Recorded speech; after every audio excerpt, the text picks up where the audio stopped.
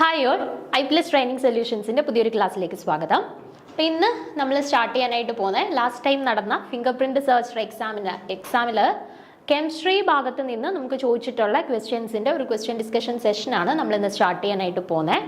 അപ്പോൾ question paper നിങ്ങൾ already കണ്ടിട്ടുണ്ട് എങ്കിൽ നിങ്ങൾക്ക് മനസ്സിലാവും, നമുക്ക് സാധാരണ ഒരു കെമിസ്ട്രി ലെവൽ ഒരു ഡിഗ്രി എക്സാമിന് വരുന്ന ക്വസ്റ്റ്യൻസിൻ്റെ അത്ര ഒരു ടഫായിട്ടുള്ള ക്വസ്റ്റ്യൻസ് അല്ല നമുക്കിവിടെ ഒരു ഫിംഗർ പ്രിൻറ്റ് സെർച്ചറിൻ്റെ ഈ ഒരു എക്സാമിന് വന്നിട്ടുള്ളത്. നമുക്കൊരു +2 ബേസ്ഡ് ആയിട്ടുള്ളത് അല്ലെങ്കിൽ ഒരു ഡിഗ്രിയുടെ ബേസിക് ലെവലിൽ നിന്നിട്ടുള്ള ക്വസ്റ്റ്യൻസ് മാത്രമേ നമുക്ക് ഈ ഒരു ക്വസ്റ്റ്യൻ പേപ്പറിൽ കാണാൻ പറ്റുള്ളൂ. അതിൻ്റെ മെയിൻ റീസൺ എന്ന് പറയുന്നത് പകുതി ചോദ്യം ഫിസിക്സും പകുതി ചോദ്യം കെമിസ്ട്രി എന്നാണ് അല്ലേ. അപ്പോൾ ഫിസിക്സ് ഗ്രാജുവേറ്റ്സ് എക്സാം എഴുതുന്നുണ്ട്, കെമിസ്ട്രി ഗ്രാജുവേറ്റ്സ് എക്സാം എഴുതുന്നുണ്ടല്ലോ. അപ്പോൾ രണ്ടുപേർക്കും പഠിച്ച് ഒരുപോലെ എക്സാം അറ്റൻഡ് ചെയ്യാൻ ഉള്ള ആ ഒരു ഉദ്ദേശത്തിലായിരിക്കണം നമുക്ക് നോർമൽ ഒരു കെമിസ്ട്രി ലെവൽ എക്സാംസിനെ വെച്ചിട്ട് കമ്പയർ ചെയ്യുമ്പോൾ കുറച്ചും കൂടി ഈസി ആയിട്ടുള്ള ഒരു ക്വസ്റ്റ്യൻ പേപ്പറാണ് നമ്മുടെ ഫിംഗർ പ്രിൻറ്റ് സെർച്ചർ എക്സാമിന് വന്നിട്ടുള്ളത്. അപ്പം ബേസ് ലെവലിലുള്ള കാര്യങ്ങൾ നല്ല വൃത്തിക്ക് പഠിക്കുകയാണ് എന്നുണ്ടെങ്കിൽ നമുക്ക് ഒരുവിധം നല്ല രീതിയിൽ തന്നെ എക്സാം അപ്പിയർ ചെയ്യാനായിട്ട് സാധിക്കും കേട്ടോ. അപ്പോൾ പഠിക്കുന്ന സമയത്ത് ആ ബേസ് ലെവലിലുള്ള കാര്യങ്ങൾ നല്ല കൺസെപ്റ്റ് തന്നെ ക്ലിയർ ആക്കിയിട്ട് നല്ല വൃത്തിക്ക് പഠിച്ചു പോകുന്നതായിരിക്കും നമുക്ക് എക്സാം നല്ല രീതിയിൽ അറ്റംപ്റ്റ് ചെയ്യാനായിട്ട് നമ്മളെ ഏറ്റവും കൂടുതൽ ഹെൽപ്പ് ചെയ്യുന്നത് കേട്ടോ. വലിയ വലിയ കാര്യങ്ങൾ ഭയങ്കര കാട് കയറി പഠിക്കുന്നതിനെക്കാട്ടിൽ ബേസ് ലെവലിലുള്ള കാര്യങ്ങൾ വൃത്തിക്ക് പഠിക്കുകയായിരിക്കും നമ്മുടെ ഈ ഒരു ഫിംഗർ പ്രിൻറ്റ് സെർച്ചർ എക്സാമിന് നമുക്ക് കൂടുതൽ ഹെൽപ്ഫുൾ ആയിട്ട് വരിക. ഓക്കെ, അപ്പോൾ നമുക്ക് ഈ ഒരു ക്വസ്റ്റ്യൻ ഡിസ്കഷൻ കംപ്ലീറ്റ് ആകുമ്പോഴത്തേനും നിങ്ങൾക്ക് ഒരു ഐഡിയ കിട്ടും ഏത് ലെവലിൽ നിന്നാണ്. ഇപ്പം ഫിസിക്സ് ബേസ്ഡ് ആയിട്ടുള്ള ആളുകൾക്കാണെന്നുണ്ടെങ്കിലും വലിയ പ്രശ്നമില്ലാത്ത രീതിയിൽ കെമിസ്ട്രി പഠിച്ചെടുത്ത് ആൻസർ ചെയ്യാൻ പറ്റുന്ന രീതിയിലുള്ള ക്വസ്റ്റ്യൻസ് ആണ് ഈ ഒരു ക്വസ്റ്റ്യൻ പേപ്പറിൽ വന്നിട്ടുള്ളത് കേട്ടോ. അപ്പോൾ നമുക്ക് സ്റ്റാർട്ട് ചെയ്യാം. അപ്പം 41 മുതൽ 80 വരെയുള്ള ചോദ്യങ്ങളായിരുന്നു നമ്മുടെ കെമിസ്ട്രി ബേസ്ഡ് ആയിട്ട് കഴിഞ്ഞ ലാസ്റ്റ് ടൈമിൽ നടന്ന എക്സാമിന് ക്വസ്റ്റ്യൻ പേപ്പറിൽ വന്നിട്ടുള്ളത്. അപ്പം അതിൽ ഒന്നാമത്തെ ചോദ്യം നോക്കാം. 41ാമത്തെ ചോദ്യം, which of the following molecules have larger bond angle. Okay, ഇവിടെ 4 മോളിക്യൂൾസ് തന്നിട്ടുണ്ട്. ഇതിൽ ബോണ്ട് ആംഗിൾ ഏറ്റവും കൂടുതലുള്ളത് ആർക്കാണ് എന്നാണ് ചോദിച്ചിട്ടുള്ളത്. Okay, NF3, PF3, ASF3, SBF3. Okay, ഇതിൽ ബോണ്ട് ആംഗിൾ ഏറ്റവും കൂടുതലുള്ള മോളിക്യൂൾ ഏത് എന്നാണ് നമ്മളോട് ചോദിച്ചിട്ടുള്ളത്. ഓക്കെ, അപ്പം ആൻസറിലോട്ട് ഡയറക്റ്റ്ലി പോകുന്നതിന് മുൻപ് ഈ ഒരു ബോണ്ട് ആംഗിളിനെ അഫക്റ്റ് ചെയ്യുന്ന ഫാക്ടേഴ്സ് ഏതൊക്കെയാണ് എന്ന് നമുക്കൊന്ന് മനസ്സിലാക്കി വെച്ചേക്കാം കേട്ടോ. അപ്പോൾ ഈ ഒരു രീതിയിലുള്ള ക്വസ്റ്റ്യൻ ഇനിയും വന്നാലും നമുക്ക് ചെയ്യാൻ പറ്റണം. അപ്പം ഇതുമായിട്ട് റിലേറ്റ് ചെയ്തിട്ട് കൺസെപ്ച്വലി ഇതുമായിട്ട് റിലേറ്റ് ചെയ്തിട്ട് ഇമ്പോർട്ടൻ്റ് ആയിട്ട് വരുന്ന കാര്യങ്ങളെല്ലാം നമ്മൾ ജസ്റ്റ് ഒന്ന് മനസ്സിലാക്കി വെച്ചേക്കുക. സെയിം പാറ്റേണിലുള്ള ഒരു ക്വസ്റ്റ്യൻ പേപ്പർ ആയിരിക്കും അടുത്ത എക്സാമിനും വരാൻ സാധ്യതയുള്ളൂ. അപ്പം ഈ ഒരു ഏരിയയിനെ റിലേറ്റ് ചെയ്തിട്ട് വേറെ രീതിയിലുള്ള ഒരു ക്വസ്റ്റ്യൻ നമുക്ക് പ്രതീക്ഷിക്കാം. അപ്പം ഇതുമായിട്ട് റിലേറ്റ് ചെയ്ത് കൺസെപ്ച്വലി ഉള്ള കുറച്ച് കാര്യങ്ങൾ നമ്മളൊന്ന് മനസ്സിലാക്കി വെച്ചേക്കുകയാണെന്നുണ്ടെങ്കിൽ ഇതുമായിട്ട് റിലേറ്റ് ചെയ്ത് പിന്നെ എന്ത് ക്വസ്റ്റ്യൻ വന്നാലും നമുക്ക് അറ്റംപ്റ്റ് ചെയ്യാനായിട്ട് പറ്റും. ഓക്കെ, അപ്പം നമുക്ക് നോക്കാം. ആദ്യം ബോണ്ട് ആംഗിളിനെ അഫക്റ്റ് ചെയ്യുന്ന പ്രധാനപ്പെട്ട ഫാക്ടേഴ്സ് എന്തൊക്കെയാണെന്ന് നോക്കാം. അതിന് ശേഷം നമുക്ക് ആൻസറിലോട്ട് പോവാം. അപ്പോൾ ഒന്നാമത്തെ ഫാക്ടറാണ് ഹൈബ്രിഡൈസേഷൻ. ഓക്കെ, ഹൈബ്രിഡൈസേഷൻ നോക്കിക്കേ. Hybridisation or we can say that the percentage S character in the hybrid orbital affects the bond angle. More the S character, more will be the bond angle. That is, the bond angle is proportional to the percentage of S character. അപ്പം ഒന്നെങ്കിൽ നമുക്ക് പറയാം hybridisation നമ്മുടെ bond ആംഗിളിനെ effect ചെയ്യുന്നുണ്ട്. Hybridisation അല്ലെന്നുണ്ടെങ്കിൽ percentage of S character എന്ന് പറയാം. അതായത് ഇപ്പോൾ ഹൈബ്രിഡൈസേഷൻ നമ്മൾ കൺസിഡർ ചെയ്യുന്ന സമയത്ത് SP hybridisation, SP2 hybridisation, SP3 hybridisation ഇങ്ങനെ നമ്മൾ കൺസിഡർ ചെയ്യുന്ന സമയത്ത് ഈ എല്ലാ ടൈപ്പ് ഓഫ് ഹൈബ്രിഡൈസേഷനകത്തും percentage of S character same ആണോ, അല്ലെങ്കിൽ ആ S ക്യാരക്ടറിൻ്റെ പെർസെൻറ്റേജ് സെയിം ആയിട്ടാണോ കാണപ്പെടുക? അല്ല, നമുക്കറിയാം SP ഹൈബ്രിഡൈസേഷൻ ആണെന്നുണ്ടെങ്കിൽ അവിടെ 50% ഓഫ് S ക്യാരക്ടർ ഉണ്ട് അല്ലേ. ഇനി SP2 ഹൈബ്രിഡൈസേഷൻ ആണെന്നുണ്ടെങ്കിൽ 1/3% ആണ് S ക്യാരക്ടർ വരിക. SP3 ഹൈബ്രിഡൈസേഷൻ ആണെന്നുണ്ടെങ്കിൽ 1/4% ആണ് എസിന്റെ പെർസെൻറ്റേജ് വരിക, എസ് ക്യാരക്ടറിന്റെ പെർസെൻറ്റേജ് വരിക. ഓക്കെ, അപ്പോൾ ഹൈബ്രിഡൈസേഷനിൽ വേരിയേഷൻ വരുന്നതിനനുസരിച്ചിട്ട് പെർസെൻറ്റേജ് ഓഫ് S ക്യാരക്ടറിൽ വ്യത്യാസമുണ്ട്. അപ്പം നമുക്ക് പറയാം ഈ ബോണ്ട് ആംഗിൾ ഒന്നെങ്കിൽ നമുക്ക് പറയാം ഹൈബ്രിഡൈസേഷനെ ഡിപ്പെൻഡ് ചെയ്യുന്നു എന്ന് പറയാം, അല്ലെങ്കിൽ പെർസെൻറ്റേജ് S ക്യാരക്ടറിനെ ഡിപ്പെൻഡ് ചെയ്യുന്നു എന്ന് നമുക്ക് പറയാം. ഓക്കെ ആണേ. അപ്പോൾ നോക്കിക്കേ, that is the bond angle is directly proportional to the percentage S character. Okay, അപ്പോൾ ഇവിടെ നിങ്ങൾ നോക്കിക്കേ, നമുക്കറിയാം SP ഹൈബ്രിഡൈസേഷൻ ആവുമ്പം ടോട്ടലിൽ S ക്യാരക്ടറിൻ്റെ പെർസെൻറ്റേജും 50% P ക്യാരക്ടറിൻ്റെ പെർസെൻറ്റേജും 50% ഓക്കെ, ഹൈബ്രിഡൈസേഷൻ ഇപ്പം SP2 ആണെന്നുണ്ടെങ്കിൽ എസിൻ്റെ പെർസെൻറ്റേജ് എന്ന് പറയുന്നത് 1/3%, പിയുടെ പെർസെൻറ്റേജ് എന്ന് പറയുന്നത് 2/3% ആയിരിക്കും. ഓക്കെ, ഇനി sp3 ഹൈബ്രിഡൈസേഷൻ ആണ് എന്നുണ്ടെങ്കിൽ എസിന്റെ പെർസെൻറ്റേജ് 1/4 ആയിരിക്കും, പിയുടേത് 3/4 ആയിരിക്കും പെർസെൻറ്റേജ് വരിക. ഓക്കെ, അങ്ങനെ ഡിഫറൻസ് ഉണ്ട് അല്ലെ. അപ്പൊ എസ് ക്യാരക്ടർ കൂടുന്നതിനനുസരിച്ചിട്ട് ബോണ്ട് ആംഗിൾ കൂടും അല്ലെ. എസ് ക്യാരക്ടർ കൂടുന്നതിനനുസരിച്ചിട്ട് ബോണ്ട് ആംഗിൾ കൂടും. അപ്പൊ നമ്മൾ sp2 sp3 ഹൈബ്രിഡൈസേഷൻസ് കൺസിഡർ ചെയ്യുകയാണെങ്കിൽ ആർക്കായിരിക്കും ബോണ്ട് ആംഗിൾ കൂടുക? sp ഹൈബ്രിഡൈസേഷൻ ആയിരിക്കും ബോണ്ട് ആംഗിൾ കൂടുക. അതിനുശേഷം sp2 ആൻഡ് ഏറ്റവും കുറവ് sp3. കേട്ടോ, എസ് ക്യാരക്ടർ കൂടുന്നതിനനുസരിച്ചിട്ട് ഹൈബ്രിഡൈസേഷൻ bond angle increase ചെയ്തു വരും. So we can say that sp hybridization have greater bond angle. Okay ആണ്. അപ്പോൾ നോക്കുക, this can be explained as the s orbital is closer to the nucleus. The electrons in the s orbital will be tightly bound and these electrons will then repel each other and this repulsion will increase in the increase of the bond angle. അപ്പോൾ എന്താ reason ഇതിന്റെ പറയാ? s character increase ചെയ്യുക means S orbitals ന്യൂക്ലിയസുമായിട്ട് ഭയങ്കര closer ആയിട്ടാണ് ഇരിക്കുന്നത് അല്ലെ. S orbitals generally ന്യൂക്ലിയസുമായിട്ട് ഭയങ്കര ക്ലോസർ ആയിട്ട് ഇരിക്കും. അപ്പൊ എസ് ക്യാരക്ടർ ഇൻക്രീസ് ചെയ്യുമ്പോഴത്തേന് എന്ത് സംഭവിക്കും? ഈ ന്യൂക്ലിയസിൽ നിന്നുള്ള എസ് ഇലക്ട്രോൺസിലുള്ള റിപ്പൾഷൻ എന്ത് ചെയ്യും? റിപ്പൾഷൻ കൂടും. അപ്പൊ റിപ്പൾഷൻ കൂടുമ്പോൾ സ്വാഭാവികമായിട്ടും അവരുടെ ആ ഒരു ആംഗിൾ എന്ത് ചെയ്യും? റിപ്പൾഷൻ സംഭവിക്കുമ്പോഴത്തേനും അവർ അകന്നു പോവുകയും അതുവഴി എന്ത് സംഭവിക്കുകയും ചെയ്യും? അവരുടെ ബോണ്ട് ആംഗിൾ ഇൻക്രീസ് ചെയ്യുകയും ചെയ്യും. ഓക്കെ, അപ്പോൾ ജസ്റ്റ് നിങ്ങൾ ഇത്രയും കാര്യം പറഞ്ഞിരുന്നാൽ മതി. ഹൈബ്രിഡൈസേഷൻ ബോണ്ട് ആംഗിളിനെ ഡിപ്പെൻഡ് ചെയ്യുന്നുണ്ട്. ഹൈബ്രിഡൈസേഷനകത്ത് percentage of S character increase ചെയ്യുമ്പോൾ ബോണ്ട് ആംഗിളും ഇൻക്രീസ് ചെയ്യും. അത് വെച്ചിട്ട് നമുക്ക് പറയാം sp ഹൈബ്രിഡൈസേഷൻ ആകുമ്പോഴാണ് ബോണ്ട് ആംഗിൾ ഏറ്റവും കൂടുതൽ. കേട്ടോ, sp ഹൈബ്രിഡൈസേഷൻ ആകുമ്പോഴാണ് ബോണ്ട് ആംഗിൾ ഏറ്റവും കൂടുതൽ വരിക. sp2 sp3 അങ്ങോട്ട് പോകുന്നതിനനുസരിച്ചിട്ട് ബോണ്ട് ആംഗിൾ ഡിക്രീസ് ചെയ്ത് പോവുകയാണ്. ഓക്കെ,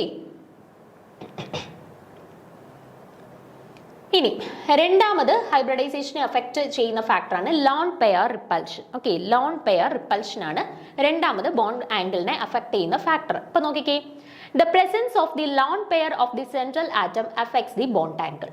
ഇനി നമുക്ക് തന്നിരിക്കുന്ന മോളിക്യൂൾസിൽ ലോൺ പെയേഴ്സിന്റെ പ്രസൻസ് ഉണ്ട് എന്നുണ്ടെങ്കിൽ അതും ബോണ്ട് ആംഗിളിനെ അഫക്റ്റ് ചെയ്യും. Okay, presence of lone pairs of electrons also affect the bond angle. എങ്ങനെയാണ്? The lone pairs on the central atom tends to repel the bonded pair of electrons.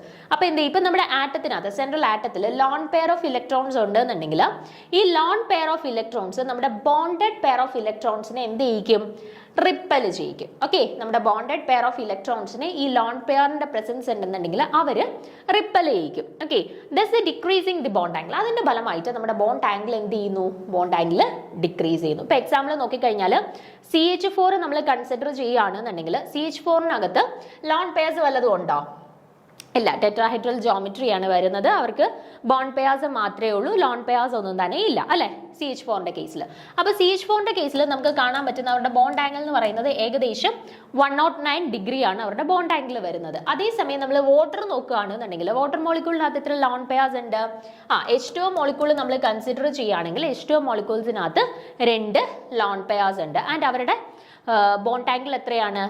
104.80 ആണ്. Okay, 104.8 degree ആണ് അവരുടെ bond angle വരുന്നത്. Okay, അപ്പം ഇവിടെ നോക്കിക്കേ, CH4നകത്ത് lone pairs ഒന്നും ഇല്ല. അവരുടെ കേസിൽ അവരുടെ ബോണ്ട് ആംഗിൾ വന്നിട്ടുള്ളത് 109 ആണ്. പക്ഷേ വാട്ടറിന്റെ കേസിൽ വന്നപ്പോഴത്തേന് 2 ലോൺ പെയേഴ്സ് ഉണ്ട്. ലോൺ പെയേഴ്സ് വന്നപ്പോഴത്തേന് ആ ലോൺ പെയർ ഓഫ് ഇലക്ട്രോൺസും ബോണ്ട് പെയേഴ്സും തമ്മിലൊരു റിപ്പൾഷൻ സംഭവിച്ചു. അതിന്റെ ഫലമായിട്ട് ബോണ്ട് ആംഗിൾ റെഡ്യൂസ് ചെയ്ത് 104 ആയിട്ട് മാറി. ഓക്കെ, അപ്പൊ തന്നിട്ടുള്ള ഓപ്ഷൻസിനകത്ത് ലോൺ പെയർ ഓഫ് ഇലക്ട്രോൺസ് ഉള്ള ഏതെങ്കിലും കോമ്പൗണ്ട് ഉണ്ടെന്നുണ്ടെങ്കിൽ അവരുടെ കേസിലായിരിക്കും ഏറ്റവും കുറവ് ബോണ്ട് ആംഗിൾ എക്സ്പീരിയൻസ് ചെയ്യുക. കേട്ടോ, അപ്പൊ ലോൺ പെയർ ഓഫ് ഇലക്ട്രോൺസ് ഇല്ല എന്നുണ്ടെങ്കിൽ അവിടെ ബോണ്ട് ആംഗിൾ കൂടുതലായിരിക്കും. ലോൺ പെയർ ഓഫ് ഇലക്ട്രോൺസ് ഉണ്ട് എന്നുണ്ടെങ്കിൽ അവിടെ ബോണ്ട് ആംഗിൾ കുറവായിരിക്കും. അപ്പൊ രണ്ടാമത്തെ ഫാക്ടറാണ് lone pair of electrons. Okay, ഇനി മൂന്നാമത്തെ ഫാക്ടറാണ് electronegativity of the central atom.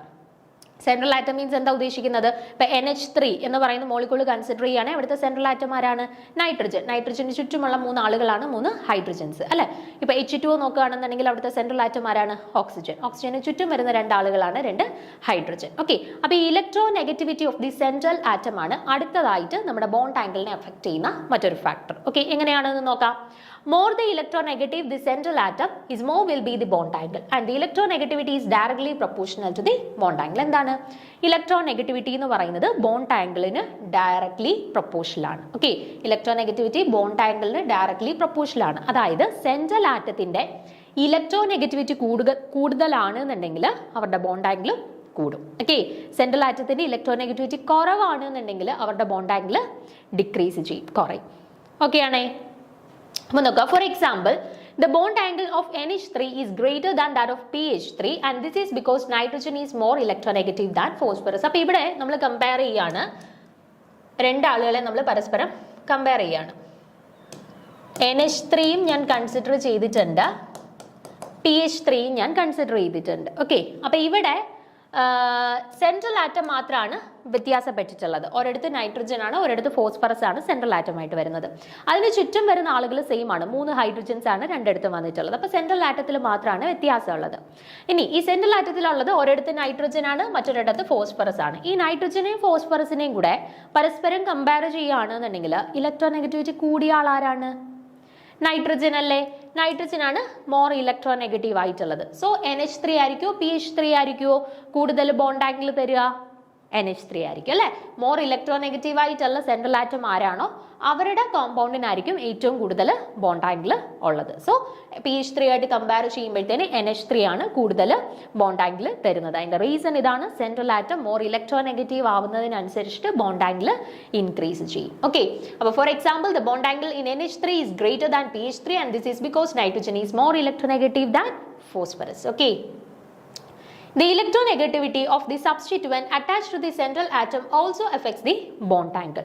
ഇനി നോക്കിക്കേ, electronegativity of the substituents attached to the central atom also effect the bond angle. ഇപ്പൊ ഇവിടെ നോക്കിക്കേ, ഈ രണ്ട് കേസിൽ നമ്മൾ കൺസിഡർ ചെയ്തപ്പം സെൻട്രൽ ആറ്റം സെയിം ആയിരുന്നു, ഡിഫറെന്റ് ആയിരുന്നു. നൈട്രജൻ ഒരിടത്ത് ഫോസ്ഫറസ്, പക്ഷേ അതിന് ചുറ്റുമുള്ള സബ്സ്റ്റിറ്റ്യൂവൻസ് സെയിം ആയിരുന്നു. അപ്പൊ നമ്മൾ സബ്സ്റ്റിറ്റ്യൂവൻസിനെ കൺസിഡർ ചെയ്യേണ്ട ആവശ്യമില്ല, സെൻട്രൽ ആറ്റത്തിനെ മാത്രം കൺസിഡർ ചെയ്താൽ മതിയായിരുന്നു. ഇനി രണ്ടാമത്തെ കേസ്, ഇപ്പൊ സെൻട്രൽ ആറ്റം സെയിം ആണ്, ചുറ്റുമുള്ള സബ്സ്റ്റിറ്റ്യൂവൻസ് ആണ് വ്യത്യാസം വരുന്നതെങ്കിൽ ആ സബ്സ്റ്റിറ്റ്യൂവൻസിന്റെ ഇലക്ട്രോനെഗറ്റിവിറ്റിയും എന്തിനെ അഫക്ട് ചെയ്യുന്നുണ്ട്? ബോണ്ട് ആംഗിളിനെ അഫക്ട് ചെയ്യുന്നുണ്ട്. അതാണ് പറഞ്ഞത്, the electronegativity of the substituent attached to the central atom also affect the bond angle. Okay, more the electronegative the substituent, decrease the electron density on the central atom, thus decreasing the bond angle. അപ്പം സറൗണ്ടിങ്ങിൽ വരുന്ന സബ്സ്റ്റിറ്റ്യൂവൻസിന്റെ electronegativity കൂടുമ്പം bond ആംഗിളിന് എന്ത് സംഭവിക്കും? Bond angle decrease ചെയ്യും. Central ആറ്റത്തിന്റെ electronegativity കൂടുകയാണെന്നുണ്ടെങ്കിൽ bond angle കൂടും, പക്ഷേ surrounding സബ്സ്റ്റിറ്റ്യൂവൻസിന്റെ electronegativity കൂടുകയാണെന്നുണ്ടെങ്കിൽ അവരുടെ ബോണ്ട് ആംഗിൾ എന്ത് ചെയ്യും? ബോണ്ട് ആംഗിൾ ഡിക്രീസ് ചെയ്യും. ഓക്കെ, ബോണ്ട് ആംഗിൾ ഡിക്രീസ് ചെയ്യും. അതൊന്ന് ഓർത്ത് വെച്ചേക്കണേ. ദെൻ അടുത്ത factor size of the surrounding atom ആണ്. Size of the surrounding atom means ഇപ്പൊ NH3 കൺസിഡർ ചെയ്യുകയാണെങ്കിൽ സറൗണ്ടിങ് ആറ്റംസ് ആരാണ്? ഹൈഡ്രജൻ ആണ് അല്ലെ. H2O കൺസിഡർ ചെയ്യുകയാണെങ്കിൽ സറൗണ്ടിങ് ആറ്റംസ് ആരാണ്? ഹൈഡ്രജൻ ആണ് അല്ലെ. അപ്പൊ size of the surrounding atoms എങ്ങനെ നമ്മുടെ ബോണ്ട് ആംഗിളിനെ എഫക്ട് ചെയ്യുന്നു എന്നാണ് നോക്കുന്നത്. As A size of the surrounding atom increases, the repulsion increases and hence bond angle increases. അപ്പൊ സറൗണ്ടിങ് ആറ്റംസിന്റെ സൈസ് കൂടുകയാണ് എന്നുണ്ടെങ്കിൽ റിപ്പൾഷൻ ഇൻക്രീസ് ചെയ്യുന്നു, അതിന്റെ ഫലമായിട്ട് ബോണ്ട് ആംഗിൾ ഇൻക്രീസ് ചെയ്യുന്നു. ഇപ്പൊ എക്സാമ്പിൾ നോക്കുകയാണെന്നുണ്ടെങ്കിൽ നമ്മൾ ഒരു കോമ്പൗണ്ട് കൺസിഡർ ചെയ്യാണ്, NF3 N Cl3 N Br3, ഇത് മൂന്നെണ്ണം നമ്മൾ കൺസിഡർ ചെയ്യുന്നു. ഓക്കെ, അപ്പൊ ഇവിടെ സെയിം ആയിട്ടുള്ള ആളാരാണ്? സെൻട്രൽ ആറ്റം സെയിം ആണ്. പിന്നെ വ്യത്യാസം വന്നിട്ടുള്ളത് ആർക്കാണ്? സറൗണ്ടിങ് സബ്സ്റ്റിറ്റ്യൂവൻസിനാണ് വ്യത്യാസം വന്നിട്ടുള്ളത്. ഒരെണ്ണം ഫ്ലൂറിൻ, ഒരെണ്ണം ക്ലോറിൻ, അടുത്തത് ബ്രോമിൻ. ഇനി നമുക്കറിയാം ഫ്ലൂറിൻ, ക്ലോറിൻ, ബ്രോമിൻ താഴോട്ട് വരുന്നതിനനുസരിച്ചിട്ട് ഒരു ഗ്രൂപ്പിലുള്ള മെമ്പേഴ്സിന്റെ സൈസിന് എന്താ സംഭവിക്കുക? സൈസ് ഇൻക്രീസ് ചെയ്യും അല്ലെ. സൈസ് ഇൻക്രീസ് ചെയ്യും. അപ്പൊ നമ്മൾ പറഞ്ഞു സൈസ് ഇൻക്രീസ് ചെയ്യുന്നതിനനുസരിച്ചിട്ട് അവരുടെ റിപ്പൾഷൻ എന്ത് ചെയ്യും? റിപ്പൾഷൻ കൂടും. റിപ്പൾഷൻ കൂടുന്നതിനനുസരിച്ചിട്ട് അവരുടെ ബോണ്ട് ആംഗിൾ എന്ത് സംഭവിക്കും? ബോണ്ട് ആംഗിളും കൂടും. സോ നമുക്ക് പറയാം NF3യെ കാട്ടിൽ ബോണ്ട് ആംഗിൾ കൂടുതലായിരിക്കും NCl3ക്ക്, അതിനെക്കാട്ടിൽ ബോണ്ട് ആംഗിൾ കൂടുതലായിരിക്കും NBr3 വരുമ്പോഴത്തേന്. ഓക്കെ, അപ്പൊ താഴോട്ട് വരുന്നതിനനുസരിച്ചിട്ട് സൈസ് കൂടുന്നു, അതിനനുസരിച്ചിട്ട് റിപ്പൾഷൻ കൂടുന്നു. So bond angle also increases. Okay, ഇനി ഇലക്ട്രോനെഗറ്റിവിറ്റി ഓഫ് ദി സബ്സ്റ്റിറ്റ്യൂവൻസ് വെച്ചിട്ട് നമുക്കിത് പറയാമല്ലോ. ഇവിടെ നോക്കിക്കേ, ഫ്ലൂറിൻ, ക്ലോറിൻ, ബ്രോമിൻ താഴോട്ട് വരുന്നതിനനുസരിച്ചിട്ട് ഇലക്ട്രോനെഗറ്റിവിറ്റി എന്ത് സംഭവിക്കുകയാണ്? ഇലക്ട്രോനെഗറ്റിവിറ്റി ഡിക്രീസ് ചെയ്യുകയാണ്. അപ്പോൾ ഇയാൾക്കാണ് ഇലക്ട്രോനെഗറ്റിവിറ്റി ഈ 3 പേരെ കമ്പയർ ചെയ്യുമ്പോൾ ഏറ്റവും കുറവ്. അപ്പോൾ ഇലക്ട്രോനെഗറ്റിവിറ്റി ഓഫ് ദി സബ്സ്റ്റിറ്റ്യൂവൻസ് കുറയുമ്പോഴത്തേന് ബോണ്ട് ആംഗിൾ എന്ത് സംഭവിക്കും? ബോണ്ട് ആംഗിൾ കൂടും. അത് വെച്ചിട്ട് നമുക്ക് പറയാം NBr3 ആയിരിക്കും ഏറ്റവും കൂടുതൽ ബോണ്ട് ആംഗിൾ എന്ന്. ഓക്കെ ആണോ? ക്ലിയർ ആണല്ലോ? അപ്പോൾ ഫാക്ടേഴ്സ് എഫക്റ്റിംഗ് ബോണ്ട് ആംഗിൾ നമ്മൾ പറഞ്ഞു. ഒന്നാമത്തെ പറഞ്ഞു എന്താണ്? ഹൈബ്രിഡൈസേഷൻ. ഹൈബ്രിഡൈസേഷനകത്ത് നമ്മൾ എന്താ പറഞ്ഞത്? പെർസെൻറ്റേജ് എസ് ക്യാരക്ടർ ഇൻക്രീസ് ചെയ്യുമ്പോൾ ബോണ്ട് ആംഗിൾ ഇൻക്രീസ് ചെയ്യും എന്ന് പറഞ്ഞു. ഓക്കെ, ബോണ്ട് ആംഗിൾ ഇൻക്രീസ് ചെയ്യും എന്ന് പറഞ്ഞു. രണ്ടാമത്തെ എന്താണ്? Loan pair of electrons. Loan pair of electrons വരുന്ന സമയത്ത് എന്ത് സംഭവിക്കും എന്നാ പറഞ്ഞത്? ബോണ്ട് ആംഗിൾ ഡിക്രീസ് ചെയ്യും എന്ന് പറഞ്ഞു. ഒരു കോമ്പൗണ്ടിനകത്ത് ലോൺ പെയർ ഓഫ് ഇലക്ട്രോൺസ് ഉണ്ട് എന്നുണ്ടെങ്കിൽ lone pair bond pair repulsion നടക്കുന്നുണ്ട്. അതിന്റെ ഫലമായിട്ട് അവരുടെ ബോണ്ട് ആംഗിൾ ഡിക്രീസ് ചെയ്യും എന്ന് പറഞ്ഞു. ഇനി മൂന്നാമത്തെ ഫാക്ടർ ആയിട്ട് നമ്മൾ എന്താ പറഞ്ഞേ? Central metal atom. Central metal ആറ്റത്തിന്റെ ഇലക്ട്രോനെഗറ്റിവിറ്റി പറഞ്ഞു അല്ലെ? ഇലക്ട്രോനെഗറ്റിവിറ്റി പറഞ്ഞു. എന്താണ്? സെൻട്രൽ മെറ്റൽ ആറ്റത്തിന്റെ ഇലക്ട്രോനെഗറ്റിവിറ്റി കൂടുകയാണ് എന്നുണ്ടെങ്കിൽ ബോണ്ട് ആംഗിളിനും എന്ത് സംഭവിക്കും? ബോണ്ട് ആംഗിൾ കൂടും എന്ന് പറഞ്ഞു. ഇനി സബ്സ്റ്റിറ്റ്യൂവൻസിന്റെ ഇലക്ട്രോനെഗറ്റിവിറ്റി പറഞ്ഞു അല്ലെ? സബ്സ്റ്റിറ്റ്യൂവൻസിന്റെ ഇലക്ട്രോനെഗറ്റിവിറ്റി പറഞ്ഞു. എന്താണ്? സബ്സ്റ്റിറ്റ്യൂവൻസിന്റെ ഇലക്ട്രോനെഗറ്റിവിറ്റി കൂടുകയാണ് എന്നുണ്ടെങ്കിൽ ബോണ്ട് ആംഗിളിന് എന്താ സംഭവിക്കുക? ബോണ്ട് ആംഗിൾ ഡിക്രീസ് ചെയ്യും എന്ന് പറഞ്ഞു. ദെൻ അഞ്ചാമത് അഫക്ട് ചെയ്യുന്ന ഫാക്ടർ ആയിട്ട് നമ്മൾ പറഞ്ഞ എന്താണ്? Size of substituents. സബ്സ്റ്റിറ്റ്യൂവൻസിന്റെ സൈസിന്റെ കേസ് പറഞ്ഞു അല്ലെ? എന്താണ്? സബ്സ്റ്റിറ്റ്യൂവൻസിന്റെ സൈസ് ഇൻക്രീസ് ചെയ്യുന്നതിനനുസരിച്ചിട്ട് റിപ്പൾഷൻ കൂടുന്നു. റിപ്പൾഷൻ കൂടുന്നതിനനുസരിച്ചിട്ട് അവരുടെ ബോണ്ട് ആംഗിളും ഇൻക്രീസ് ചെയ്യുന്നു. ഓക്കെ, ബോണ്ട് ആംഗിളും ഇൻക്രീസ് ചെയ്യുന്നു. അപ്പൊ അഫക്ട് ചെയ്യുന്ന ഈ 5 ഫാക്ടേഴ്സും പഠിച്ചു വെച്ചേക്കാം. നമുക്ക് തന്നിട്ടുള്ള എക്സാമ്പിളിൽ ഇതിൽ ഏത് ഫാക്ടറിന്റെ കൺസിഡറേഷൻ ആണോ നമ്മൾ നടത്തേണ്ടത് അത് വെച്ചിട്ട് ആൻസറിലോട്ട് എത്താനായിട്ട് ശ്രമിക്കുക. ഓക്കെ, അപ്പൊ ഇത്രയും കാര്യങ്ങൾ ക്ലിയർ ആണെങ്കിൽ നമുക്ക് ഇനി ആൻസറിലോട്ട് പോവാം. ഓക്കെ, അപ്പൊ ഇവിടോട്ട് നോക്കിക്കേ, നമ്മളിവിടെ 4 കോമ്പൗണ്ട്സ് തന്നിട്ടുണ്ട്. ഈ 4 കോമ്പൗണ്ട്സും തമ്മിൽ വ്യത്യാസമുള്ളത് എവിടെയാണ്? സെൻട്രൽ ആറ്റത്തിലാണ് വ്യത്യാസം വന്നിട്ടുള്ളത്. എല്ലാവരും നൈട്രജന്റെ ഫാമിലിയിലെ ആളുകളാണ്. നൈട്രജൻ, ഫോസ്ഫറസ്, ആഴ്സനിക്, ആന്റിമണി നൈട്രജന്റെ ഫാമിലിയിലുള്ള ആളുകളാണ്. അപ്പൊ നമ്മൾ ഏത് ഫാക്ടറിനെ ആയിരിക്കും ഇവിടെ കൺസിഡർ ചെയ്യേണ്ടത്? ഏത് ഫാക്ടറിനെ വേണം ബോണ്ട് ആംഗിൾ ഡിറ്റർമൈൻ ചെയ്യാനായിട്ട് ഇവിടെ കൺസിഡർ ചെയ്യേണ്ടത്? Electronegativity of central atom. ഈ ഫാക്ടറാണ് നമ്മൾ ഇവിടെ ആൻസർ ചെയ്യാൻ വേണ്ടിയിട്ട്, ബോണ്ട് ആംഗിൾ ആർക്കാണ് ഏറ്റവും കൂടുതൽ എന്ന് കണ്ടുപിടിക്കാൻ വേണ്ടിയിട്ട് കൺസിഡർ ചെയ്യേണ്ട ഫാക്ടർ ഇതാണ്, electronegativity of the central atom. ഇനി നോക്കിക്കേ, നൈട്രജൻ, ഫോസ്ഫറസ്, ആഴ്സനിക്, ആന്റിമണി താഴോട്ട് വരുന്നതിനനുസരിച്ചിട്ട് എന്ത് സംഭവിക്കുന്നുണ്ട്? ഇവരുടെ ഇലക്ട്രോനെഗറ്റിവിറ്റിക്ക് നമുക്കറിയാം, ഒരു ഗ്രൂപ്പിൽ മുകളിൽ നിന്നും താഴോട്ട് വരുന്നതിനനുസരിച്ചിട്ട് അവരുടെ ഇലക്ട്രോനെഗറ്റിവിറ്റി ഡിക്രീസ് ചെയ്യും. അതായത് ഏറ്റവും കൂടുതൽ ഇലക്ട്രോനെഗറ്റീവ് ആയിട്ടുള്ള ആൾ ആരാണ്? ഇവരിൽ ഏറ്റവും ടോപ്പിൽ കിടക്കുന്ന നൈട്രജൻ ആണ്. ദെൻ താഴോട്ട് വരുന്നതിനനുസരിച്ചിട്ട് അവരുടെ ഇലക്ട്രോനെഗറ്റിവിറ്റിക്ക് എന്ത് സംഭവിക്കും? ഇലക്ട്രോനെഗറ്റിവിറ്റി ഡിക്രീസ് ചെയ്തു വരും. അപ്പൊ നമുക്കറിയാം, ഇലക്ട്രോനെഗറ്റിവിറ്റി ഓഫ് സെൻട്രൽ ആറ്റം ഏറ്റവും കൂടി നിൽക്കുമ്പോഴായിരിക്കും അവരുടെ ബോണ്ട് ആംഗിൾ ഏറ്റവും കൂടുതലുള്ളത്. അപ്പൊ ഇലക്ട്രോനെഗറ്റിവിറ്റി ഓഫ് സെൻട്രൽ ആറ്റം ഇവിടെ ആർക്കാണ് കൂടുതൽ? നൈട്രജൻ അല്ലേ? അപ്പൊ ബോണ്ട് ആംഗിൾ എവിടെ ആയിരിക്കും കൂടുതൽ? NF3യുടെ കേസിലായിരിക്കും ബോണ്ട് ആംഗിൾ ഏറ്റവും കൂടുതലായിട്ട് വരിക. സോ ഓപ്ഷൻ എ ആണ് ഇവിടെ കറക്റ്റ് ആൻസർ ആയിട്ട് വരുന്നത്. ഓക്കെ, ക്ലിയർ ആണല്ലോ? അപ്പൊ ഈ രീതിയിലാണ് നമ്മൾ ബോണ്ട് ആംഗിൾ ഏറ്റവും കൂടുതൽ ഏത്, കുറവ് ഏത് എന്നുള്ള രീതിയിലുള്ള ക്വസ്റ്റ്യൻസ് വന്നാൽ ആൻസർ ചെയ്യേണ്ടത്. ഓക്കെ, അപ്പൊ ജസ്റ്റ് ഇവിടുത്തെ കേസ് നോക്കിയാൽ ഇവിടെ ഇലക്ട്രോനെഗറ്റിവിറ്റിയുടെ കേസ് മാത്രം നമ്മൾ കൺസിഡർ ചെയ്താൽ മതി. Electronegativity of the central atom increase ചെയ്യുമ്പോൾ ബോണ്ട് ആംഗിൾ കൂടും. സോ ഇതാണ് ആൻസർ എന്ന് മാത്രം ജസ്റ്റ് അങ്ങ് പഠിച്ചു വെച്ചാൽ പോരാ.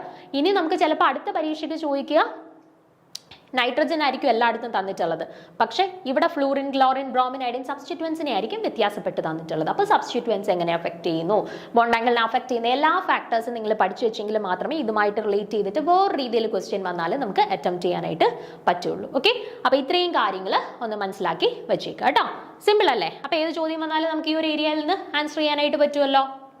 ഓക്കെ ആണേ, അപ്പോൾ അടുത്ത ക്വസ്റ്റ്യനിലോട്ട് പോവാം. Among the following isoelectronic ions which have the larger ionic radius. അപ്പോൾ ഇവിടെ നോക്കിക്കേ, ഇവിടെ നമുക്ക് 4 സ്പീഷീസ് തന്നിട്ടുണ്ട്. ഏതൊക്കെയാണ്? N3-, O2-, F-, sodium. Okay, അപ്പം ഇവിടെ എന്താ ചോദിച്ചിട്ടുള്ളത്? Among the following isoelectronic ions which have the larger ionic radius. Ionic radius ഏറ്റവും കൂടുതലുള്ളത് ആർക്കാണ് എന്നാണ് നമ്മളോട് ഇവിടെ ചോദിച്ചിട്ടുള്ളത്. ഓക്കെ, അപ്പൊ ഇവിടെ നോക്കിക്കേ, ഇവിടെ Na+ എന്നും കൂടെ ഉണ്ട്, Na+ എന്നും കൂടെ ഉണ്ട്. അപ്പൊ എന്താണ് ഈ ഐസോ ഇലക്ട്രോണിക് സ്പീഷീസ് എന്ന് പറഞ്ഞാൽ, അല്ലെങ്കിൽ ഐസോ ഇലക്ട്രോണിക് അയോൺസ് എന്ന് പറഞ്ഞാൽ എന്താണ്? നമ്മൾ ടോട്ടൽ ഇലക്ട്രോൺ കൗണ്ട് കൺസിഡർ ചെയ്യുന്ന സമയത്ത് ഇപ്പൊ രണ്ടുപേരെ എ ബി രണ്ടുപേരെ ഞാൻ കൺസിഡർ ചെയ്തു. രണ്ടുപേരുടെയും ടോട്ടൽ ഇലക്ട്രോൺസിനെ കൗണ്ട് ചെയ്യുമ്പോഴത്തേന് സെയിം നമ്പർ ഓഫ് ഇലക്ട്രോൺസ് ആണ് എന്നുണ്ടെങ്കിൽ അത്തരത്തിലുള്ള സ്പീഷീസുകളെയാണ് നമ്മൾ ഐസോ ഇലക്ട്രോണിക് സ്പീഷീസുകൾ എന്ന് പറയുക. അപ്പൊ ഇവിടെ നമുക്ക് ഓരോരുത്തരുടെ കേസിലൊന്ന് നോക്കാം.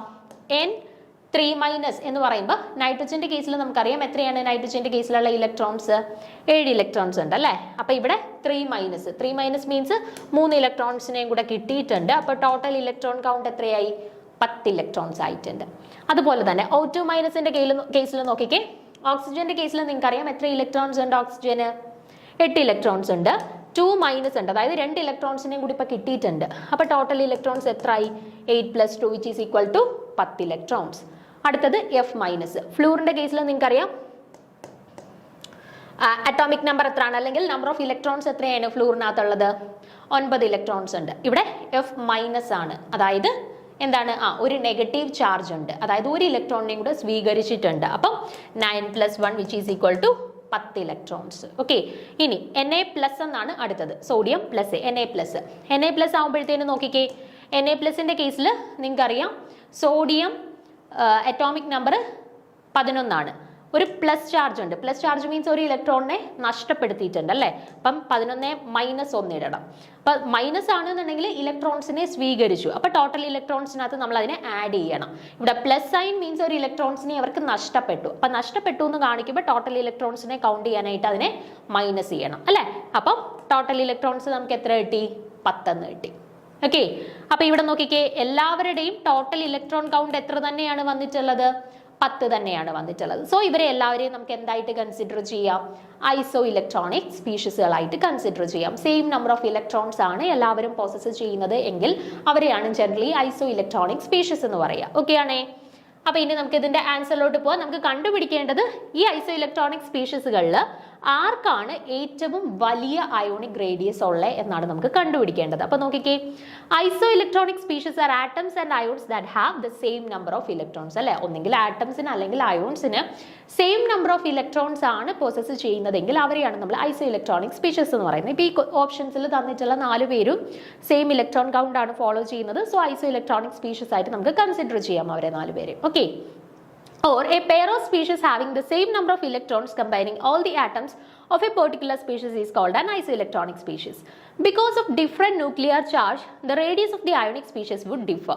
അപ്പം ഈ isoelectronic species ആണ് എല്ലാവർക്കും സെയിം നമ്പർ ഓഫ് ഇലക്ട്രോൺസ് ആണ് പ്രോസസ്സ് ചെയ്യുന്നതെങ്കിലും ഇവരുടെ സൈസ് സെയിം ആയിരിക്കുമോ? സെയിം ആയിരിക്കുമോ? അല്ല. ചിലർക്ക് നെഗറ്റീവ് ചാർജ് ആണ്, ചിലർക്ക് പോസിറ്റീവ് ചാർജ് ആണ്. അപ്പൊ ചാർജിലൊക്കെ വ്യത്യാസമുണ്ട്, വേരിയേഷൻസ് ഉണ്ട്. ഇപ്പൊ നെഗറ്റീവ് ചാർജ് ആണെങ്കിൽ പോലും ഇയാൾക്ക് 3-, ഇയാൾക്ക് 2-, ഇയാൾക്ക് മൈനസ്, ചാർജിൽ എല്ലാവർക്കും വ്യത്യാസമുണ്ട് അല്ലെ. അപ്പൊ ഇലക്ട്രോൺ കൗണ്ട് സെയിം ആണെങ്കിൽ പോലും, അല്ലെങ്കിൽ ഐസോ ഇലക്ട്രോണിക് സ്പീഷീസ് ആണെങ്കിൽ പോലും അവരുടെ ചാർജിൽ വേരിയേഷൻസ് ഉള്ളത് കൊണ്ട് തന്നെ അവരുടെ സൈസ് നമ്മൾ കൺസിഡർ ചെയ്യുമ്പോൾ എല്ലാവരും വ്യത്യസ്ത സൈസ് ആയിരിക്കും കാണിക്കുക, സെയിം സൈസ് ആയിരിക്കില്ല. ഓക്കെ, ഐസോ ഇലക്ട്രോണിക് സ്പീഷീസിൽ സെയിം നമ്പർ ഓഫ് ഇലക്ട്രോൺസ് ആണ് അവർ പ്രോസസ്സ് ചെയ്യുന്നതെങ്കിലും അവരുടെ എല്ലാവരുടെയും സൈസ് സെയിം ആയിരിക്കില്ല, വ്യത്യസ്തപ്പെട്ട സൈസുകളായിരിക്കും. ഓക്കെ, അപ്പൊ നോക്കിക്കേ, for isoelectronic species the ionic radius decreases with increase in the nuclear charge. എന്താണ് പറയുക? ഒരു ഐസോ ഇലക്ട്രോണിക് സ്പീഷീസിൽ generally ionic radii decreases with increase in nuclear charge. Nuclear charge കൂടുന്നതിനനുസരിച്ചിട്ട് അവരുടെ സൈസ് എന്ത് സംഭവിക്കുന്നു? അയോണിക് റേഡിയസ് എന്ത് സംഭവിക്കുന്നു? ഡിക്രീസ് ചെയ്യുന്നു. അയോണിക് റേഡിയസ് ഡിക്രീസ് ചെയ്യുന്നു. Thus, for an isoelectronic species, the cation with a greater positive charge will have smaller radius and anion with a greater negative charge will have a higher radius. അതായത് എപ്പോഴും ഇപ്പൊ നമ്മൾ ഒരു cation ഒരു neutral species, അതായത് charge ഒന്നും process ചെയ്യാത്തൊരു species, then anion, ഇവരെ 3 പേരെയും കൂടെ കൺസിഡർ ചെയ്യുകയാണെന്നുണ്ടെങ്കിൽ ഒരു കാറ്റിയോണിനെയും ഒരു ചാർജ് ഒന്നും ഇല്ലാത്ത ഒരു ന്യൂട്രൽ സ്പീഷീസിനെയും ഒരു ആനിയോണിനെയും കൂടെ നമ്മൾ കൺസിഡർ ചെയ്യുകയാണെന്നുണ്ടെങ്കിൽ എപ്പോഴും സൈസ് ഏറ്റവും കൂടുതലുള്ളത് ആരായിരിക്കും? ആനിയോൺസിനായിരിക്കും ഏറ്റവും വലിയ സൈസ്. പിന്നെ ന്യൂട്രൽ സ്പീഷീസ് അതിനെക്കാട്ടിലും ചെറുതായിരിക്കും ആര്? കാറ്റയോൺസ്. ഓക്കെ, കാറ്റയോൺസിനായിരിക്കും ഏറ്റവും സൈസ് കുറവ്, ആനയോൺസിനായിരിക്കും എപ്പോഴും ഏറ്റവും സൈസ് കൂടുതൽ. ഓക്കെ, അതിൽ തന്നെ ആനയോൺസിന്റെ കേസിൽ ഓക്കെ അവരുടെ നെഗറ്റീവ് ചാർജ് ഇൻക്രീസ് ചെയ്യുന്നതിനനുസരിച്ചിട്ട് അവരുടെ അയോണിക് റേഡിയയും എന്ത് സംഭവിക്കുന്നു? ഇൻക്രീസ് ചെയ്യുന്നു കേട്ടോ. ആനിയോൺസിന്റെ കേസിൽ അവരുടെ നെഗറ്റീവ് ചാർജ് കൂടുന്നതിനനുസരിച്ചിട്ട് അവരുടെ റേഡിയസ്, അയോണിക് റേഡിയസും എന്ത് ചെയ്യുന്നു? കൂടുന്നു. അതായത് ഇപ്പം 2 സ്പീഷീസിനെ നമ്മൾ കൺസിഡർ ചെയ്യുകയാണ്. ഓക്കെ, എ എന്ന് പറയുന്ന ഒരു സ്പീഷീസിന് ഒരിടത്ത് 2- ആണ് ചാർജ്, ഒരിടത്ത് 3- ആണ് ചാർജ് എങ്കിൽ നെഗറ്റീവ് ചാർജ് എവിടെയാണോ കൂടുതൽ അവിടെ ആയിരിക്കും അവർക്ക് സ്മോളർ സൈസ് പൊസസ് ചെയ്യുന്നത്, വലിയ സൈസ് പൊസസ് ചെയ്യുന്നത്. അപ്പൊ ഇവിടെ രണ്ടും എ തന്നെയാണ്. ഒരിടത്ത് അവരുടെ ചാർജ് 2- ആണ്, ഒരിടത്ത് അവരുടെ ചാർജ് 3- ആണ് എന്നുണ്ടെങ്കിൽ എവിടെയാണോ നെഗറ്റീവ് ചാർജ് കൂടുതൽ അവിടെ ആയിരിക്കും അവരുടെ അയോണിക് റേഡിയ കൂടുതൽ. ഓക്കെ ആണേ. ഇനി കാറ്റയോൺസിന്റെ കേസിൽ അവരുടെ പോസിറ്റീവ് ചാർജ് കൂടുന്നതിനനുസരിച്ചിട്ട് അവരുടെ അയോണിക് റേഡിയക്ക് എന്ത് സംഭവിക്കുന്നു? ഡിക്രീസ് ചെയ്യുന്നു. അയോണിക് റേഡിയ ഡിക്രീസ് ചെയ്യുന്നു. അതായത് നമ്മൾ A+A2+, 2 സ്പീഷീസുകൾ കൺസിഡർ ചെയ്യുകയാണെന്നുണ്ടെങ്കിൽ പോസിറ്റീവ് ചാർജ് കൂടുന്നതിനനുസരിച്ചിട്ട് അവരുടെ റേഡിയസിന് എന്ത് സംഭവിക്കുന്നു? കുറയുന്നു. ഓക്കെ, അപ്പോൾ ഓർത്ത് വെച്ചേക്കാം, നമ്മൾ anions, cations, neutral species consider ചെയ്യുകയാണെങ്കിൽ സൈസ് എപ്പോഴും ഏറ്റവും കൂടുതൽ വരുന്നത് ആനിയോൺസിന്, അതിനെക്കാട്ടിൽ കുറവ് ന്യൂട്രൽ സ്പീഷീസിന്, ഏറ്റവും കുറവായിരിക്കും കാറ്റിയോൺസിന്. ഓക്കെ, അപ്പോൾ ആനിയോൺസിന്റെ നെഗറ്റീവ് ചാർജ് കൂടുന്നതിനനുസരിച്ചിട്ട് ആനിയോൺസിന്റെ സൈസ് കൂടുന്നു. അതുപോലെ കാറ്റിയോൺസിന്റെ പോസിറ്റീവ് ചാർജ് കൂടുന്നതിനനുസരിച്ചിട്ട് കാറ്റിയോൺസിന്റെ സൈസ് ചെറുതായി വരുന്നു, ഡിക്രീസ് ചെയ്ത് വരുന്നു. ഓക്കെ ആണേ. അപ്പൊ ഇവിടെ നമുക്ക് തന്നിട്ടുള്ള സ്പീഷീസുകളെ നോക്കിക്കേ, ആരൊക്കെയായിരുന്നു? Na അല്ലേ, Na+, F-, O2-, O3-. നമുക്കറിയാം ആനിയോൺസിനാണ് കാറ്റിയോണിനെ കമ്പയർ ചെയ്ത് സൈസ് കൂടുതൽ. ഓക്കെ, അപ്പൊ ഏറ്റവും സൈസ് കുറഞ്ഞ ആള് Na+ ആയിരിക്കും. പിന്നെ വരുന്നതാണ് F-, O2-, N3-. അതിൽ ആർക്കാണോ നെഗറ്റീവ് ചാർജ് ഏറ്റവും കൂടുതലുള്ളത് അവർക്കായിരിക്കും ഏറ്റവും വലിയ അയോണിക് റേഡിയ വരുന്നത്. അപ്പൊ ഇവിടെ ആർക്കാണ് ഏറ്റവും കൂടുതൽ നെഗറ്റീവ് ചാർജ് വന്നിട്ടുള്ളത്? നൈട്രജൻ അല്ലേ, N3- അല്ലേ ഏറ്റവും കൂടുതൽ നെഗറ്റീവ് ചാർജ് വന്നിട്ടുള്ളത്. സോ N3- ആണ് തന്നിട്ടുള്ള ഐസോ ഇലക്ട്രോണിക് സ്പീഷീസിൽ ഏറ്റവും വലിയ റേഡിയസ് ഉള്ള ആള്. ഓക്കെ, അപ്പൊ നോക്കിക്കേ, among the following isoelectronic ions which have the larger ionic radius ഏറ്റവും കൂടുതൽ ആർക്കാണ്? ഓപ്ഷൻ എ, N3- ഏറ്റവും കൂടുതൽ അയോണിക് റേഡിയസ് ഉള്ളത്. ഓക്കെ ആണല്ലോ. 43ാമത്തെ ചോദ്യം, among the following compounds the acidity order is. അപ്പൊ ഇവിടെ 4 കോമ്പൗണ്ട്സ് തന്നിട്ടുണ്ട്. CH3COOH, CH3 twice CHCOOH, CH3 thrice CCOOH and HCOOH. അപ്പൊ ഈ തന്നിട്ടുള്ളതിൽ അസിഡിറ്റിയുടെ ഓർഡർ ആണ് ചോദിച്ചിട്ടുള്ളത്. ഓക്കെ, അസിഡിറ്റിയുടെ ഓർഡർ ആണ് നമ്മളോട് ചോദിച്ചിട്ടുള്ളത്. അപ്പം 1 2 4 3 4 1 2 3 4 2 1 3 അങ്ങനെ പല ഓർഡറിൽ കൊടുത്തിട്ടുണ്ട്. ഓക്കെ, അപ്പൊ നമ്മുടെ ജോലി എന്ന് പറഞ്ഞാൽ ഇതിൽ അസിഡിറ്റി ഏറ്റവും കൂടിയ ആളിൽ നിന്നും കുറഞ്ഞ ആളിലേക്ക് അതിനെ അറേഞ്ച് ചെയ്ത് ആ ഒരു ഓർഡർ കണ്ടെത്തുക എന്നുള്ളതാണ് നമ്മുടെ ജോലി. അപ്പൊ അതിനാദ്യം നമുക്ക് എന്തറിയണം?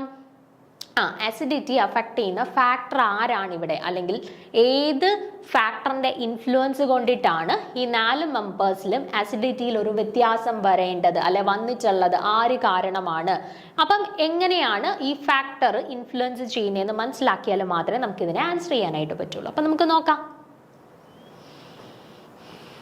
The electron donating group decreases the strength of the acid and electron withdrawing group increases the acidity. അപ്പം ബേസിക് ആയിട്ട് മനസ്സിലാക്കേണ്ട കാര്യം, നമ്മളിപ്പോൾ ഒരു ആസിഡ് കൺസിഡർ ചെയ്യുന്ന സമയത്ത് അതിനകത്ത് അറ്റാച്ച് ചെയ്തിട്ടുള്ള സ്പീഷീസ് ഇലക്ട്രോൺ ഡൊണേറ്റിംഗ് ഗ്രൂപ്പ് ആണോ ഇലക്ട്രോൺ വിഡ്രോയിങ് ഗ്രൂപ്പ് ആണോ എന്നുള്ളത് മനസ്സിലാക്കുക. ഓക്കെ, ഇലക്ട്രോൺ ഡൊണേറ്റിംഗ് ഗ്രൂപ്പ് ആണോ ഇലക്ട്രോൺ വിഡ്രോയിങ് ഗ്രൂപ്പ് ആണോ എന്നുള്ളത് മനസ്സിലാക്കുക.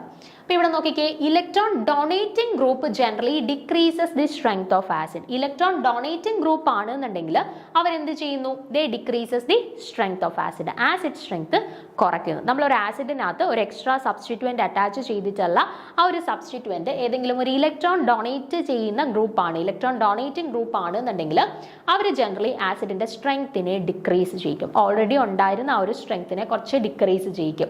എന്നാൽ നമ്മൾ അറ്റാച്ച് ചെയ്ത് കൊടുക്കുന്ന സബ്സ്റ്റിറ്റ്യൂവൻ്റ് ഒരു ഇലക്ട്രോൺ വിഡ്രോയിങ് ഗ്രൂപ്പ് ആണ് എന്നുണ്ടെങ്കിൽ അവരെന്ത് ചെയ്യുന്നു? അവരുടെ അസിഡിറ്റി ഇൻക്രീസ് ചെയ്യിക്കുന്നു. ഓക്കെ, അപ്പോൾ വിത്ത് increase in the electron donating methyl group acidity gradually decreases. അപ്പോൾ with increase in electron donating methyl group acidity gradually decreases. അപ്പം എന്താ സംഭവിച്ചത്?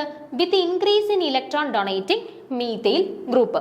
അപ്പം ഇലക്ട്രോൺ ഡൊണേറ്റിംഗ് ഗ്രൂപ്പ് ആണ് ആര്? മീഥൈൽ. CH3 ഗ്രൂപ്പ് എന്ന് പറയുന്നത് ഇലക്ട്രോൺ ഡൊണേറ്റിംഗ് ഗ്രൂപ്പ് ആണ്. ഓക്കെ, അപ്പം മീഥൈൽ ഗ്രൂപ്പ് സബ്സ്റ്റിറ്റ്യൂവൻ്റ് ആയിട്ട് വരികയാണെന്നുണ്ടെങ്കിൽ, okay, electron donating methyl group substituent ആയിട്ട് വരികയാണെന്നുണ്ടെങ്കിൽ എന്ത് സംഭവിക്കും? The methyl group acidity gradually decreases. Okay, അപ്പം എന്ത് സംഭവിക്കും? ആസിഡിറ്റിയിലൊരു ഡിക്രീസ് സംഭവിക്കും. നമ്മൾ ഓൾറെഡി പറഞ്ഞായിരുന്നു, ഇലക്ട്രോൺ ഡൊണേറ്റിംഗ് ഗ്രൂപ്പുകൾ സബ്സ്റ്റിറ്റ്യൂവൻസ് ആയിട്ട് വരികയാണെന്നുണ്ടെങ്കിൽ അവർ ആസിഡിറ്റി ഡിക്രീസ് ചെയ്യിക്കും. ഓക്കെ, അപ്പം മീഥൈൽ ഗ്രൂപ്പ് എന്ന് പറയുന്നത് എന്താണ്? ഇലക്ട്രോൺ ഡൊണേറ്റിംഗ് ഗ്രൂപ്പ് ആണ്. ഓക്കെ, ഇലക്ട്രോൺ ഡൊണേറ്റിംഗ് ഗ്രൂപ്പ് ആണ്. അപ്പോൾ ഒരു ആസിഡിലേക്ക് മീഥൈൽ സബ്സ്റ്റിറ്റ്യൂവൻസിന്റെ എണ്ണം ഇൻക്രീസ് ചെയ്യുകയാണെന്നുണ്ടെങ്കിൽ ജനറലി ആസിഡിന്റെ ആസിഡിറ്റിക്ക് എന്ത് സംഭവിക്കും? ആസിഡിറ്റി ഡിക്രീസ് ചെയ്യും അല്ലെ. അപ്പോൾ ഓർത്ത് വെച്ചേക്കുക, എപ്പോഴും ഒരു ആസിഡിനകത്തേക്ക് മീഥൈൽ സബ്സ്റ്റിറ്റ്യൂവൻസിന്റെ എണ്ണം കൂടുകയാണെന്നുണ്ടെങ്കിൽ അതൊരു ഇലക്ട്രോൺ ഡൊണേറ്റിംഗ് ഗ്രൂപ്പ് ആയതുകൊണ്ട് തന്നെ നമ്മുടെ ആസിഡിന്റെ അസിഡിറ്റി അവിടെ എന്ത് ചെയ്യിക്കുന്നു? അത് ഡിക്രീസ് ചെയ്യിക്കുന്നു. Okay, thus the acidity order is. അങ്ങനെയാണെന്നുണ്ടെങ്കിൽ ഇവിടുത്തെ കറക്റ്റ് ആസിഡിറ്റി ഓർഡർ എങ്ങനെ നമുക്ക് പറയാം? നമുക്ക് എങ്ങനെ പറയാം? നോക്കിക്കേ, ഇവിടെ HCOOHന്റെ കേസിൽ നോക്കിയാൽ നമ്മുടെ കാർബോക്സിലിക് ഗ്രൂപ്പിലേക്ക് മീഥൈൽ ഗ്രൂപ്പ് വല്ലതും ആഡ് ചെയ്തിട്ടുണ്ടോ? CH3 സബ്സ്റ്റിറ്റ്യൂവൻസിനെ വല്ലതും ആഡ് ചെയ്തിട്ടുണ്ടോ? ഇല്ല. അപ്പൊ ഇലക്ട്രോൺ ഡൊണേറ്റിംഗ് ഗ്രൂപ്പായിട്ടുള്ള CH3 സബ്സ്റ്റിറ്റ്യൂവൻസ് ഒന്നും തന്നെ ഈ ഒരു ഗ്രൂപ്പിൽ ഇല്ല. സോ നമുക്ക് പറയാം ഇവരുടെ അസിഡിറ്റി കമ്പാരിറ്റീവ്ലി എന്തായിരിക്കും? ബാക്കിയുള്ളവരെ വെച്ചിട്ട് നോക്കുമ്പോൾ കൂടുതലായിരിക്കും. അടുത്ത കോമ്പൗണ്ട് വന്നപ്പോഴത്തേന് നമ്മുടെ കാർബോക്സിലിക് ഗ്രൂപ്പിലേക്ക് ഒരു മീഥൈൽ സബ്സ്റ്റിറ്റ്യൂവന്റ് വന്നു, അതായത് ഒരു ഇലക്ട്രോൺ ഡൊണേറ്റിംഗ് ഗ്രൂപ്പ് വന്നു. അപ്പൊ എന്ത് സംഭവിച്ചു? ഇവരുടെ ആസിഡിറ്റി ഒന്ന് കുറയാനായിട്ട് തുടങ്ങി. ഓക്കെ, അടുത്ത കോമ്പൗണ്ട് എത്തിയപ്പോഴത്തേന് എത്ര CH3 സബ്സ്റ്റിറ്റ്യൂവന്റ് വന്ന്, എത്ര മീഥൈൽ സബ്സ്റ്റിറ്റ്യൂവന്റ് വന്നിട്ടുണ്ട്? 2 മീഥൈൽ സബ്സ്റ്റിറ്റ്യൂവന്റ് വന്നിട്ടുണ്ട്. അപ്പൊ 2 ഇലക്ട്രോൺ ഡൊണേറ്റിംഗ് ഗ്രൂപ്പ് വന്നപ്പോഴത്തേന് ഇവരുടെ ഇലക്ട്രോൺ ഡൊണേറ്റിംഗ് എബിലിറ്റി അല്ലെന്നുണ്ടെങ്കിൽ അസിഡിറ്റി കുറച്ചും കൂടെ ഒന്ന് കുറഞ്ഞു. ഓക്കെ, അടുത്ത കോമ്പൗണ്ട് വന്നപ്പോഴത്തേന് CH3 ത്രൈസ് മൊത്തത്തിൽ എത്ര മീഥൈൽ സബ്സ്റ്റിറ്റ്യൂവൻസ് വന്നിട്ടുണ്ട്? 3 മീഥൈൽ സബ്സ്റ്റിറ്റ്യൂവൻസ് വന്നിട്ടുണ്ട്. ഓക്കെ, മൊത്തത്തിൽ 3 മീഥൈൽ സബ്സ്റ്റിറ്റ്യൂവൻസ് വന്നിട്ടുണ്ട്. അപ്പൊ 3 മീഥൈൽ സബ്സ്റ്റിറ്റ്യൂവൻസ് വന്ന സമയത്തേക്ക് എന്ത് സംഭവിച്ചു? അവരുടെ അസിഡിറ്റി വീണ്ടും ഡിക്രീസ് ചെയ്തു. അപ്പൊ കമ്പാരിറ്റീവ്ലി ഏറ്റവും കുറവ് ആസിഡിറ്റി തന്നിട്ടുള്ള ഏത് കോമ്പൗണ്ടിനാണ്? CH3 ത്രൈസ് COOHനാണ് തന്നിട്ടുള്ളതിൽ ഏറ്റവും അസിഡിറ്റി കൂടുതലുള്ള കോമ്പൗണ്ട് എന്ന് പറയുന്നത് HCOOH ആണ്. കാരണം അതിനകത്ത് ഇലക്ട്രോൺ ഡൊണേറ്റിംഗ് സബ്സ്റ്റിറ്റ്യൂവൻസ് ഒന്നും തന്നെ പ്രസന്റ് ആയിട്ടില്ല. ഓക്കെ, പിന്നെ അങ്ങോട്ട് വരുന്നതിനനുസരിച്ച് ഇലക്ട്രോൺ ഡൊണേറ്റിംഗ് സബ്സ്റ്റിറ്റ്യൂവൻസ് കൂടിക്കൂടി വരികയാണ്. കൂടിക്കൂടി വരുന്നതിനനുസരിച്ചിട്ട് അവരുടെ ആസിഡിറ്റി കുറഞ്ഞു വരികയാണ്. ഓക്കെ ആണല്ലോ. ഇനി ഈ ഒരു പാറ്റേണിൽ ഇനി നമുക്ക് ചോദിക്കാൻ സാധ്യതയുള്ള ഒരു ക്വസ്റ്റ്യൻ ആണ് Cl3CCOOH, Cl2CHCOOH, ClCH2COOH and CH3COOH. അപ്പൊ ഇവിടെ നോക്കിക്കേ, the distribution of the negative charge increases with the amount of electron withdrawing substituents making the acid stronger as a result. ഇവിടെ സബ്സ്റ്റിറ്റ്യൂവന്റ് ആയിട്ട് വന്നിട്ടുള്ള ആൾ ആരാണ്? ഇവിടെ സബ്സ്റ്റിറ്റ്യൂവന്റ് ആയിട്ട് വന്നിട്ടുള്ള ആൾ ആരാണ്? ക്ലോറിൻ ആണ് അല്ലെ. അപ്പൊ ഈ ഒരു കോമ്പൗണ്ട് നിങ്ങൾ നോക്കിക്കഴിഞ്ഞാൽ 3 ക്ലോറിൻ ആറ്റംസ് ഉണ്ട്. ഈ ഒരു കോമ്പൗണ്ട് നോക്കിക്കഴിഞ്ഞാൽ 2 ക്ലോറിൻ സബ്സ്റ്റിറ്റ്യൂവൻ്റ് ഉണ്ട്. ഈ ഒരു കോമ്പൗണ്ട് നോക്കിക്കഴിഞ്ഞാൽ 1 ക്ലോറിൻ സബ്സ്റ്റിറ്റ്യൂവൻ്റ് ഉണ്ട്. ഇവിടെ ക്ലോറിൻ സബ്സ്റ്റിറ്റ്യൂവൻ്റ് ഒന്നും തന്നെ ഇല്ല. അപ്പോൾ ക്ലോറിൻ എന്ന് പറയുന്നത് എന്താണ്? ഇലക്ട്രോൺ വിഡ്രോയിങ് സബ്സ്റ്റിറ്റ്യൂവൻ്റ് ആണ്. അപ്പോൾ നമ്മൾ ഓൾറെഡി പറഞ്ഞു, ഇലക്ട്രോൺ വിഡ്രോയിങ് ഗ്രൂപ്പ് വരികയാണെന്നുണ്ടെങ്കിൽ അവരുടെ അസിഡിറ്റി എന്ത് ചെയ്യുന്നു? ആസിഡ്സിൻ്റെ അസിഡിറ്റി ഇൻക്രീസ് ചെയ്യുന്നു. ഓക്കെ, അപ്പോൾ ഈ ഒരു കോമ്പൗണ്ട് നിങ്ങൾ കൺസിഡർ ചെയ്യുകയാണെന്നുണ്ടെങ്കിൽ ഇവിടെ 3 ക്ലോറിൻ ഉണ്ട്, അതായത് 3 ഇലക്ട്രോൺ വിഡ്രോയിങ് സബ്സ്റ്റിറ്റ്യൂവൻ്റ് ഉണ്ട്. അപ്പോൾ അസിഡിറ്റി നല്ല രീതിയിൽ ഇൻക്രീസ് ചെയ്തു. ഇവിടെ വന്നപ്പോഴത്തേന് 2 ഇലക്ട്രോൺ വിഡ്രോയിങ് സബ്സ്റ്റിറ്റ്യൂവൻസേ ഉള്ളൂ. അപ്പോൾ അസിഡിറ്റി ചെറുതായിട്ടൊന്ന് കുറഞ്ഞു. ഇവിടെ വന്നപ്പോഴത്തേന് 1 ഇലക്ട്രോൺ വിഡ്രോയിങ് സബ്സ്റ്റിറ്റ്യൂവൻ്റേ ഉള്ളൂ. അപ്പോൾ അസിഡിറ്റി കുറച്ചും കൂടെ ഒന്ന് കുറഞ്ഞു. ഇവിടെ ഇലക്ട്രോൺ വിഡ്രോയിങ് സബ്സ്റ്റിറ്റ്യൂവൻസ് ഒന്നും തന്നെ ഇല്ല. സോ കമ്പാരിറ്റീവ്ലി അസിഡിറ്റി ഏറ്റവും കുറവായിരിക്കും. ഓക്കെ, അപ്പോൾ ഇതും നമുക്ക് ചോദിക്കാൻ സാധ്യതയുള്ളതാണ്. അപ്പോൾ നിങ്ങൾ ജസ്റ്റ് ഒന്ന് നോക്കി വെച്ചേക്കാം. നമുക്ക് തന്നിട്ടുള്ള ക്വസ്റ്റ്യനിൽ സബ്സ്റ്റിറ്റ്യൂവൻ്റ് ആയിട്ട് വന്നിട്ടുള്ളത് മീഥൈൽ ഗ്രൂപ്പാണ്, CH3 ഗ്രൂപ്പാണ്. CH3 ഗ്രൂപ്പ് എന്ന് പറയുന്നത് ഇലക്ട്രോൺ ഡൊണേറ്റിംഗ് ഗ്രൂപ്പാണ്. ഇലക്ട്രോൺ ഡൊണേറ്റിംഗ് ഗ്രൂപ്പ് വരുന്നതിനനുസരിച്ചിട്ട് അവരുടെ എണ്ണം കൂടുന്നതിനനുസരിച്ചിട്ട് നമ്മുടെ അസിഡിറ്റി ജനറലി ഡിക്രീസ് ചെയ്യുകയാണ് ചെയ്യുന്നത്. ഓക്കെ, അപ്പം മീഥൈൽ സബ്സ്റ്റിറ്റ്യൂവൻസിന്റെ എണ്ണം ഏറ്റവും കുറഞ്ഞു നിൽക്കുന്ന ആൾക്കാർക്കും ഏറ്റവും കൂടുതൽ അസിഡിറ്റി ഉള്ളത്. പക്ഷേ ക്ലോറിൻ സബ്സ്റ്റിറ്റ്യൂവൻ്റ് ആണ് നമ്മുടെ ആസിഡിൽ വരുന്നതെങ്കിൽ ക്ലോറിൻ എന്ന് പറയുന്നത് ഇലക്ട്രോൺ വിഡ്രോയിങ് സബ്സ്റ്റിറ്റ്യൂവൻ്റ് ആണ്. ഇലക്ട്രോൺ വിഡ്രോയിങ് സബ്സ്റ്റിറ്റ്യൂവൻസ് വരുന്ന സമയത്ത് എന്ത് സംഭവിക്കുന്നു? അവരുടെ അസിഡിറ്റി ഇൻക്രീസ് ചെയ്യുന്നു. ഓക്കെ, അപ്പോൾ number of electron withdrawing substituents കൂടുതലാണെന്നുണ്ടെങ്കിൽ അസിഡിറ്റിയും കൂടുതലായിരിക്കും. ഓക്കെ, അപ്പോൾ ക്ലോറിൻ ആണ് സബ്സ്റ്റിറ്റ്യൂവൻ്റ് ആയിട്ട് വരുന്നതെങ്കിൽ ക്ലോറിൻ്റെ എണ്ണം കൂടുമ്പോഴായിരിക്കും അസിഡിറ്റി കൂടുതലായിട്ട് വരിക. അതുപോലെ മീഥൈലാണ് സബ്സ്റ്റിറ്റ്യൂവൻ്റ് എങ്കിൽ മീഥൈൽ ഗ്രൂപ്പിന്റെ എണ്ണം കുറയുമ്പോഴാണ് അസിഡിറ്റി ഏറ്റവും കൂടുതൽ വരുന്നത്. കേട്ടോ, അത് ഒന്ന് ഓർത്ത് വെച്ചേക്കുക. അതാണ് ഈ പറഞ്ഞിട്ടുള്ളത്. Cl3CCOH has 3 chlorine atoms, so it has strong electron withdrawing power, so it will have more acidity. And then Cl2CHCOH has 2 chlorine atoms, so it have next. And then ClCH2COH has 1 chlorine as next, and the acid without any electron withdrawing group. Okay, അപ്പോൾ ഇവിടെ correct answer ആയിട്ട് വരുന്നത് ഏതാണ്? ഏതാണ് correct order ആയിട്ട് വരുന്നത്? ഏറ്റവും acidity കൂടുതലുള്ളത് ഇയാൾക്കായിരിക്കും. അതിനുശേഷം 1 CH3 ഗ്രൂപ്പ് വരുന്ന ആൾക്ക്, അതിനുശേഷം 2 CH3 ഗ്രൂപ്പ് വരുന്ന ആൾക്ക്, അതിനുശേഷം 3 CH3 ഗ്രൂപ്പ് വരുന്ന ആൾക്ക്. അപ്പോൾ ഓർഡർ എന്താണ്? 4 1 2 3. 4 1 2 3. ഓപ്ഷൻ ബി ആണ് കറക്റ്റ് ആൻസർ ആയിട്ട് വരുന്നത്. കേട്ടോ, അപ്പോൾ അത് കൃത്യമായിട്ട് മനസ്സിലാക്കി വെച്ചേക്കുക. അസിഡിറ്റിയുടെ ഓർഡറിനെ ഡിപ്പെൻഡ് ചെയ്യുന്ന ഫാക്ടേഴ്സ് എന്ന് പറയുന്നത് അതിൽ വരുന്ന സബ്സ്റ്റിറ്റ്യൂവൻസ് ആണ്. ആ സബ്സ്റ്റിറ്റ്യൂവൻസ് ഇലക്ട്രോൺ ഡൊണേറ്റിംഗ് ഗ്രൂപ്പാണോ ഇലക്ട്രോൺ വിഡ്രോയിങ് ഗ്രൂപ്പാണോ എന്ന് ചെക്ക് ചെയ്തിട്ട് ആൻസർ കണ്ടെത്താനായിട്ട് ശ്രമിക്കുക. ഓക്കെ ആണല്ലോ? ക്ലിയർ ആണല്ലോ? അപ്പോൾ ഇനിയിപ്പോൾ CH3ക്ക് പകരം നമ്മുടെ ക്വസ്റ്റ്യനകത്ത് ക്ലോറിൻ ആണ് സബ്സ്റ്റിറ്റ്യൂവൻ്റ് ആയിട്ട് വരുവാണെന്നുണ്ടെങ്കിൽ എന്ത് വ്യത്യാസമാണ് വരുന്നത് എന്നുള്ളത് അറിയാമല്ലോ. ഓക്കെ, അപ്പോൾ അടുത്ത ചോദ്യത്തിലോട്ട് പോവാം. Match the following. ഓക്കെ, അപ്പോൾ ഇവിടെ നമ്മുടെ ഹൈഡ്രജൻ സ്പെക്ട്രയ്ക്കകത്തുള്ള 4 സീരീസ് കൊടുത്തിട്ടുണ്ട്. Lyman series, Paschen series, Balmer series, Pfund series. അപ്പം 4 സീരീസ് കൊടുത്തിട്ടുണ്ട്. നമ്മളോട് ഇത് ഏത് റീജിയൻസിലായിട്ടാണ് കാണുന്നത് എന്നാണ് ചോദിച്ചിട്ടുള്ളത്. Far infrared, near infrared, ultra violet, visible. ഇതിൽ ഏത് റീജിയൻസിലായിട്ടാണ് ലെയ്മൻ, പാസ്കൻ, ബാൽമർ ആൻഡ് ഫൺ സീരീസ് കാണുന്നത് എന്നാണ് നമ്മളോട് ചോദിച്ചിട്ടുള്ളത്. ഓക്കെ, അപ്പം നമുക്ക് ആദ്യം ഇതുമായിട്ട് റിലേറ്റ് ചെയ്തിട്ടുള്ള കുറച്ച് കാര്യങ്ങളൊന്ന് പഠിച്ചു വെച്ചേക്കണം. നമുക്ക് സ്ഥിരമായിട്ട് ക്വസ്റ്റ്യൻസ് വരുന്ന ഒരു ഏരിയയാണ് ഈ ഒരു ഹൈഡ്രജൻ സ്പെക്ട്രത്തിനകത്ത് ഈ ഒരു സീരീസുമായിട്ട് റിലേറ്റ് ചെയ്തിട്ട് വരുന്ന ക്വസ്റ്റ്യൻസ്. അപ്പം അത് പല രീതിയിൽ ചോദിക്കാം. ചിലപ്പോൾ നമ്മളോട് ഇതുപോലെ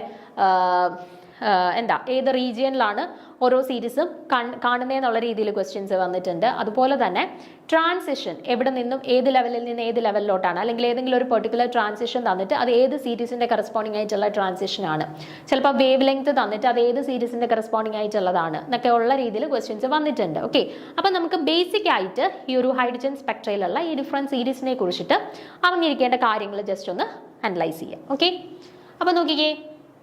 When an electron is excited to an outer orbit, it uses different routes to get to its original or lower orbits, and these transitions from the higher orbit to lower orbit lead to the emission of many lines in the hydrogen spectrum. Okay, അപ്പോൾ നോക്കിക്കേ, നമ്മളൊരു electron ഒരു higher ഓർബിറ്റലിൽ നിന്നും lower ഓർബിറ്റലിലോട്ട് വരികയാണ്. Okay, higher ഓർബിറ്റലിൽ നിന്നും ഒരു electron lower ഓർബിറ്റലിലോട്ട് വരികയാണ്. അപ്പോൾ ഇത് ഇപ്പോൾ ഹൈഡ്രജൻ സ്പെക്ട്രത്തിന്റെ കേസിലാണെന്നുണ്ടെങ്കിൽ ഇവർ ഒരു പർട്ടിക്കുലർ റൂട്ടിലൂടെയല്ല ഈ ഒരു ഹയർ ഓർബിറ്റലിൽ നിന്ന് ലോവർ ഓർബിറ്റലിലോട്ട് വരുന്നത്. അത് ഡിഫറെൻറ്റ് റൂട്ട്സിലൂടെയാണ് ഈ ഒരു ഹയർ ഓർബിറ്റലിൽ നിന്നും ആ ഒരു ഇലക്ട്രോൺ തിരിച്ച് ലോവർ ഓർബിറ്റലിലോട്ട് വരുന്നത്. ഓക്കെ, അപ്പോൾ these transitions from the higher orbital to lower orbital lead to the emission of many lines in the hydrogen spectrum. അപ്പോൾ നമ്മൾ പറഞ്ഞു ഒരു പർട്ടിക്കുലർ റൂട്ടിലൂടെ അല്ല ഇവർ ഈ ഹയർ ഓർബിറ്റലിൽ നിന്ന് ലോവർ ഓർബിറ്റലിലോട്ട് വരുന്നത്. ഡിഫറെൻറ്റ് റൂട്ട്സിലൂടെയാണ് ഈ ഹയർ ഓർബിറ്റലിൽ നിന്നും ലോവർ ഓർബിറ്റലിലോട്ട് എത്തിപ്പെടുന്നത്. ഓക്കെ, അപ്പോൾ ഈ ഓരോ റൂട്ടിലൂടെയും ട്രാവൽ ചെയ്യുന്നതിൻ്റെ ഫലമായിട്ട് അത് എമിറ്റ് ചെയ്യുന്ന റേഡിയേഷൻസിൽ വ്യത്യാസം കാണും. ഓക്കെ, അപ്പോൾ ഡിഫറെൻറ്റ് ലൈൻസ് ആയിരിക്കും ഓരോ ട്രാൻസിഷൻ്റെയും കറസ്പോണ്ടിങ് ആയിട്ട് എമിറ്റ് ചെയ്യപ്പെടുന്നത്. ഓക്കെ, അങ്ങനെ നമുക്കൊരു സീരീസ് ഓഫ് ലൈൻസ് എവിടെ കിട്ടും? നമ്മുടെ ഹൈഡ്രജൻ സ്പെക്ട്രയിൽ കിട്ടും. ആ സീരീസ് ഓഫ് ലൈൻസ് ആണ് ഇത് Lyman, Balmer, Paschen, Brackett and Pfund series എന്ന് പറയുക. ഓക്കെ, അപ്പം these lines are mainly 5 groups ആണ്. 5 groups in the hydrogen atomic spectrum and they are ഏതൊക്കെയാണ്? Lyman series, Balmer series, Paschen series, Brackett series and Pfund series. അപ്പോൾ ഈ ഓർഡറിൽ തന്നെ പഠിച്ചു വെച്ചേക്കുക കേട്ടോ. Lyman, Balmer, Paschen, Brackett and Pfund, ആ ഒരു ഓർഡറിൽ തന്നെ അത് പഠിച്ചു വെച്ചേക്കുക കേട്ടോ. അപ്പോൾ ഹൈഡ്രജൻ സ്പെക്ട്രത്തിലുള്ള 5 different types of emission lines ആണ് Lyman series, Balmer series, Paschen series, Brackett series and Pfund series എന്ന് പറയുന്നത്. ഓക്കെ, അപ്പോൾ ഇനി ഓരോന്നിനെ കുറിച്ചിട്ട് നമുക്ക് മെയിൻ ആയിട്ടുള്ള കുറച്ച് കാര്യങ്ങളൊന്ന് നോക്കാം. First Lyman series. When an electron transition takes place from a higher level orbital, that is n2 equal to 2, 3, 4, 5 etc. to the first level, that is n1 equal to 1, the produced line on the spectrum corresponding to the Lehman series. അപ്പോൾ first line ആയിട്ടുള്ള അല്ലെങ്കിൽ first series ആയിട്ടുള്ള ലെയ്മാൻ സീരീസിൽ എപ്പോഴും transition നടക്കുന്നത് എവിടെ നിന്ന് എങ്ങോട്ടായിരിക്കും? Transition നടക്കുന്ന ലോവർ ലെവൽ എന്ന് പറയുന്നത് n1 ഈക്വൽ ടു 1 അതായത് നമുക്കറിയാം ഈ എല്ലാ എമിഷൻ ലൈൻസ് എടുത്താലും ഒരു ഹയർ ലെവലിൽ നിന്ന് ലോവർ ലെവലിലോട്ടാണ് ട്രാൻസിഷൻ നടക്കുന്നത് അല്ലേ. അപ്പോൾ ഈ ഒന്നാമത്തെ സീരീസ് ആയിട്ടുള്ള ലെയ്മൻ സീരീസിനകത്ത് എപ്പോഴും ട്രാൻസിഷൻ നടക്കുന്നത് എങ്ങോട്ടേക്കാണ്? n1 ഈക്വൽ ടു 1 അതായത് ലോവർ ലെവൽ എന്ന് പറയുന്നത് 1 ആണ്. അപ്പോൾ ട്രാൻസിഷൻ നടക്കുന്നത് എവിടെ നിന്നൊക്കെ നടക്കാം? ഹയർ ലെവൽ n2 എന്ന് പറയുന്നത് 2 ആവാം, 3 ആവാം, 4 ആവാം, 5 ആവാം, ഏത് വേണേലും ആവാം. 2-ൽ നിന്ന് 1-ലോട്ടുള്ള ട്രാൻസിഷൻ, അല്ലെ 3-ൽ നിന്ന് 1-ലോട്ടുള്ള ട്രാൻസിഷൻ, അല്ലെ 4-ൽ നിന്ന് 1-ലോട്ടുള്ള ട്രാൻസിഷൻ, അല്ലെ 5-ൽ നിന്ന് 1-ലോട്ടുള്ള ട്രാൻസിഷൻ, ഇതെല്ലാം ഏതാണ്? ലെയ്മൻ സീരീസിന് കറസ്പോണ്ടിങ് ആണ്. ഓക്കെ, ഏത് ഹയർ ലെവലിൽ നിന്നാണെങ്കിലും n1 equal to 1 okay first ലെവലിലോട്ടുള്ള അല്ലെ ഫസ്റ്റ് ഓർബിറ്റലിലോട്ടുള്ള ട്രാൻസിഷനെയാണ് എന്തെന്ന് പറയുക? ലെയ്മാൻ സീരീസ് എന്ന് പറയാം കേട്ടോ. അപ്പോൾ ഒന്നാമത് ഓർത്ത് വെച്ചിരിക്കേണ്ട പോയിന്റ്, ലെയ്മാൻ സീരീസിൽ ട്രാൻസിഷൻസ് നടക്കുന്നത് എവിടെ നിന്ന് എങ്ങോട്ടാണ്? ഓക്കെ, അപ്പോൾ ലോവർ ലെവൽ n1 എന്ന് പറയുന്നത് 1 ആണ്, ഹയർ ലെവൽ n2 എന്ന് പറയുന്നത് 2, 3, 4, 5 ഏത് വേണേലും ആവാം. ഓക്കെ, ഇനി Lehman series, the wavelength produced photon lies in the ultraviolet region. അപ്പം ഈ ഒരു ലെയ്മാൻ സീരീസിന്റെ കറസ്പോണ്ടിങ് ആയിട്ടുള്ള ആ ഫോട്ടോൺസിന്റെ വേവ് ലെങ്ത് എന്ന് പറയുന്നത് നമ്മുടെ ഏത് റീജിയനിൽ കറസ്പോണ്ടിങ് ആയിട്ട് കിടക്കുകയാണ്? നമ്മുടെ സ്പെക്ട്ര നോക്കിക്കഴിഞ്ഞാൽ ഇലക്ട്രോമാഗ്നറ്റിക് സ്പെക്ട്ര നോക്കിക്കഴിഞ്ഞാൽ അതിൽ UV റീജിയന്റെ കറസ്പോണ്ടിങ് ആയിട്ടാണ് നമ്മുടെ ലെയ്മാൻ സീരീസിന്റെ കറസ്പോണ്ടിങ് ആയിട്ടുള്ള ഫോട്ടോൺസിന്റെ വേവ് ലെങ്ത് വരുന്നത്. ഓക്കെ, അപ്പൊ Lyman series corresponding to ultraviolet region. Okay, ഓർത്ത് വെച്ചേക്കുക. അപ്പോൾ ലെയ്മാൻ സീരീസിൽ ട്രാൻസിഷൻ നടക്കുന്നത് ഫസ്റ്റ് ലെവലിലോട്ടാണ് from the higher levels and അതിൻ്റെ ഇലക്ട്രോമാഗ്നറ്റിക് സ്പെക്ട്രത്തിൽ ഏത് റീജിയനിലാണ്? അൾട്രാവയലറ്റ് റീജിയൻ്റെ കറസ്പോണ്ടിങ് ആയിട്ടാണ് ലെയ്മാൻ സീരീസ് വരുന്നത്. ഓക്കെ, അപ്പോൾ അത്രയും കാര്യങ്ങൾ ലെയ്മാൻ സീരീസുമായിട്ട് റിലേറ്റ് ചെയ്തിട്ടൊന്ന് ഓർത്ത് വെച്ചേക്കുക. അടുത്തത് Balmer series. When the electron transition takes place from the higher orbital, that is n2 equal to 3, 4, 5, 6 to second level, that is n2 equal to 2. അപ്പോൾ നമ്മൾ പറഞ്ഞു ലെയ്മാൻ സീരീസിൽ ട്രാൻസിഷൻ നടക്കുന്നത് എങ്ങോട്ടേക്കാണ്? n1 ഈക്വൽ ടു 1 ഫസ്റ്റ് ലെവലിലോട്ടാണ് ഹയർ ലെവൽസിൽ നിന്ന് transition നടക്കുന്നത്. അപ്പോൾ തൊട്ടടുത്ത ലെവലായിട്ടുള്ള ബാൽമർ സീരീസിൽ എവിടേക്കായിരിക്കും ആ ട്രാൻസിഷൻസ് വരിക? n1 ഈക്വൽ ടു 2 സെക്കൻഡ് ലെവലിലേക്കായിരിക്കും ട്രാൻസിഷൻ വരുന്നത് അല്ലേ. അപ്പോൾ ലോവർ ലെവൽ എന്ന് പറയുന്നത് ബാൽമർ സീരീസിൽ ഏതാണ്? n1 equal to 2. ട്രാൻസിഷൻസ് നടക്കുന്നത് എവിടെ നിന്ന് എങ്ങോട്ടാണ്? 3, 4, 5, 6 എക്സെട്ര. 3-ൽ നിന്ന് 2-ലേക്ക്, അല്ലെ 4-ൽ നിന്ന് 2-ലേക്ക്, അല്ലെ 5-ൽ നിന്ന് 2-ലേക്ക്, 6-ൽ നിന്ന് 2-ലേക്ക്, ഇതെല്ലാം ബാൽമർ സീരീസിന് കറസ്പോണ്ടിങ് ആയിട്ടുള്ള ട്രാൻസിഷൻസ് ആണ്. ഓക്കെ, അപ്പോൾ ക്ലിയർ ആണല്ലോ അത്. ഇനിയും these Balmer lines lie in the visible region. ഇനി നമ്മുടെ ബാൽമർ സീരീസ് എന്ന് പറയുന്നത് ഇലക്ട്രോമാഗ്നറ്റിക് സ്പെക്ട്രത്തിൽ ഏത് റീജിയന്റെ കറസ്പോണ്ടിങ് ആയിട്ടാണ് അവരുടെ വേവ് ലെങ്ത് വരിക? വിസിബിൾ റീജിയന്റെ കറസ്പോണ്ടിങ് ആയിട്ടാണ് കേട്ടോ. അപ്പൊ ലെയ്മാൻ സീരീസ് അൾട്രാവയലറ്റ് റീജിയന്റെ കറസ്പോണ്ടിങ് ആണ്. ബാൽമർ സീരീസ് എന്ന് പറയുന്നത് ഏത് റീജിയന്റെ കറസ്പോണ്ടിങ് ആണ്? വിസിബിൾ റീജിയന്റെ കറസ്പോണ്ടിങ് ആണ്. ഇവരുടെ വേവ് ലെങ്ത് വരുന്നത് ഏകദേശം നമ്മുടെ വിസിബിൾ വേവ് ലെങ്ത് എന്ന് പറയുന്നത് 400 to 700 നാനോമീറ്റർ റേഞ്ചിലല്ലേ? ആ റേഞ്ചിലാണ് ബാൽമർ സീരീസിന്റെ കേസിലും അവരുടെ ആ ഒരു വേവ് ലെങ്ത് വരുന്നത്. ഓക്കെ ആണേ. അപ്പൊ ഇനി മൂന്നാമത്തെ ബാൽമർ കഴിഞ്ഞ പാസ്കൻ. പാസ്കൻ ആവുമ്പോൾ എവിടോട്ടായിരിക്കും ഇപ്പൊ ട്രാൻസിഷൻ വരിക? പാസ്കൻ എന്ന് പറയുന്ന മൂന്നാമത്തെ സീരീസ് ആണ് അല്ലെ? അപ്പൊ ഓർത്ത് വെച്ചേക്കുക, അവിടുത്തെ ലോവർ ലെവൽ എന്ന് പറയുന്നത് n1 = 3. മൂന്നാമത്തെ ലെവലിലേക്കാണ് അല്ലെ മൂന്നാമത്തെ ഓർബിറ്റലിലേക്കാണ് ഹയർ ഓർബിറ്റൽസിൽ നിന്ന് ട്രാൻസിഷൻസ് വരിക. അപ്പൊ ഹയർ ഓർബിറ്റൽസ് ഏതൊക്കെയാവാം?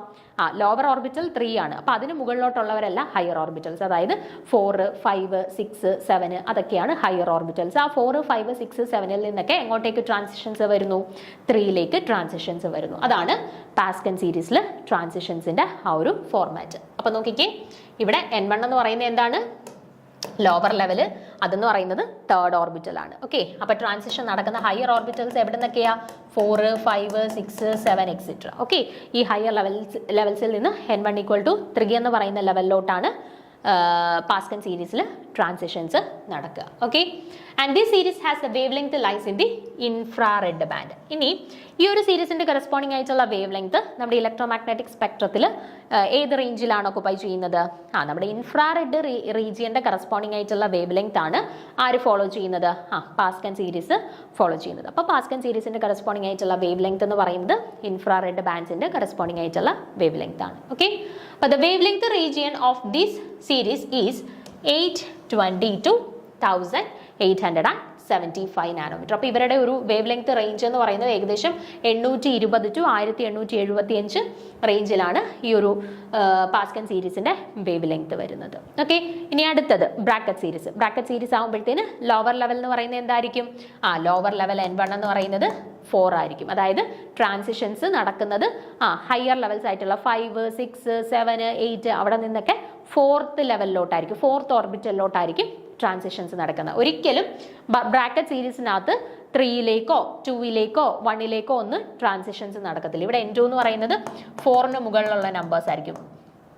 5, 6, 7, 8 എക്സെട്ര. ഓക്കെ, ഇപ്പോൾ 5 to 4 അല്ലെങ്കിൽ 6 to 4 അല്ലെങ്കിൽ 7 to 4 ഇതൊക്കെ ആരുടെ കറസ്പോണ്ടിങ് ആയിട്ടുള്ളതായിരിക്കും?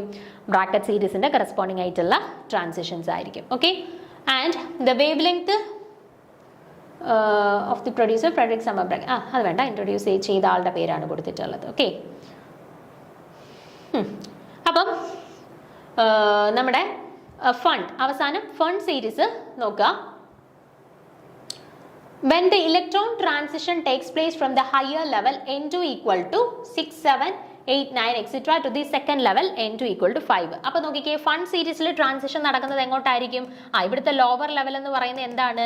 5ാമത്തെ ലെവലാണ് അല്ലെ 5ാമത്തെ ഓർബിറ്റലാണ്. അപ്പം n1 = 5ലോട്ടാണ് ട്രാൻസിഷൻസ് നടക്കുക. എവിടെ നിന്നായിരിക്കും ട്രാൻസിഷൻസ് നടക്കുക? ഹയർ ലെവൽസ് ആയിട്ടുള്ള 6, 7, 8, 9, 10 എക്സെട്ര ഇവിടെ നിന്നൊക്കെ ആയിരിക്കും n1 = 5 എന്ന് പറയുന്ന ആ ഒരു ലെവലിലോട്ട് ട്രാൻസിഷൻസ് നടക്കുക. ഓക്കെ, അപ്പോൾ ഇവരുടെ കേസിലും ട്രാൻസിഷൻസ് ഓക്കെ ആണല്ലോ.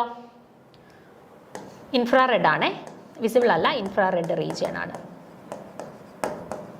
ഫണ്ട് സീരീസും ഒബ്സർവ് ചെയ്യുന്ന എവിടെയാണ്? നമ്മുടെ ഇലക്ട്രോമാഗ്നറ്റിക് സ്പെക്ട്രത്തിൽ ഫാർ ഇൻഫ്രാറെഡ് റീജിയനിലായിട്ട് ആണ് ആരും ഒബ്സർവ് ചെയ്യുന്നത്? ഫണ്ട് സീരീസ് കേട്ടോ.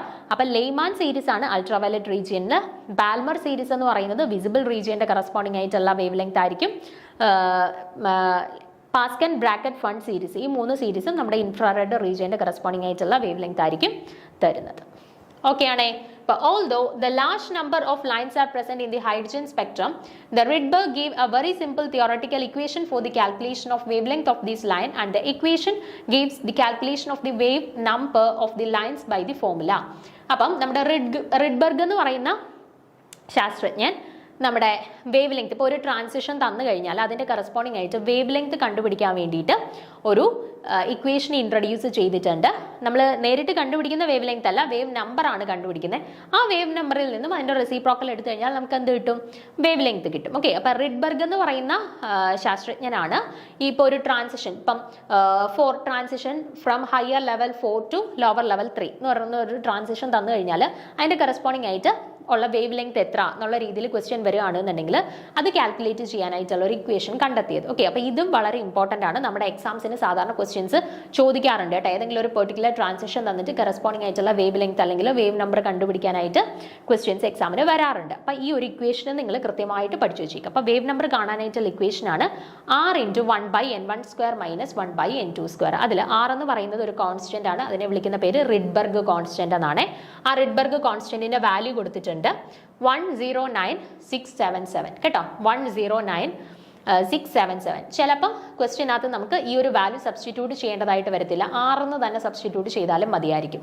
ചിലയിടത്ത് ഓപ്ഷൻസിനകത്ത് ആറെന്നായിരിക്കും തരുന്നത് കേട്ടോ. അപ്പോൾ ആറിന് വാല്യൂസ് സബ്സ്റ്റിറ്റ്യൂട്ട് ചെയ്യണമെങ്കിൽ അവർ പറയില്ലെന്നുണ്ടെങ്കിൽ ആറെന്ന് തന്നെ ഇട്ടിരുന്നാൽ മതി കേട്ടോ. ആറിൻ്റെ വാല്യൂ ഓർത്ത് വെച്ചേക്കുക 109677 ആണ് ഈ റിഡ്ബർഗ് കോൺസ്റ്റന്റ് ആറിൻ്റെ വാല്യൂ വരുന്നത്.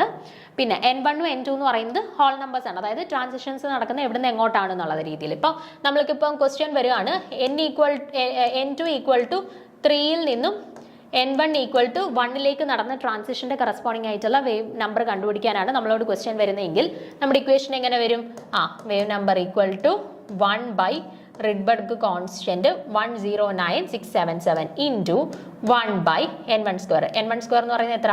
1² മൈനസ് 1/n2² എത്ര?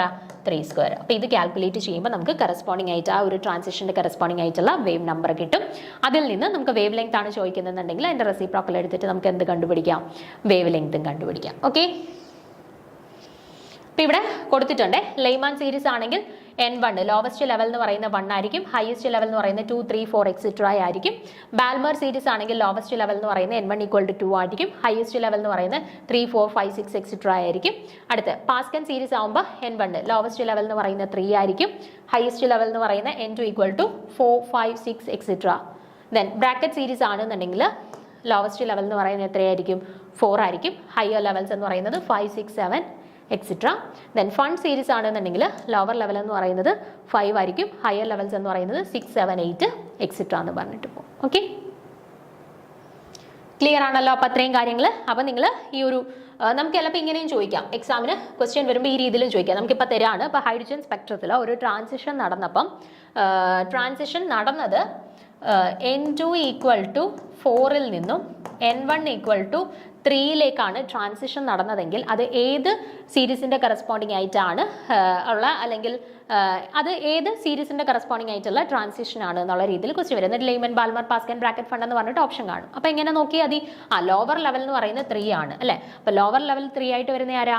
ലെയ്മൻ്റെത് 1 ആണ്, ബാൽമറിന്റെ 2 ആണ്, പാസ്കന്റെ ആണ് 3. അപ്പോൾ ഈ ഒരു ട്രാൻസിഷൻ എന്ന് പറയുന്നത് പാസ്കൻ സീരീസിന്റെ കറസ്പോണ്ടിങ് ആണ് കേട്ടോ. അപ്പോൾ ഈ രീതിയിലും ക്വസ്റ്റ്യൻസ് ചോദിക്കുക. അപ്പോൾ കറക്റ്റ് ആയിട്ട് ആ ഒരു ഓർഡറിൽ തന്നെ എവിടെ നിന്ന് എങ്ങോട്ടാണ് ട്രാൻസിഷൻസ് ഓരോന്നിലും നടക്കുന്നതെന്നുള്ളത് കൃത്യമായിട്ട് ഓർത്ത് വെച്ചേക്കുക കേട്ടോ. ഇനി നമ്മുടെ ചോദ്യത്തിലോട്ട് വരാം. അപ്പോൾ ഇവിടെ എന്തായിരുന്നു ചോദിച്ചത്? ലെയ്മൻ, ബാൽമർ, പാസ്കൻ, ബ്രാക്കറ്റ്, ഫണ്ട്. അപ്പോൾ ഓരോരുത്തരുടെയും കൃത്യമായിട്ടുള്ള മാച്ച് ചെയ്യാൻ, അതായത് ഓരോന്നും ഏത് സീരീസിൽ വരും എന്നുള്ളത് കൃത്യമായിട്ട് മാച്ച് ചെയ്യാനായിട്ടായിരുന്നു നമ്മളോട് ചോദിച്ചത് അല്ലേ? അപ്പം നമ്മൾ കണ്ടായിരുന്നു ലെയ്മാൻ എന്ന് പറയുന്നത് ഏതിനകത്ത് വരുന്നു? അൾട്രാ വയലറ്റിനകത്ത് വരുന്നു അല്ലേ? പാസ്കൻ എന്ന് പറയുന്നത് ഏതിനകത്ത് വരുന്നു? വിസിബിളിനകത്ത് വരുന്നു അല്ലേ? പിന്നെ ബാൽമർ, പാസ്കൻ അല്ല, നമ്മുടെ ലെയ്മാൻ സീരീസ് അൾട്രാ വയലറ്റിനകത്ത് വരുന്നു, ബാൽമർ സീരീസ് വിസിബിളിനകത്ത് വരുന്നു അല്ലേ? ദെൻ പാസ്കൻ സീരീസും ബ്രാക്കറ്റ് സീരീസും ഫണ്ട് സീരീസും നമ്മുടെ ഇൻഫ്രാറെഡ് റീജിയനകത്തായിരുന്നു വരുന്നത് അല്ലേ? Near infrared, infrared and far infrared റീജിയനിനകത്താണ് വരുന്നത്. അതിൽ ഫണ്ട് എന്ന് പറയുന്നത് ഫാർ ഇൻഫ്രാറെഡ് റീജിയനിലും പാസ്കൻ എന്ന് പറയുന്നത് നിയർ ഇൻഫ്രാറെഡ് റീജിയനിലുമായിട്ടാണ്, അല്ലെ ഇൻഫ്രാറെഡ് റീജിയനിലുമായിട്ടാണ് വരുന്നത്.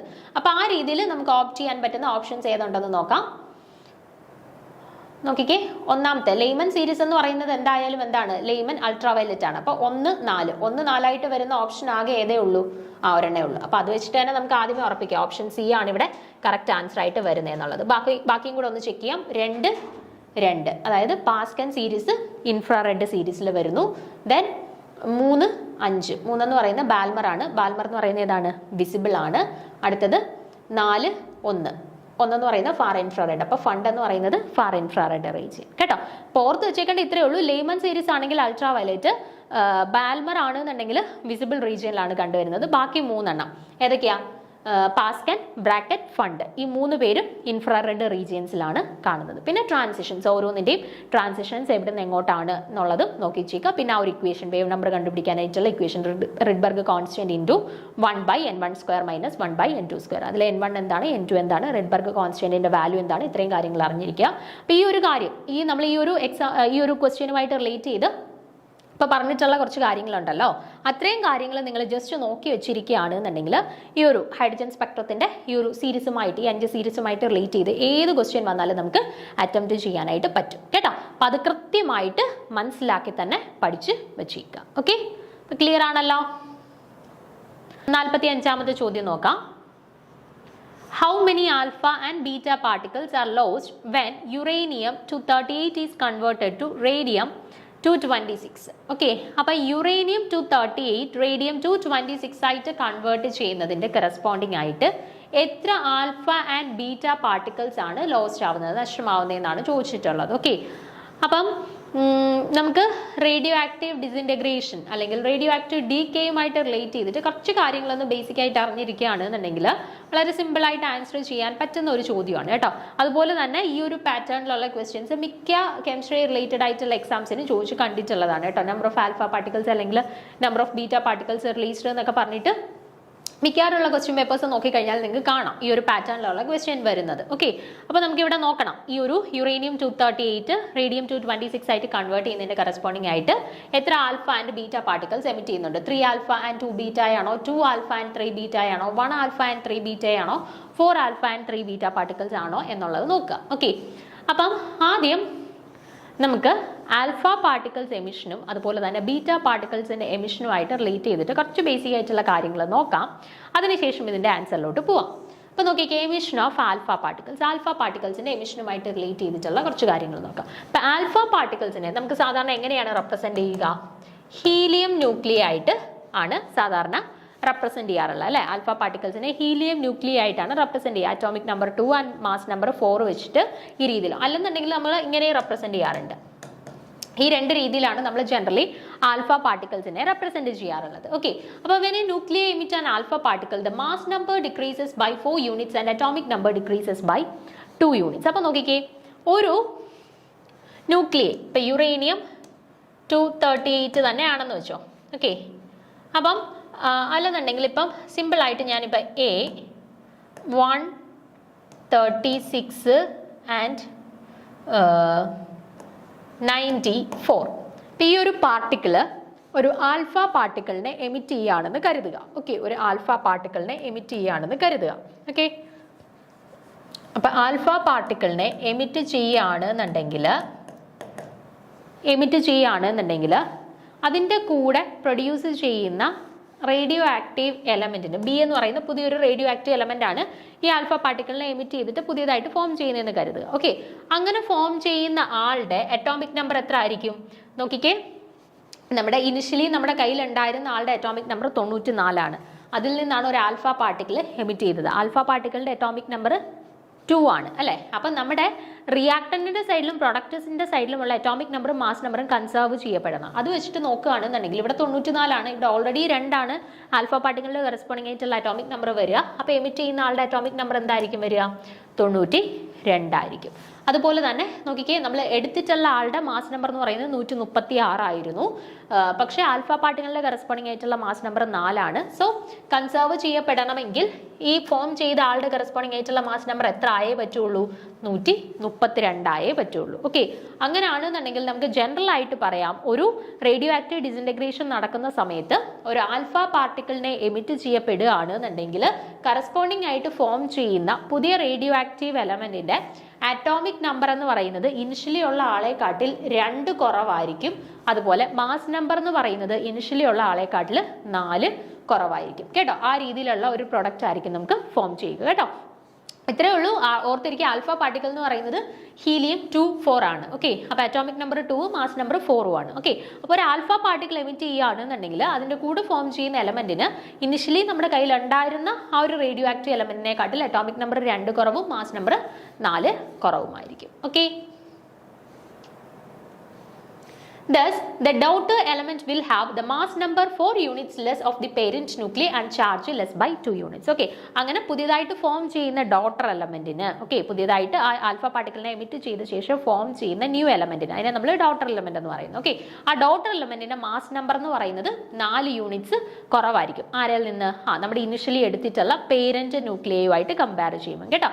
പേരന്റ് ന്യൂക്ലിയയിൽ നിന്ന് കമ്പയർ ചെയ്യുമ്പോൾ ഈ ഡോട്ടർ ന്യൂക്ലിയയുടെ മാസ് നമ്പർ 4 കുറവായിരിക്കും. അറ്റോമിക് നമ്പർ അല്ലെങ്കിൽ അവരുടെ ചാർജ് എത്ര യൂണിറ്റ്സ് കുറവായിരിക്കും? 2 യൂണിറ്റ്സ്, 2 യൂണിറ്റ്സ് കുറവായിരിക്കും. Okay, the new element formed will occupy 2 places to the left of the parent എലമെന്റിന്റെ പീരിയോഡിക് ടേബിൾ. അങ്ങനെ നോക്കുകയാണെന്നുണ്ടെങ്കിൽ നമ്മുടെ ഇനിഷ്യലി ഉണ്ടായിരുന്ന നമ്മുടെ എലമെന്റ് പീരിയോഡിക് ടേബിളിൽ ദാണ്ട് എ എന്ന് പറഞ്ഞാൽ ഈ ഒരു പൊസിഷനിലായിരുന്നു ഓക്കുപ്പൈ ചെയ്യുന്നതെങ്കിൽ ആൽഫ പാർട്ടിക്കിളിനെ എമിറ്റ് ചെയ്തിട്ട് ഫോം ചെയ്ത പുതിയ ഡോട്ടർ എലമെന്റ് എവിടെയായിരിക്കും ഓക്കുപ്പൈ ചെയ്യുന്നത്? പുതിയ ആളുടെ അറ്റോമിക് നമ്പർ ഇനിഷ്യലി ഉണ്ടായിരുന്ന ആളിനെക്കാട്ടിൽ 2 കുറവാണെന്ന് പറഞ്ഞു അല്ലേ. അപ്പൊ 2 പ്ലേസ് ലെഫ്റ്റിലോട്ട് ഈ ഒരു പൊസിഷനിലായിരിക്കും പുതിയതായിട്ട് ആ സിന്തസൈസ് ചെയ്ത ആ ഡോട്ടർ എലമെന്റിന്റെ പൊസിഷൻ വരുന്നത്. ഓക്കെ ആണേ, പ്രശ്നമൊന്നുമില്ലേ? അപ്പം ആൽഫ പാർട്ടിക്കിൾ എമിഷനുമായിട്ട് റിലേറ്റ് ചെയ്തിട്ട് ബേസിക് ആയിട്ടുള്ള കാര്യങ്ങൾ ക്ലിയർ ആണല്ലോ. ഇനി ബീറ്റ പാർട്ടിക്കിളിന്റെ എമിഷനുമായിട്ട് റിലേറ്റ് ചെയ്തിട്ടുള്ള കാര്യങ്ങൾ നോക്കാം. അപ്പൊ ബീറ്റ പാർട്ടിക്കിളിനെ നമ്മൾ ജനറലി റെപ്രസെന്റ് ചെയ്യാറുള്ളത് ഈ 2 രീതിയിലാണ് നമ്മൾ ജനറലി ബീറ്റ പാർട്ടിക്കിളിനെ എമിറ്റ് ചെയ്യുന്നത്. ഓക്കെ, അപ്പൊ ബീറ്റ പാർട്ടിക്കിളിനെ എമിറ്റ് ചെയ്യുന്ന സമയത്ത് മാസ് നമ്പറിന് എന്തെങ്കിലും ചേഞ്ച് വരുമോ? ഇല്ല, 0 ആണ് കറസ്പോണ്ടിങ് ആയിട്ടുള്ള മാസ് നമ്പർ, അപ്പൊ ചേഞ്ച് വരത്തില്ല. പക്ഷെ ചാർജോ -1 ആണ്. അതായത് ഇനിഷ്യലി ഉണ്ടായിരുന്ന ചാർജ് 2 ആണെന്നുണ്ടെങ്കിൽ ഒരു ബീറ്റ പാർട്ടിക്കിൾ എമിറ്റ് ചെയ്ത ശേഷം ആ ചാർജ് എന്തായിട്ട് മാറും? 3 ആയിട്ട് മാറും അല്ലെ. കാരണം ബീറ്റ പാർട്ടിക്കിളിന്റെ കറസ്പോണ്ടിങ് ആയിട്ടുള്ള ചാർജ് -1 ആണ് അല്ലെ. അപ്പൊ പുതിയതായിട്ട് എമിറ്റ് ചെയ്യുന്ന ആ ഒരു ഡോട്ടർ ന്യൂക്ലിയയുടെ കറസ്പോണ്ടിങ് ചാർജ് എന്ന് പറയുന്നത് എന്തായിരിക്കും? 1 കൂടുതലായിരിക്കും. ഓക്കെ, അതായത് ഇപ്പം നമ്മുടെ പീരിയോഡിക് ടേബിളിൽ ഈ എ എന്ന് പറയുന്ന പൊസിഷനിലായിരുന്നു നമ്മുടെ പേരന്റ് ന്യൂക്ലിയ ഓക്കുപ്പൈ ചെയ്തതെങ്കിൽ ഒരു ബീറ്റ പാർട്ടിക്കിളിനെ എമിറ്റ് ചെയ്ത ശേഷം പുതിയതായിട്ട് ഫോം ചെയ്യുന്ന ആ ഡോട്ടർ ന്യൂക്ലിയയുടെ പൊസിഷൻ എവിടെയായിരിക്കും? നമുക്കറിയാം പേരന്റ് ന്യൂക്ലിയയിൽ നിന്നും ഡോട്ടർ ന്യൂക്ലിയ ആവുന്ന സമയത്ത് അവരുടെ ചാർജിന് എന്ത് സംഭവിക്കും? 1 കൂടും അല്ലെ. കാരണം ബീറ്റയുടെ കറസ്പോണ്ടിങ് ചാർജ് -1 ആണ്. അപ്പൊ അത് കൺസേർവ് ചെയ്യപ്പെടണമെങ്കിൽ പുതിയതായിട്ട് ഫോം ചെയ്യുന്ന ഡോട്ടർ ന്യൂക്ലിയയുടെ ചാർജ് ഒന്ന് കൂടണം. അതായത് അയാളുടെ പൊസിഷൻ എവിടെയായിരിക്കും? Right side of the parent nuclei. Parent ന്യൂക്ലിയയുടെ റൈറ്റ് സൈഡിലായിട്ടായിരിക്കും ആ ഡോട്ടർ ന്യൂക്ലിയയുടെ പൊസിഷൻ വരുന്നത്. ഓക്കെ ആണേ. അപ്പൊ നോക്കുക, beta particles are electrons. Beta particles എന്ന് പറഞ്ഞാൽ എന്താണ്? ഇലക്ട്രോൺസ് ആണ്. അവരുടെ മാസ് നമ്പർ 0 ആണ്. ചാർജ് എന്ന് പറയുന്നത് -1 ആണ്. The emission of a beta particle will not cause any change in the mass number of the daughter nuclei. അപ്പം പേരന്റ് ന്യൂക്ലിയയിൽ നിന്നും ബീറ്റ എമിഷൻ നടന്ന് ഒരു ഡോട്ടർ ന്യൂക്ലിയ ഫോം ചെയ്യുകയാണെന്നുണ്ടെങ്കിൽ ആ ഡോട്ടർ ന്യൂക്ലിയയുടെ മാസ് നമ്പറിൽ എന്തെങ്കിലും വ്യത്യാസം കാണുമോ? ഇല്ല. പേരന്റ് ന്യൂക്ലിയയുടെ മാസ് നമ്പർ എന്തായിരുന്നു? അത് തന്നെയായിരിക്കും ആരുടെയും മാസ് നമ്പർ? ഡോട്ടർ ന്യൂക്ലിയയുടെ മാസ് നമ്പർ വരിക. Okay, but the nucleus of the daughter element will have atomic number more by 1 unit. പക്ഷേ ആ ഫോം ചെയ്യുന്ന ഡോട്ടർ ന്യൂക്ലിയയുടെ അറ്റോമിക് നമ്പറിൽ വ്യത്യാസം വരും. എന്താ? ഇനിഷ്യലി ഉണ്ടായിരുന്ന അറ്റോമിക് നമ്പർ എന്താണോ അതിനെക്കാട്ടിൽ 1 കൂടുതലായിരിക്കും ഫോം ചെയ്യുന്ന ഡോട്ടർ ന്യൂക്ലിയയുടെ അറ്റോമിക് നമ്പർ. കാരണം ഇവരുടെ ചാർജ്, ഇലക്ട്രോൺസിന്റെ ചാർജ് അല്ലെ ബീറ്റ പാർട്ടിക്കിളിന്റെ ചാർജ് എന്ന് പറയുന്നത് -1 ആണ്. അപ്പൊ അതിനെ കോമ്പൻസേറ്റ് ചെയ്യണമെങ്കിൽ പുതിയതായിട്ട് ഫോം ചെയ്യുന്ന ഡോട്ടർ ന്യൂക്ലിയയുടെ അറ്റോമിക് നമ്പർ 1 കൂടണം. എങ്കിൽ മാത്രമേ അതിനെ കോമ്പൻസേറ്റ് ചെയ്യാനായിട്ട് പറ്റുള്ളൂ. Okay, so the new element will occupy 1 position to the right of the parent എലമെന്റിന്റെ പീരിയോഡിക് ടേബിൾ. അപ്പൊ പീരിയോഡിക് ടേബിളിൽ പുതിയ എലമെന്റിന്റെ പൊസിഷൻ എന്ന് പറഞ്ഞാൽ നമ്മുടെ ഓൾറെഡി ഉണ്ടായിരുന്ന എലമെന്റിന്റെ 1 സൈഡ് റൈറ്റിലായിട്ടായിരിക്കും പുതിയ എലമെന്റിന്റെ പൊസിഷൻ വരിക. ഓക്കെ ആണേ. As per the displacement rule, the loss of the mass number due to the emission of alpha particle is 4 and that of due to the emission of beta particle is nil, and also the decrease in atomic number due to the alpha emission is 2 and the atomic number due to the beta emission is +1. അപ്പൊ നോക്കിക്കേ, ഈ പറഞ്ഞ കാര്യങ്ങൾ just ഒന്ന് കൺസോൾട്ടേറ്റ് ചെയ്ത് എഴുതിയിരിക്കുന്നതേ ഉള്ളൂ. അതായത് ഒരു ആൽഫ പാർട്ടിക്കിളാണ് എമിറ്റ് ചെയ്യുന്നതെങ്കിൽ അതിൽ നിന്ന് ഫോം ചെയ്യുന്ന പുതിയ ഡോട്ടർ ന്യൂക്ലിയയുടെ അറ്റോമിക് നമ്പർ എന്ന് പറഞ്ഞാൽ ഒറിജിനൽ പേരന്റ് ന്യൂക്ലിയയുടെ അറ്റോമിക് നമ്പറിനെക്കാട്ടിൽ 2 കുറവായിരിക്കും. അതുപോലെ മാസ് നമ്പർ എന്ന് പറയുന്നത് പേരന്റ് ന്യൂക്ലിയയുടെ മാസ് നമ്പറിനെക്കാട്ടിൽ 4 കുറവായിരിക്കും. ഓക്കെ, ഇനി ബീറ്റ എമിഷൻ ആണ് നടക്കുന്നതെങ്കിൽ, ഇത് ആൽഫ എമിഷന്റെ കേസ്. ഇനി ബീറ്റ എമിഷൻ ആണ് നടക്കുന്നതെങ്കിൽ ഫോം ചെയ്യുന്ന ഡോട്ടർ ന്യൂക്ലിയയുടെ കേസിൽ അവരുടെ മാസ് നമ്പറിന് എന്തെങ്കിലും ചേഞ്ച് വരുമോ? ഇല്ല. പേരന്റ് ന്യൂക്ലിയയുടെ മാസ് നമ്പർ എന്തായിരുന്നു അത് തന്നെയായിരിക്കും ആരുടെ മാസ് നമ്പറും നമ്മുടെ ഡോട്ടർ ന്യൂക്ലിയയുടെ മാസ് നമ്പറും. പിന്നെ ഏതിലാണ് വ്യത്യാസം വരുന്നത്? അറ്റോമിക് നമ്പറിലാണ് വ്യത്യാസം വരുന്നത്. അതായത് ബീറ്റ പാർട്ടിക്കിൾ ആണ് എമിറ്റ് ചെയ്യുന്നതെങ്കിൽ പുതിയതായിട്ട് ഫോം ചെയ്യുന്ന ഡോട്ടർ ന്യൂക്ലിയയുടെ അറ്റോമിക് നമ്പർ +1 1 കൂടും. കേട്ടോ, പറഞ്ഞ കാര്യങ്ങൾ ജസ്റ്റ് ഒന്ന് കൺസോൾട്ടേറ്റ് ചെയ്ത് എഴുതിയേക്കുന്നതേ ഉള്ളൂ. അത് ക്ലിയർ ആണല്ലോ, ഡൗട്ട് ഒന്നും ഇല്ലല്ലോ അതിൽ. ഇനി നോക്കുക, ഇവിടെ നമുക്ക് ചോദ്യത്തിൽ തന്നിട്ടുള്ള ആളുകൾ ആരൊക്കെയാണ്? യുറേനിയം 23892,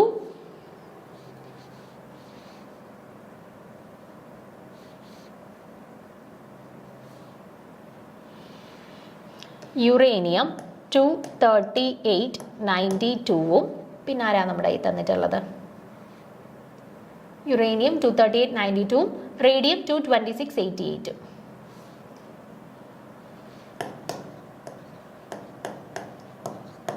ഈ രണ്ടാളുകളെയാണ് നമ്മൾ തന്നിട്ടുള്ളത്. അപ്പൊ ഇവര് ഡിസിൻറ്റഗ്രേഷൻ നടന്ന് യുറേനിയം 238 എന്ന് പറയുന്ന ആള് റേഡിയം 226 ആയിട്ട് മാറിയിട്ടുണ്ട്. അപ്പം ആ മാറിയ സമയത്ത് കറസ്പോണ്ടിങ് ആയിട്ട് ആൽഫ ബീറ്റ പാർട്ടിക്കിൾസിനെ എമിറ്റ് ചെയ്തിട്ടാണ് ഈ ഒരു ഡോട്ടർ ന്യൂക്ലിയ ആയിട്ട് മാറിയത്. ഓക്കെ, അപ്പൊ എത്ര ആൽഫ പാർട്ടിക്കിൾ എത്ര ബീറ്റ പാർട്ടിക്കിൾ എമിറ്റ് ചെയ്താൽ ഈ പ്രോഡക്റ്റ് കിട്ടും എന്നാണ് നമ്മളോട് ചോദിച്ചിട്ടുള്ളത്. ഓക്കെ, അപ്പൊ എങ്ങനെ കണ്ടുപിടിക്കാം?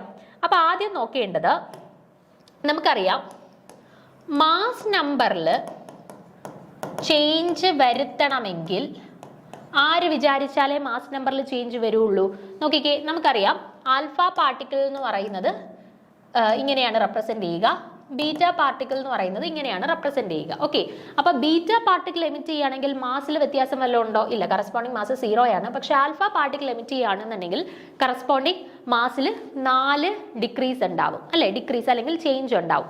അപ്പൊ ഒരു മാസ് നമ്പറിൽ ചേഞ്ച് ഉണ്ടാവണമെങ്കിൽ അത് ആര് കാരണം മാത്രമേ ഉണ്ടാവൂ?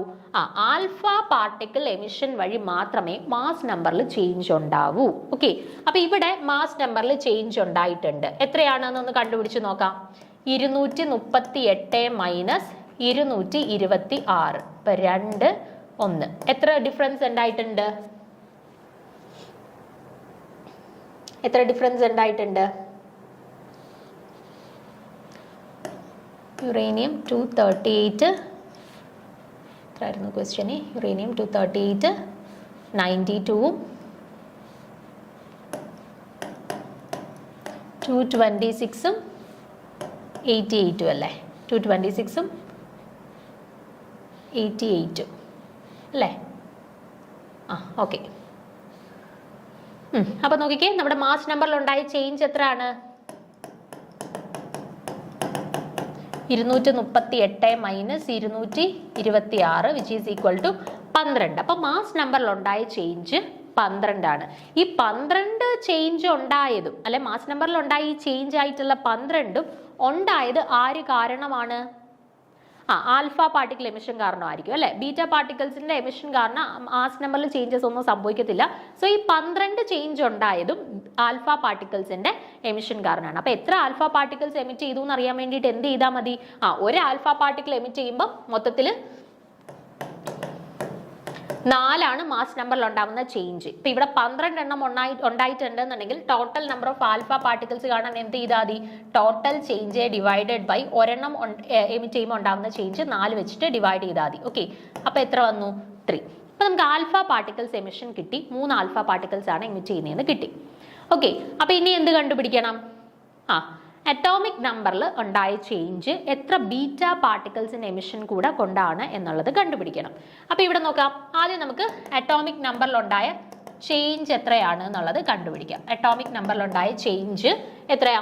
92 എന്നുള്ളത് എത്ര ആയിട്ട് മാറി? ഇപ്പം 92 എന്ന് പറയുന്നത് എത്ര ആയിട്ട് മാറി? 88 ആയിട്ട് മാറി. അതായത് അറ്റോമിക് നമ്പറിൽ ഉണ്ടായ ചേഞ്ച് എന്ന് പറയുന്നത് 4 ആണ്. ഓക്കെ, അറ്റോമിക് നമ്പറിൽ ഉണ്ടായ ചേഞ്ച് 4 ആണ്. അപ്പൊ ഇവിടെ നമ്മൾ കണ്ടു ഓൾറെഡി എത്ര ആൽഫ പാർട്ടിക്കിൾസ് എമിറ്റ് ചെയ്തിട്ടുണ്ട്? 3 ആൽഫ പാർട്ടിക്കിൾസ് എമിറ്റ് ചെയ്തിട്ടുണ്ട്. അപ്പൊ 3 ആൽഫ പാർട്ടിക്കിൾസ് എമിറ്റ് ചെയ്തിട്ടുണ്ടെങ്കിൽ കറസ്പോണ്ടിങ് ആയിട്ട് ഉണ്ടായിട്ടുള്ള അറ്റോമിക് നമ്പറിലെ ചേഞ്ച് എന്താണ്? ഒരു ആൽഫ പാർട്ടിക്കിളിന്റെ കറസ്പോണ്ടിങ് ആയിട്ടുള്ള അറ്റോമിക് നമ്പറിലെ ചേഞ്ച് 2 ആണ്. നമുക്ക് 3 ആൽഫ പാർട്ടിക്കിൾസ് എമിറ്റ് ചെയ്തിട്ടുണ്ട്. അപ്പൊ ടോട്ടൽ അറ്റോമിക് നമ്പറിലെ ചേഞ്ച് എന്ന് പറയുന്നത് 3 × 2 എത്രയാണ്? 6 ആണ്, അല്ലെ? 3 × 2 6 ആണ്. അപ്പം 3 ആൽഫ പാർട്ടിക്കിൾസ് എമിറ്റ് ചെയ്യുമ്പോൾ ഉണ്ടാവുന്ന total change in atomic number എന്ന് പറയുന്നത് 6 ആണ്. പക്ഷേ നമ്മുടെ ചോദ്യം നോക്കിക്കഴിഞ്ഞാൽ ചോദ്യത്തിൽ അറ്റോമിക് നമ്പറിന്റെ ചേഞ്ച് എത്രയാണ്? 4 ഉള്ളൂ. ഓക്കെ, അപ്പൊ 6 എന്ന് പറയുന്ന ചേഞ്ചിൽ നിന്നും അത് 4ലേക്ക് മാറണമെങ്കിൽ എത്ര ബീറ്റ പാർട്ടിക്കിൾസ് എമിറ്റ് ചെയ്തിട്ടുണ്ടായിരിക്കണം? എത്ര ബീറ്റ പാർട്ടിക്കിൾസ് എമിറ്റ് ചെയ്തിട്ടുണ്ടായിരിക്കണം? ബീറ്റ പാർട്ടിക്കിൾ ആവുമ്പോൾ -1 കുറഞ്ഞു പോകണം അല്ലേ? അപ്പൊ 6ൽ നിന്ന് എത്ര -1 കുറഞ്ഞാലാണ് 4 ആവുന്നത്? 2 -1 കുറഞ്ഞാലല്ലേ 4 ആവുന്നത്? അതായത് ടോട്ടൽ ആൽഫ പാർട്ടിക്കിൾസിന്റെ എമിഷൻ വഴി അറ്റോമിക് നമ്പറിൽ ഉണ്ടായ ചേഞ്ച് 4 ആണ്. പക്ഷെ നമ്മുടെ ക്വസ്റ്റ്യൻ നോക്കിക്കഴിഞ്ഞാൽ നമുക്ക് മനസ്സിലാവും എത്ര ചേഞ്ച് മാത്രമേ അറ്റോമിക് നമ്പറിന് ഉണ്ടായിട്ടുള്ളൂ? 4 ചേഞ്ച് മാത്രമേ ഉണ്ടായിട്ടുള്ളൂ.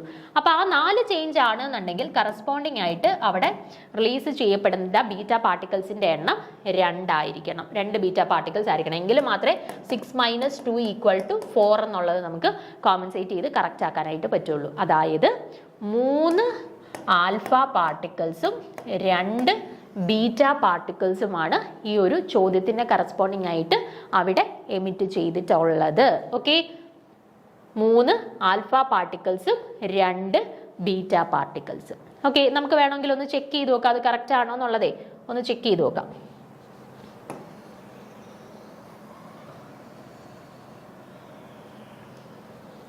ഓക്കെ, നമുക്കിപ്പോൾ കിട്ടി 3 ആൽഫയും 2 ബീറ്റായും എന്നുമാണ് നമുക്ക് കിട്ടിയിരിക്കുന്നത്. ഓക്കെ, 3 ആൽഫ ആൻഡ് 2 ബീറ്റ എന്നാണ് നമുക്ക് കിട്ടിയിട്ടുള്ളത്. അപ്പൊ നമുക്ക് നോക്കാം. Uranium 238 and 92 plus 3 alpha particle അല്ലേ? അപ്പം 3 ഹീലിയം 24 പ്ലസ്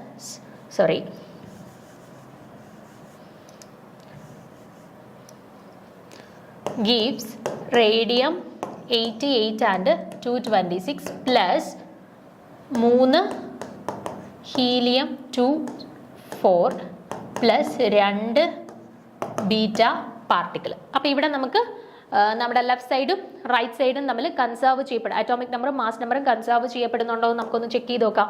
കിട്ടുന്നുണ്ടെന്നുണ്ടെങ്കിൽ നമ്മൾ കിട്ടിയ ആൻസർ ശരിയാണെന്ന് പറയാം. അപ്പോൾ ഇവിടെ നമ്മുടെ അറ്റോമിക് നമ്പറിന്റെ സ്ഥാനത്ത് 92 വന്നേക്കുന്നത്. അവിടെ മാസ് നമ്പർ അപ്പുറത്തെ സൈഡിൽ പ്രൊഡക്റ്റിന്റെ സൈഡിലും അത് 92 വരുന്നുണ്ടോ എന്ന് ചെക്ക് ചെയ്യാം. നോക്കിക്കേ, ഇവിടെ ഇപ്പം എത്ര? 88 പ്ലസ് ഇവിടെ എത്രയാ? 3 × 2 6 പ്ലസ് ഇവിടെ എത്രയാ? 2 × -1 -2. അതെത്ര വരും? 88 plus 6 -2 which is equal to 88 plus 4 which is equal to 92. Okay, അപ്പം റിയാക്ടന്റിന്റെ സൈഡിലും 92 കിട്ടി, പ്രോഡക്റ്റിന്റെ സൈഡിലും 92 കിട്ടി അറ്റോമിക് നമ്പർ. അപ്പം അറ്റോമിക് നമ്പർ കൺസേർവ് ആയിട്ടുണ്ട്, കുഴപ്പമൊന്നുമില്ല. ഇനി മാസ് നമ്പർ നോക്കാം. റിയാക്ടന്റിന്റെ സൈഡിൽ മാസ് നമ്പർ എത്രയാണ്? 238. ഓക്കെ, അപ്പം നമ്മുടെ റിയാക്ഷൻ കറക്റ്റ് ആണെന്നുണ്ടെങ്കിൽ പ്രോഡക്റ്റിന്റെ സൈഡിൽ മാസ് നമ്പർ എത്ര തന്നെ കിട്ടും? 238 തന്നെ കിട്ടും. നോക്കാം, ഇവിടെ എത്രയുണ്ട്? 226 പ്ലസ് ഇവിടെ എത്രയുണ്ട്? ഒരു ആൽഫ റിലീസ് ചെയ്യുമ്പോൾ 4, അങ്ങനെ 3 എണ്ണം ഉണ്ട്. അപ്പം 12. അപ്പം 6 7 8 2 1 3 238. അപ്പോൾ പ്രോഡക്റ്റിന്റെ സൈഡിലും മാസ് നമ്പർ കൂട്ടി നോക്കിയപ്പോഴത്തേന് 238 കിട്ടി. ഓക്കെ, അപ്പം നമ്മുടെ ഈ ഒരു റിയാക്ഷൻ കൺസേർവ് ചെയ്യപ്പെടുന്നുണ്ട്. അറ്റോമിക് നമ്പറും മാസ് നമ്പറും കൺസേർവ് ചെയ്യപ്പെടുന്നുണ്ട്. സോ നമ്മൾ ചെയ്ത ആൻസർ കറക്റ്റ് ആണെന്ന് മനസ്സിലായി. ഓക്കെ, അപ്പോൾ ഈ ഒരു പെർട്ടിക്കുലർ റിയാക്ഷൻ നടക്കണമെങ്കിൽ എത്ര number of alpha and beta particles release ചെയ്തേ പറ്റുള്ളൂ? 3 alpha particles and 2 beta particles release ചെയ്താൽ മാത്രമേ ഈ ഒരു കൺവേർഷൻ നടക്കുകയുള്ളൂ. സോ കറക്റ്റ് ആൻസർ ആയിട്ട് വരുന്നത് ഏതാണ്? നമ്മുടെ കറക്റ്റ് ആൻസർ ആയിട്ട് വരുന്നത്? ഓപ്ഷൻ എ ആണ് കേട്ടോ. ഓപ്ഷൻ എ ആണ്.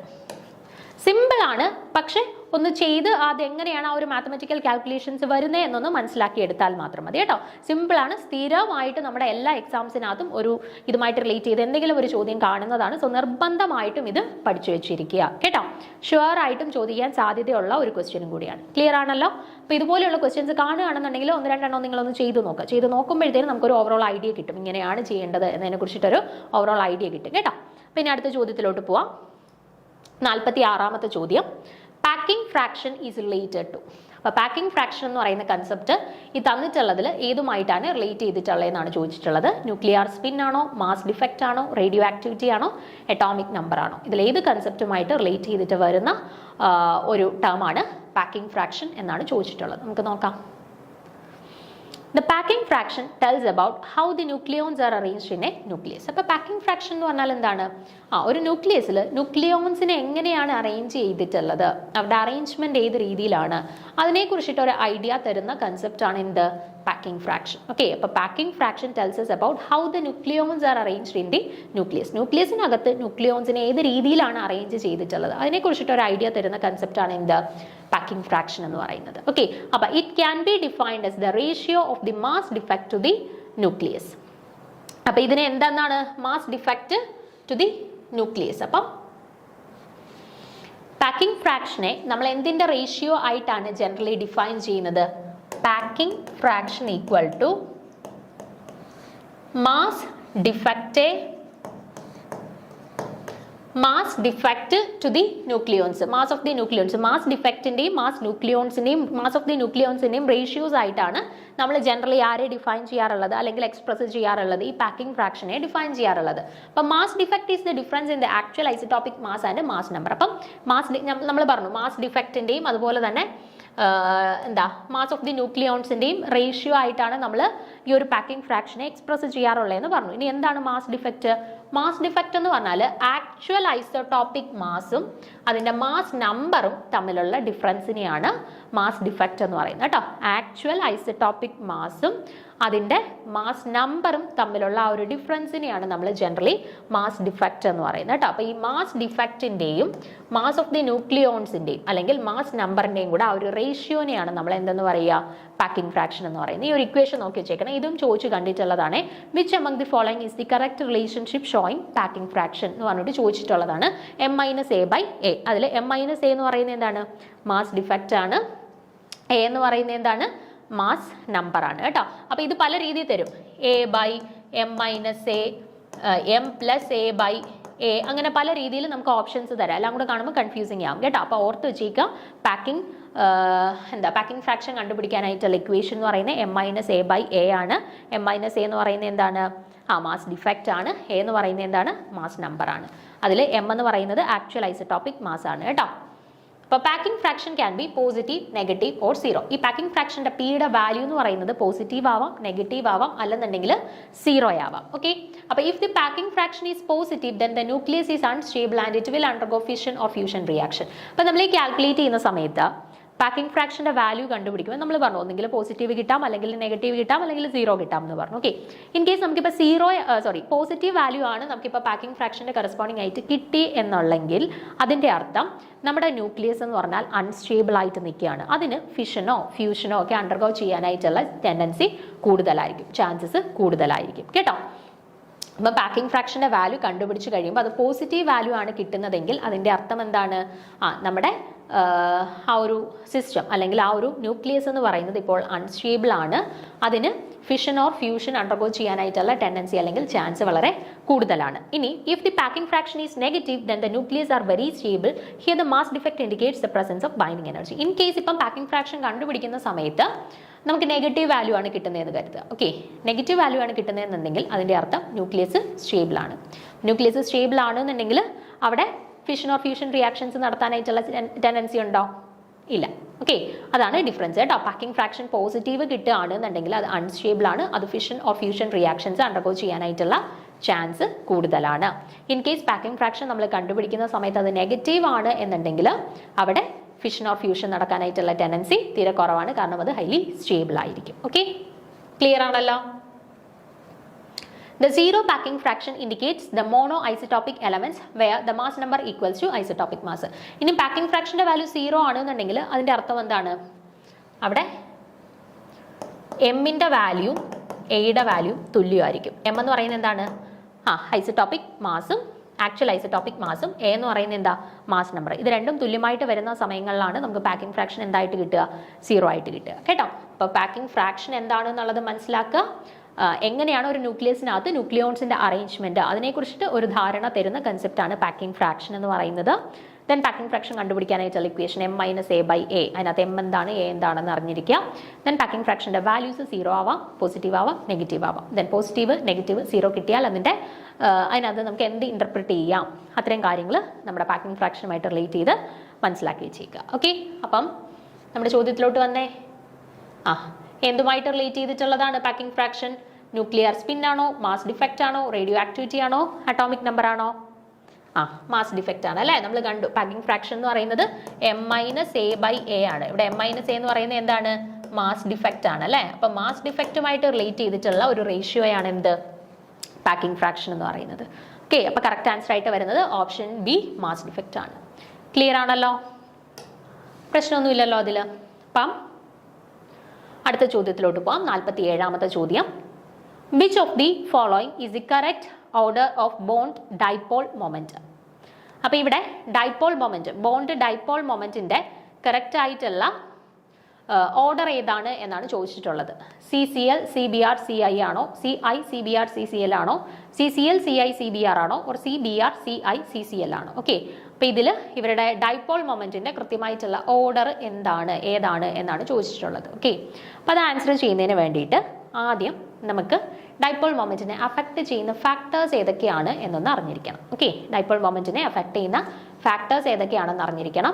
അത് വെച്ചിട്ട് മാത്രമേ നമുക്ക് ഈ ആൻസർ ചെയ്യാനായിട്ട് പറ്റുള്ളൂ. ഓക്കെ, അപ്പോൾ ഈ ആൻസർ മാത്രമല്ല, ഈ ഒരു ഡൈപോൾ മൊമെന്റിനെ അഫക്റ്റ് ചെയ്യുന്ന ഫാക്ടേഴ്സ് പഠിച്ചു വെച്ചിരുന്നാൽ ഈ ഡൈപോൾ മൊമെന്റിന്റെ ഒരു റിലേഷനുമായിട്ട് റിലേറ്റ് ചെയ്ത് ഏത് ചോദ്യങ്ങൾ വന്നാലും നമുക്ക് അറ്റംപ്റ്റ് ചെയ്യാനായിട്ട് പറ്റും. ഓക്കെ, അപ്പോൾ നമുക്ക് നോക്കാം ഏതൊക്കെ ഫാക്ടേഴ്സ് ആണ് ഡൈപോൾ മൊമെന്റിനെ അഫക്റ്റ് ചെയ്യുന്നത് എന്നുള്ളത്. ഒന്നാമത്തേത് ബോണ്ട് ലെങ്ത്. ബോണ്ട് ലെങ്ത് എങ്ങനെയാണ് അഫക്റ്റ് ചെയ്യുന്നത്? ബോണ്ട് ലെങ്ത് ഇൻക്രീസ് ചെയ്യുന്നതിനനുസരിച്ചിട്ട് ഡൈപോൾ മൊമെന്റും എന്ത് ചെയ്യുന്നുണ്ട്, ഡൈപോൾ മൊമെന്റും ഇൻക്രീസ് ചെയ്യുന്നുണ്ട്. അപ്പോൾ ഒന്നാമത്തെ ഫാക്ടർ ബോണ്ട് ലെങ്ത് കൂടുന്നതിനനുസരിച്ചിട്ട് ഡൈപോൾ മൊമെന്റും ഇൻക്രീസ് ചെയ്യുന്നു. രണ്ടാമത്തെ ഫാക്ടർ നോക്കുക, എന്താണ്, polarity. The bigger the polarity difference, the greater the dipole value. The magnitude of the charges is influenced by the polarity difference. അപ്പോൾ രണ്ടാമത്തെ ഫാക്ടർ ആണ് എന്ത്, പൊളാരിറ്റി. പൊളാരിറ്റി എങ്ങനെയാണ് അഫക്റ്റ് ചെയ്യുന്നത്? പൊളാരിറ്റി ഡിഫറൻസ് കൂടുതലാണ് എന്നുണ്ടെങ്കിൽ, അതായത് പോസിറ്റീവ് നെഗറ്റീവ് ചാർജ് സെപ്പറേഷൻ തന്നിട്ടുള്ള മോളിക്യൂളിൽ positive and negative charge separation കൂടുതലാണ് എന്നുണ്ടെങ്കിൽ, അല്ലെങ്കിൽ ആ ഒരു പൊളാരിറ്റി ഡിഫറൻസ് കൂടുതലാണ് എന്നുണ്ടെങ്കിൽ അവിടുത്തെ ഡൈപോൾ വാല്യൂ എന്തായിരിക്കും, ഡൈപോൾ വാല്യൂ കൂടുതലായിരിക്കും. The magnitude of the charges is influenced by the polarity difference. Okay, അപ്പം എന്തായാലും ഒരു positively charged and negatively charged particle combine ചെയ്തിട്ടായിരിക്കുമല്ലോ ഒരു കോമ്പൗണ്ട് ഫോം ചെയ്തിട്ടുള്ളത്. അപ്പോൾ അതിൽ ആ ഒരു പോസിറ്റീവ് ചാർജ് ആൻഡ് നെഗറ്റീവ് ചാർജിൻ്റെ ആ ചാർജ് ഡിഫറൻസ് കൂടുതലാണ് എന്നുണ്ടെങ്കിൽ ഡൈപോൾ മൊമെന്റ് സ്വാഭാവികമായിട്ടും കൂടുതലായിരിക്കും. ഓക്കെ, ദെൻ മൂന്നാമത്തെ factor geometry. If a molecule has opposing dipoles it has no dipole moment. For example BeCl2. അതായത് ഇപ്പം മോളിക്യൂൾസിന് ഒപ്പോസിംഗ് ഡൈപോൾ ആണ് എന്നുണ്ടെങ്കിൽ, ഇപ്പോൾ CO2ന്റെ കേസ് നിങ്ങൾ നോക്കിക്കഴിഞ്ഞാൽ ഇതിൻ്റെ ഡൈപോൾ മൊമെന്റിന്റെ ഡയറക്ഷൻ ഇത്, ഇതിൻ്റെ ഡൈപോൾ മൊമെന്റിന്റെ ഡയറക്ഷൻ ഇത്, ഒപ്പോസിംഗ് ഡയറക്ഷൻസിലാണ് ഡൈപോൾ മൊമെന്റ് ആക്ട് ചെയ്യുന്നത്. അപ്പോൾ അങ്ങനെയുള്ളവരുടെ കേസിൽ അവരുടെ ഡൈപോൾ മൊമെന്റിന്റെ വാല്യൂ എന്തായിരിക്കും വരിക, 0 ആയിരിക്കും വരിക. അതാണ് പറഞ്ഞിട്ടുള്ളത് geometry. If the molecule has opposing dipoles it has no dipole moment, or dipole മൊമെന്റിന്റെ വാല്യൂ എന്ന് പറയുന്നത് എന്തായിട്ടേ വരുള്ളൂ, 0 ആയിട്ടേ വരുള്ളൂ. ഓക്കെ, അടുത്തത് electronegativity. The dipole moment primarily depends upon the electronegativity difference between the atoms of a molecule. Larger the difference in electronegativity, larger the dipole moment. എന്താണ്, ഈ കോമ്പൗണ്ടിനകത്ത് നമുക്ക് തന്നിട്ടുള്ള ഒരു മോളിക്യൂളിനകത്ത് ഇൻക്ലൂഡഡ് ആയിട്ടുള്ള രണ്ട് ആളുകളുടെയും ഇലക്ട്രോനെഗറ്റിവിറ്റി ഡിഫറൻസ് നോക്കുന്നു. ഒരാൾ ഹൈലി ഇലക്ട്രോനെഗറ്റീവും അടുത്ത ആൾ ഹൈലി ഇലക്ട്രോ പോസിറ്റീവുമാണ് എന്നുണ്ടെങ്കിൽ എന്താണ്, ഇലക്ട്രോനെഗറ്റിവിറ്റി ഡിഫറൻസ് വളരെ കൂടുതലാണ്. അങ്ങനെയുള്ളവരുടെ കേസിൽ ഡൈപോൾ മൊമെന്റിന്റെ വാല്യൂ വളരെ കൂടുതലായിരിക്കും. ഓക്കെ, അപ്പോൾ ഈ 4 ഫാക്ടേഴ്സ് ആണ് ജനറലി ഡൈപോൾ മൊമെന്റിനെ അഫക്ട് ചെയ്യുന്നത്. ഒന്നാമത് നമ്മൾ പറഞ്ഞു ബോണ്ട് ലെങ്ത് കൂടുമ്പോഴത്തേന് ഡൈപോൾ മൊമെന്റ് ഇൻക്രീസ് ചെയ്യും. രണ്ടാമത്തെ ഫാക്ടർ പറഞ്ഞു polarity difference between the 2 atoms increase ചെയ്യുമ്പോഴത്തേന് ഡൈപോൾ മൊമെന്റും ഇൻക്രീസ് ചെയ്യും എന്ന് പറഞ്ഞു. അടുത്തത് ജിയോമെട്രിക്കകത്ത് നമ്മൾ എന്താ പറഞ്ഞത്, ഇപ്പം രണ്ട് സൈഡിലോട്ടും ഒപ്പോസിംഗ് ഡൈപോൾസ് ആയിട്ടാണ് ആക്ട് ചെയ്യുന്നത്. എക്സാമ്പിൾ CO2ന്റെ കേസിലെ പോലെ ഒപ്പോസിംഗ് ഡൈപോൾസ് ആണ് ആക്ട് ചെയ്യുന്നുണ്ടെങ്കിൽ അവിടുത്തെ ടോട്ടൽ ഡൈപോൾ മൊമെന്റിന്റെ വാല്യൂ എന്ന് വരുന്നത് 0 ആയിരിക്കും. അടുത്ത ഇലക്ട്രോനെഗറ്റിവിറ്റി, അതായത് ആ മോളിക്യൂളിനകത്ത് ഇൻവോൾവ് ആയിട്ടുള്ള രണ്ട് ആറ്റംസിന്റെയും ഇലക്ട്രോനെഗറ്റിവിറ്റി ഡിഫറൻസ് കാൽക്കുലേറ്റ് ചെയ്യുന്ന സമയത്ത് ഹയർ വാല്യൂ ആണെന്നുണ്ടെങ്കിൽ അവരുടെ ഡൈപോൾ മൊമെന്റ് വളരെ കൂടുതലായിരിക്കും. ഓക്കെ, അപ്പോൾ ഇൻ കേസ് ആ ഒരു ഡിഫറൻസ് എന്ന് പറയുന്നത് കുറവാണെന്നുണ്ടെങ്കിൽ ഡൈപോൾ മൊമെന്റ് കുറവായിരിക്കും. ഓക്കെ, അപ്പോൾ അത് വെച്ചിട്ട് നോക്കുകയാണെന്നുണ്ടെങ്കിൽ ഇവിടെ കറക്റ്റ് ആൻസർ വരുന്നത് ഏതാണ് നോക്കിക്കേ. ഇവിടെ നമുക്ക് തന്നിട്ടുള്ളത് CCl, CBr ആൻഡ് CI, ഇത് 3 പേരുമാണ് നമുക്ക് തന്നിട്ടുള്ളത് അല്ലേ. അപ്പം നമ്മൾ ഡൈപോൾ മൊമെന്റിനെ അഫക്ട് ചെയ്യുന്ന ഒരു ഫാക്ടർ പറഞ്ഞായിരുന്നു, എന്താണ്, ഇലക്ട്രോനെഗറ്റിവിറ്റി ഡിഫറൻസ്. അത് നമുക്കിവിടെ കൺസിഡർ ചെയ്താൽ മതി. നമുക്കറിയാം കാർബൺ എന്ന് പറയുന്നത് ഇലക്ട്രോ പോസിറ്റീവാണ്. ഈ ക്ലോറിൻ, ബ്രോമിൻ, അയഡിൻ എന്ന് പറയുന്നത് ഇലക്ട്രോ നെഗറ്റീവാണ് അല്ലേ. അപ്പോൾ ഈ electropositivity and electronegativity difference consider ചെയ്യുമ്പോഴത്തേന് കൂടുതൽ ആർക്കാണോ വരുന്നത് അവർക്കായിരിക്കും ഡൈപോൾ മൊമെന്റിന്റെ വാല്യൂ ഏറ്റവും കൂടുതലുള്ളത്. നമുക്കറിയാം ഹാലജൻസിന്റെ കേസിൽ ഫ്ലൂറിൻ, ക്ലോറിൻ, ബ്രോമിൻ, അയഡിൻ താഴോട്ട് വരുന്നതിനനുസരിച്ചിട്ട് അവരുടെ ഇലക്ട്രോണെഗറ്റിവിറ്റിക്ക് എന്ത് സംഭവിച്ചുകൊണ്ടിരിക്കുക? ഇലക്ട്രോണെഗറ്റിവിറ്റി ഡിക്രീസ് ചെയ്തുകൊണ്ടിരിക്കുക. അപ്പോൾ ഈ ക്ലോറിൻ, ബ്രോമിൻ, അയഡിൻ കൺസിഡർ ചെയ്താൽ ഏറ്റവും കൂടുതൽ ഇലക്ട്രോണെഗറ്റിവിറ്റി ഉള്ളത് ക്ലോറിൻ ആണ്, ഏറ്റവും കുറവ് ഇലക്ട്രോണെഗറ്റിവിറ്റി ഉള്ളത് അയഡിൻ ആണ്. അപ്പോൾ ഇലക്ട്രോണെഗറ്റിവിറ്റി ഡിഫറൻസ് ഏറ്റവും കൂടുതൽ വരാൻ സാധ്യത ആർക്കാണ്? കാർബൺ ഹൈലി ഇലക്ട്രോ പോസിറ്റീവ് ആണ്, ക്ലോറിൻ ഹൈലി ഇലക്ട്രോണെഗറ്റീവ് ആണ്. അപ്പോൾ ഇവർക്കിടയിലാണ് ഇലക്ട്രോണെഗറ്റിവിറ്റി ഡിഫറൻസ് ഏറ്റവും കൂടുതൽ വരുന്നത്. അതുവഴി CCl-നായിരിക്കും ഏറ്റവും കൂടുതൽ ഡൈപോൾ മൊമെന്റ് വരുന്നത്. കമ്പാരിറ്റീവ്ലി അയഡിൻ ആണ് ഏറ്റവും ഇലക്ട്രോണെഗറ്റിവിറ്റി കുറവുള്ളത്. സോ കാർബണിന്റെയും അയഡിന്റെയും ഇടയിലുള്ള ഇലക്ട്രോണെഗറ്റിവിറ്റി ഡിഫറൻസ് ആയിരിക്കും ഏറ്റവും കുറവുള്ളത്. സോ അവരായിരിക്കും ഡൈപോൾ മൊമെന്റ് ഏറ്റവും കുറഞ്ഞു വരും. ഓക്കെ, അത് വെച്ചിട്ട് നമുക്ക് ഓപ്ഷൻ എ കറക്റ്റ് ആൻസർ എന്ന് കിട്ടി. ക്ലിയർ ആണല്ലോ? അപ്പോൾ അഫക്ട് ചെയ്യുന്ന ഫാക്ടേഴ്സ് കൃത്യമായിട്ട് പഠിച്ചു വെച്ചേക്കാം. സോ നമുക്ക് ഡൈപോൾ മൊമെന്റുമായിട്ട് റിലേറ്റ് ചെയ്ത് ഏത് ക്വസ്റ്റ്യൻ വന്നാലും ആൻസർ ചെയ്യാൻ പറ്റും. ഓക്കെ, 48ാമത്തെ ചോദ്യം നോക്കാം കെമിസ്ട്രിയിലെ. Among the following molecule which has the longest CH bond length. അപ്പം ഇവിടെ 4 മോളിക്യൂൾസ് തന്നിട്ടുണ്ട്. ഇതിൽ CH ബോണ്ട് ലെങ്ത് ഏറ്റവും കൂടുതലുള്ളത് ആർക്കാണ് എന്നാണ് ചോദിച്ചിട്ടുള്ളത്. ഈത്തീൻ ആണോ, ഈതൈൻ ആണോ, ഈതെയിൻ ആണോ, or all having the same CH bond length ആണോ? ഓക്കെ, അപ്പം ഇതിൽ ആർക്കാണ് ബോണ്ട് ലെങ്ത് ഏറ്റവും കൂടുതലുള്ളത് എന്നാണ് ചോദിച്ചിട്ടുള്ളത്. അപ്പം ബോണ്ട് ലെങ്ത്തിനെ എഫക്ട് ചെയ്യുന്ന ഫാക്ടർ എന്താണ് എന്നുള്ളത് നമ്മൾ അറിഞ്ഞിരിക്കണം. ഓക്കെ, അപ്പം നോക്കാം. ഒന്നാമത്തെ നോക്കുക, the bond length increases with the increase in the size of the atoms. For example, the bond length of the HX is in the order HI, HBr, HCl, HF. ആദ്യം പറഞ്ഞിരിക്കുന്ന ഫാക്ടർ നോക്കുക, എന്താണ്? ആറ്റംസിന്റെ size കൂടുന്നതിനനുസരിച്ചിട്ട് bond length കൂടാം.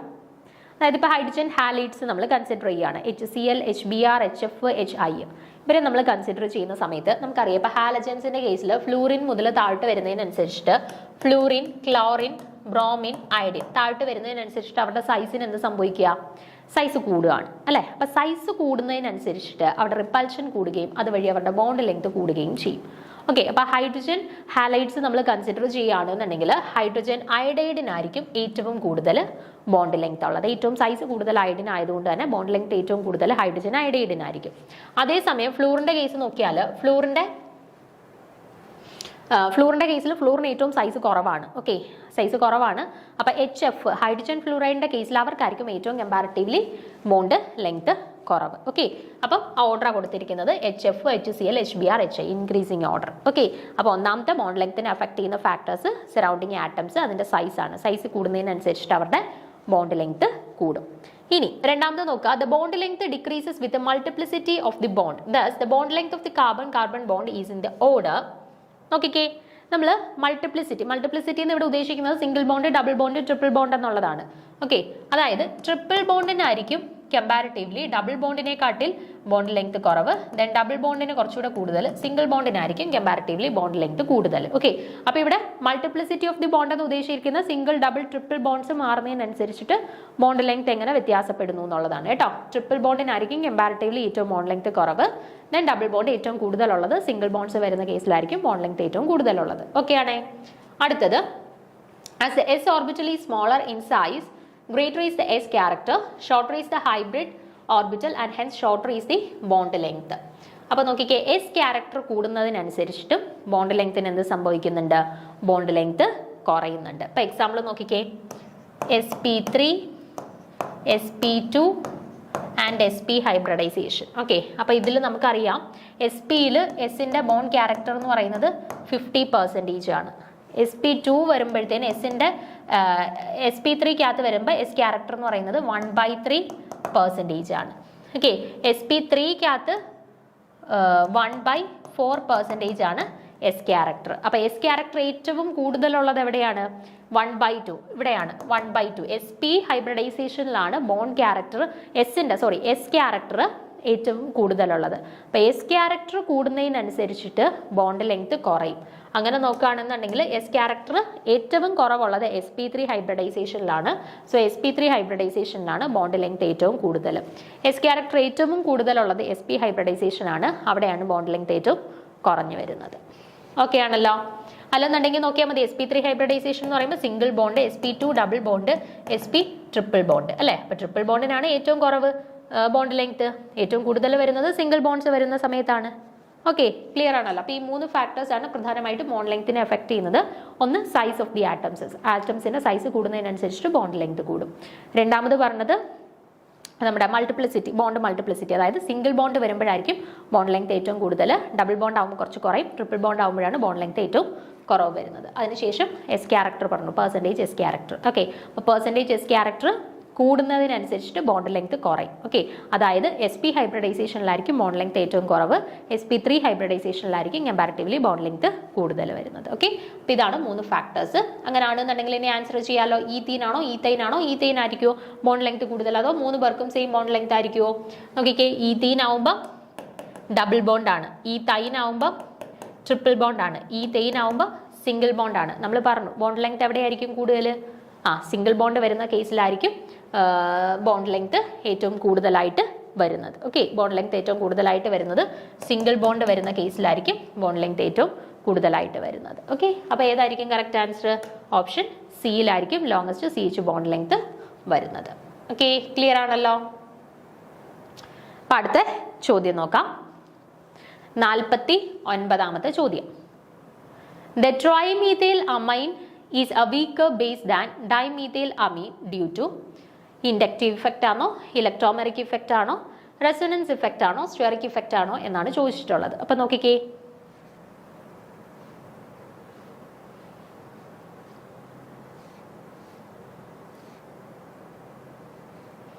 നമുക്കിവിടെ trimethyl അമീൻ്റെ കേസും തന്നിട്ടുണ്ട്, dimethyl അമീൻ്റെ കേസും തന്നിട്ടുണ്ട്. ഓക്കെ, ട്രൈമീഥൈൽ അമീനും തന്നിട്ടുണ്ട്, ഡൈമീഥൈൽ അമീനും തന്നിട്ടുണ്ട്. എന്നിട്ട് നമ്മളോട് ചോദിച്ചേക്കാണ്, ഈ ട്രൈമീഥൈൽ അമീൻ എന്ന് പറയുന്നത് വീക്കർ ബേസ് ആണ് കമ്പയർഡ് ടു ഡൈമീഥൈൽ അമീൻ. അതിൻ്റെ റീസൺ എന്താണ്, അല്ലെങ്കിൽ ഇതിൽ ഏത് ഫാക്ടർ യൂസ് ചെയ്തിട്ടാണ് അത് നമുക്ക് കൃത്യമായിട്ട് എക്സ്പ്ലെയിൻ ചെയ്യാൻ പറ്റുന്നത് എന്നാണ് ചോദിച്ചിട്ടുള്ളത്.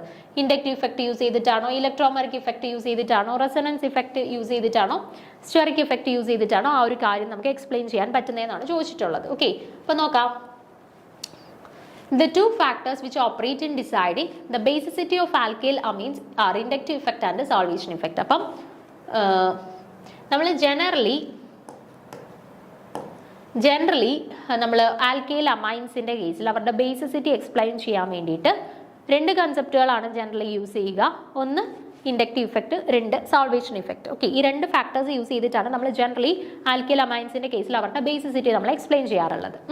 അപ്പോൾ ഇൻഡക്റ്റീവ് ഇഫക്റ്റ് എന്ന് പറഞ്ഞാൽ നോക്കിക്കേ, ഇൻഡക്റ്റീവ് ഇഫക്റ്റ് പ്രകാരം alkyl group being electron releasing, increasing the alkyl group increases the charge density on the nitrogen, this in turn increases the basicity of the amines.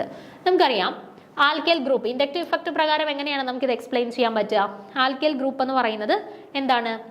Electron releasing ഗ്രൂപ്പാണ് alkyl group, അല്ലെ methyl ഗ്രൂപ്പോ alkyl ഗ്രൂപ്പൊക്കെ electron releasing ഗ്രൂപ്പുകളാണ്, അല്ലേ? അപ്പോൾ ഈ alkyl group increase ചെയ്യുന്നതിനനുസരിച്ചിട്ട് ഈ നൈട്രജനിലോട്ട് വരുന്ന charge, electron releasing group അല്ലേ, അതുകൊണ്ട് തന്നെ നൈട്രജനിലേക്കുള്ള ചാർജ് ഡെൻസിറ്റിക്ക് എന്ത് സംഭവിക്കും? ചാർജ് ഡെൻസിറ്റി ഇൻക്രീസ് ചെയ്യും, അല്ലേ? This increases the basicity of the amines. അപ്പം charge density on nitrogen increase ചെയ്യുകയാണെങ്കിൽ അവരുടെ ബേസിസിറ്റി എന്ത് ചെയ്യും? ഗ്രാജുവലി ബേസിസിറ്റി ഇൻക്രീസ് ചെയ്യും, അല്ലേ? അപ്പോൾ അതിൽ നിന്ന് നമുക്ക് മനസ്സിലായി എന്താണ്? ജനറലി ഇൻഡക്റ്റീവ് ഇഫക്റ്റ് നമ്മുടെ ബേസിസിറ്റി ഓഫ് ദി അമീൻസിനെ അഫക്റ്റ് ചെയ്യുന്നുണ്ട്, അല്ലെങ്കിൽ എക്സ്പ്ലെയിൻ ചെയ്യാൻ പറ്റുന്നുണ്ട്. ആ ഇൻഡക്റ്റീവ് ഇഫക്റ്റ് പ്രകാരം ആൽക്കൈൽ സബ്സ്റ്റിറ്റ്യുവൻസിൻ്റെ എണ്ണം ഇൻക്രീസ് ചെയ്യുന്നതിനനുസരിച്ചിട്ട് ഇലക്ട്രോൺ റിലീസിംഗ് ഗ്രൂപ്പ് കൂടുകയാണ്, അതായത് നമ്മുടെ സെൻട്രൽ ആറ്റത്തിലേക്കുള്ള ചാർജ് ഡെൻസിറ്റി കൂടുകയാണ്. അത് പ്രകാരം ബേസിസിറ്റി ഗ്രാജുവലി ഇൻക്രീസ് ചെയ്യേണ്ടതാണ്. ഓക്കെ, ബേസിസിറ്റി ഇൻക്രീസ് ചെയ്യേണ്ടതാണ്. അപ്പം നമ്മൾ നോർമലി വിചാരിക്കും ഇൻഡക്റ്റീവ് ഇഫക്റ്റ് ഓപ്ഷനിലുണ്ടല്ലോ, അപ്പോൾ ഇൻഡക്റ്റീവ് ഇഫക്റ്റ് ആണ് കറക്റ്റ് ആൻസർ എന്ന് പറഞ്ഞിട്ട് നമ്മൾ മാർക്ക് ചെയ്ത് വെക്കും, അല്ലേ? പക്ഷേ ഇൻഡക്റ്റീവ് ഇഫക്റ്റ് പ്രകാരം ആർക്കാണ് ബേസിസിറ്റി കൂടുതൽ വരേണ്ടത്? ട്രൈആൽക്കൈൽ അമീനാണ് വരേണ്ടത്, അല്ലെ? ആറിൻ്റെ ഗ്രൂപ്പ്, അല്ലെ? ആൽക്കൈൽ ഗ്രൂപ്പ് കൂടുന്നതിനനുസരിച്ചിട്ടാണ് ഇൻഡക്റ്റീവ് ഇഫക്റ്റ് പ്രകാരം ബേസിസിറ്റി കൂടുതൽ വരേണ്ടത്. അപ്പോൾ ഇൻഡക്റ്റീവ് ഇഫക്റ്റ് ആണ് ആൻസർ എങ്കിൽ ഇൻഡക്റ്റീവ് ഇഫക്റ്റ് പ്രകാരം R3N R2NH കൂടുതൽ ബേസിസിറ്റി വരേണ്ടത്. പക്ഷെ ആക്ച്വലി അങ്ങനല്ല. ട്രൈആൽക്കൈൽ അമീൻ എന്ന് പറയുന്നത് ആക്ച്വലി വീക്കർ ദാൻ ഡൈആൽക്കൈൽ അമീൻ ആണ്. അപ്പോൾ ഇൻഡക്റ്റീവ് ഇഫക്റ്റ് അല്ല. ഇങ്ങനെ ആയിരുന്നു എങ്കിൽ ഇൻഡക്റ്റീവ് ഇഫക്റ്റ് ആയിരുന്നു അതിൻ്റെ കാരണം. പക്ഷേ ഇൻഡക്റ്റീവ് ഇഫക്റ്റിന് ഓപ്പോസിറ്റ് ആയിട്ട് എന്തോ ഒരു ഇഫക്റ്റ് ആക്ട് ചെയ്തു. അതുകൊണ്ടാണ് R3N ബേസിസിറ്റി കമ്പാരിറ്റീവ്ലി R2NH കുറഞ്ഞു പോയത്. ഓക്കെ ആണേ? അപ്പൊ അതിന്റെ റീസൺ എന്താണ് നോക്കിക്കേ. Thus the expected order of basicity is R3n, R2NH, RNH2, NH3 അല്ലെ. ഇൻഡക്റ്റീവ് ഇഫക്റ്റ് പ്രകാരം നമ്മൾ എക്സ്പെക്ട് ചെയ്യുന്ന ഓർഡർ എന്ന് പറഞ്ഞാൽ ഏറ്റവും കുറവ് NH3, R ഗ്രൂപ്പിന്റെ എണ്ണം കൂടുന്നതിനനുസരിച്ചിട്ട് എന്ത് ചെയ്തു, അവരുടെ ബേസിസിറ്റി ഇങ്ങനെ കൂടി വരികയാണ്. ഏത് ഇഫക്റ്റ് പ്രകാരം? ഇൻഡക്റ്റീവ് ഇഫക്റ്റ് പ്രകാരം. ഇതാണ് നമ്മൾ എക്സ്പെക്ട് ചെയ്യുന്ന ഒരു ഓർഡർ. പക്ഷേ the steric factor in R3n makes the availability of lone pairs of electrons on nitrogen poor than R2NH, predicting R2NH is strong baser than R3NH. അപ്പം പക്ഷേ ഇവിടെ ഒരു പ്രശ്നം എന്ന് പറഞ്ഞാൽ ഇത് R3n എന്ന് പറയുന്നത് ഭയങ്കര ബൾക്കിയാണല്ലേ. നൈട്രജന് ചുറ്റും 3 R ഗ്രൂപ്പ് വരുന്നു. അപ്പോൾ അവിടെ സ്റ്റെറിക് ഇഫക്റ്റ് ഭയങ്കരമായിട്ട് ഇഫക്റ്റ് ചെയ്യാനായിട്ട് തുടങ്ങും. ഓക്കെ, ബൾക്കി ഗ്രൂപ്പാണ്, 3 ബൾക്കി ഗ്രൂപ്പ് ആ നൈട്രജന് ചുറ്റും വരുന്നത് കാരണം എന്താണ്, ഇവിടെ സ്റ്റെറിക് ഹിൻഡ്രൻസ് ഭയങ്കരമായിട്ട് കൂടാൻ തുടങ്ങും. അപ്പം നമ്മൾ ആ ഇൻഡക്റ്റീവ് ഇഫക്റ്റിനെ ഓപ്പോസിറ്റ് ആയിട്ട് ആരിവിടെ ആക്ട് ചെയ്യാൻ തുടങ്ങും? സ്റ്റെറിക് ഇഫക്റ്റ് ആക്ട് ചെയ്യാനായിട്ട് തുടങ്ങും. അപ്പോൾ ആ ഒരു സ്റ്റെറിക് ഇഫക്റ്റ് കാരണം ഇയാളുടെ ബേസിസിറ്റി എന്ത് ചെയ്യും? ക്രമേണ കുറയും. അതിനെക്കാട്ടിൽ ആരുടെ കൂടും? R2NHന്റെ കൂടിയും ചെയ്യും കേട്ടോ. R2NHന് നമ്മൾ കിട്ടുന്ന ആ ഒരു ബേസിസിറ്റിയെ കാട്ടിൽ ഈ സ്റ്റെറിക് ഹിൻഡ്രൻസ് കാരണം ഇവരുടെ ബേസിസിറ്റി അങ്ങ് കുറയും. ഓക്കെ, അപ്പോൾ ഇവിടെ ആക്ച്വലി ഇയാളുടെ ബേസിസിറ്റി കൂടാനും ഇയാളുടെ ബേസിസിറ്റി കുറയാനും ഉണ്ടായ റീസൺ ഏതാണ്, അല്ലെങ്കിൽ ഏത് ഫാക്ടർ യൂസ് ചെയ്തിട്ടാണ് നമുക്കത് എക്സ്പ്ലെയിൻ ചെയ്യാൻ പറ്റുക? ഇൻഡക്റ്റീവ് ഇഫക്റ്റ് അല്ല, സ്റ്റെറിക് ഇഫക്റ്റ് ആണ് കേട്ടോ. സ്റ്റെറിക് ഇഫക്റ്റ് കാരണം ഇവിടെ 3 ബൾക്കി ഗ്രൂപ്പ് വരികയും നമ്മുടെ R3nന്റെ ബേസിസിറ്റി ക്രമേണ ഡിക്രീസ് ചെയ്യുകയും ചെയ്യുന്നു കേട്ടോ. അതാണ് ആൻസർ കേട്ടോ.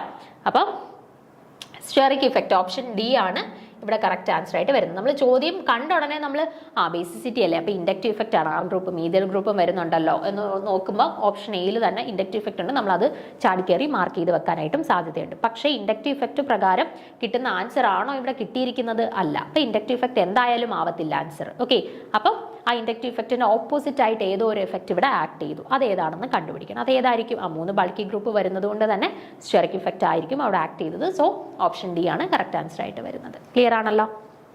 അടുത്ത ചോദ്യത്തിലോട്ട് പോവാം.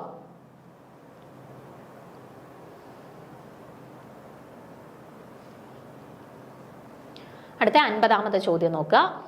Identify the electrophile. തന്നിട്ടുള്ളതിൽ ഇലക്ട്രോഫൈലിനെ ഐഡന്റിഫൈ ചെയ്യാനായിട്ടാണ് പറഞ്ഞിട്ടുള്ളത്.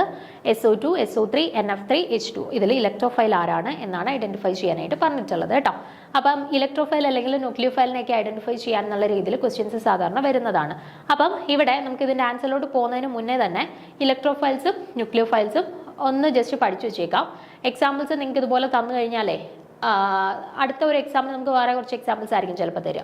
അപ്പോൾ ഇലക്ട്രോഫൈൽസിന് എക്സാമ്പിൾസ് കൃത്യമായിട്ട് നോക്കി വെച്ചേക്കുക. എന്താണ് ഇലക്ട്രോഫൈൽസും ന്യൂക്ലിയോഫൈൽസും തമ്മിലുള്ള ഡിഫറൻസും കൃത്യമായിട്ട് മനസ്സിലാക്കി വെച്ചേക്കുക. അതിനുശേഷം നമുക്ക് ആൻസറിലോട്ട് പോകാം. ഓക്കെ, അപ്പോൾ electrophiles are electron deficient species and can accept the electron pair from the electron rich species. അപ്പം ഇലക്ട്രോഫൈൽസും ന്യൂക്ലിയോഫൈൽസും തമ്മിലുള്ള ഡിഫറൻസ് എന്താണ്?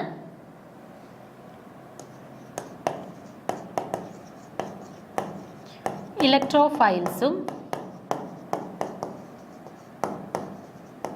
ന്യൂക്ലിയോഫൈൽസും തമ്മിലുള്ള വ്യത്യാസം എന്താണ്? ഇലക്ട്രോഫൈൽ, ഫൈൽ മീൻസ് ലവിങ് എന്നുള്ളതാണ്. അപ്പോൾ ഇലക്ട്രോഫൈലിന്റെ അർത്ഥം എന്താണ്? ഇലക്ട്രോൺ ലവിങ് സ്പീഷീസ് എന്നാണ്. ഓക്കെ, ഇലക്ട്രോഫൈൽസ് ആ ഒരു വേർഡിന്റെ മീനിങ് എന്ന് പറഞ്ഞാൽ ഇലക്ട്രോൺ ലവിങ് സ്പീഷീസ് ആയിരിക്കും. അപ്പോൾ ഇലക്ട്രോൺ ലവിങ് സ്പീഷീസ് ആണെന്നുണ്ടെങ്കിൽ അവരുടെ ചാർജ് എന്തായിരിക്കും?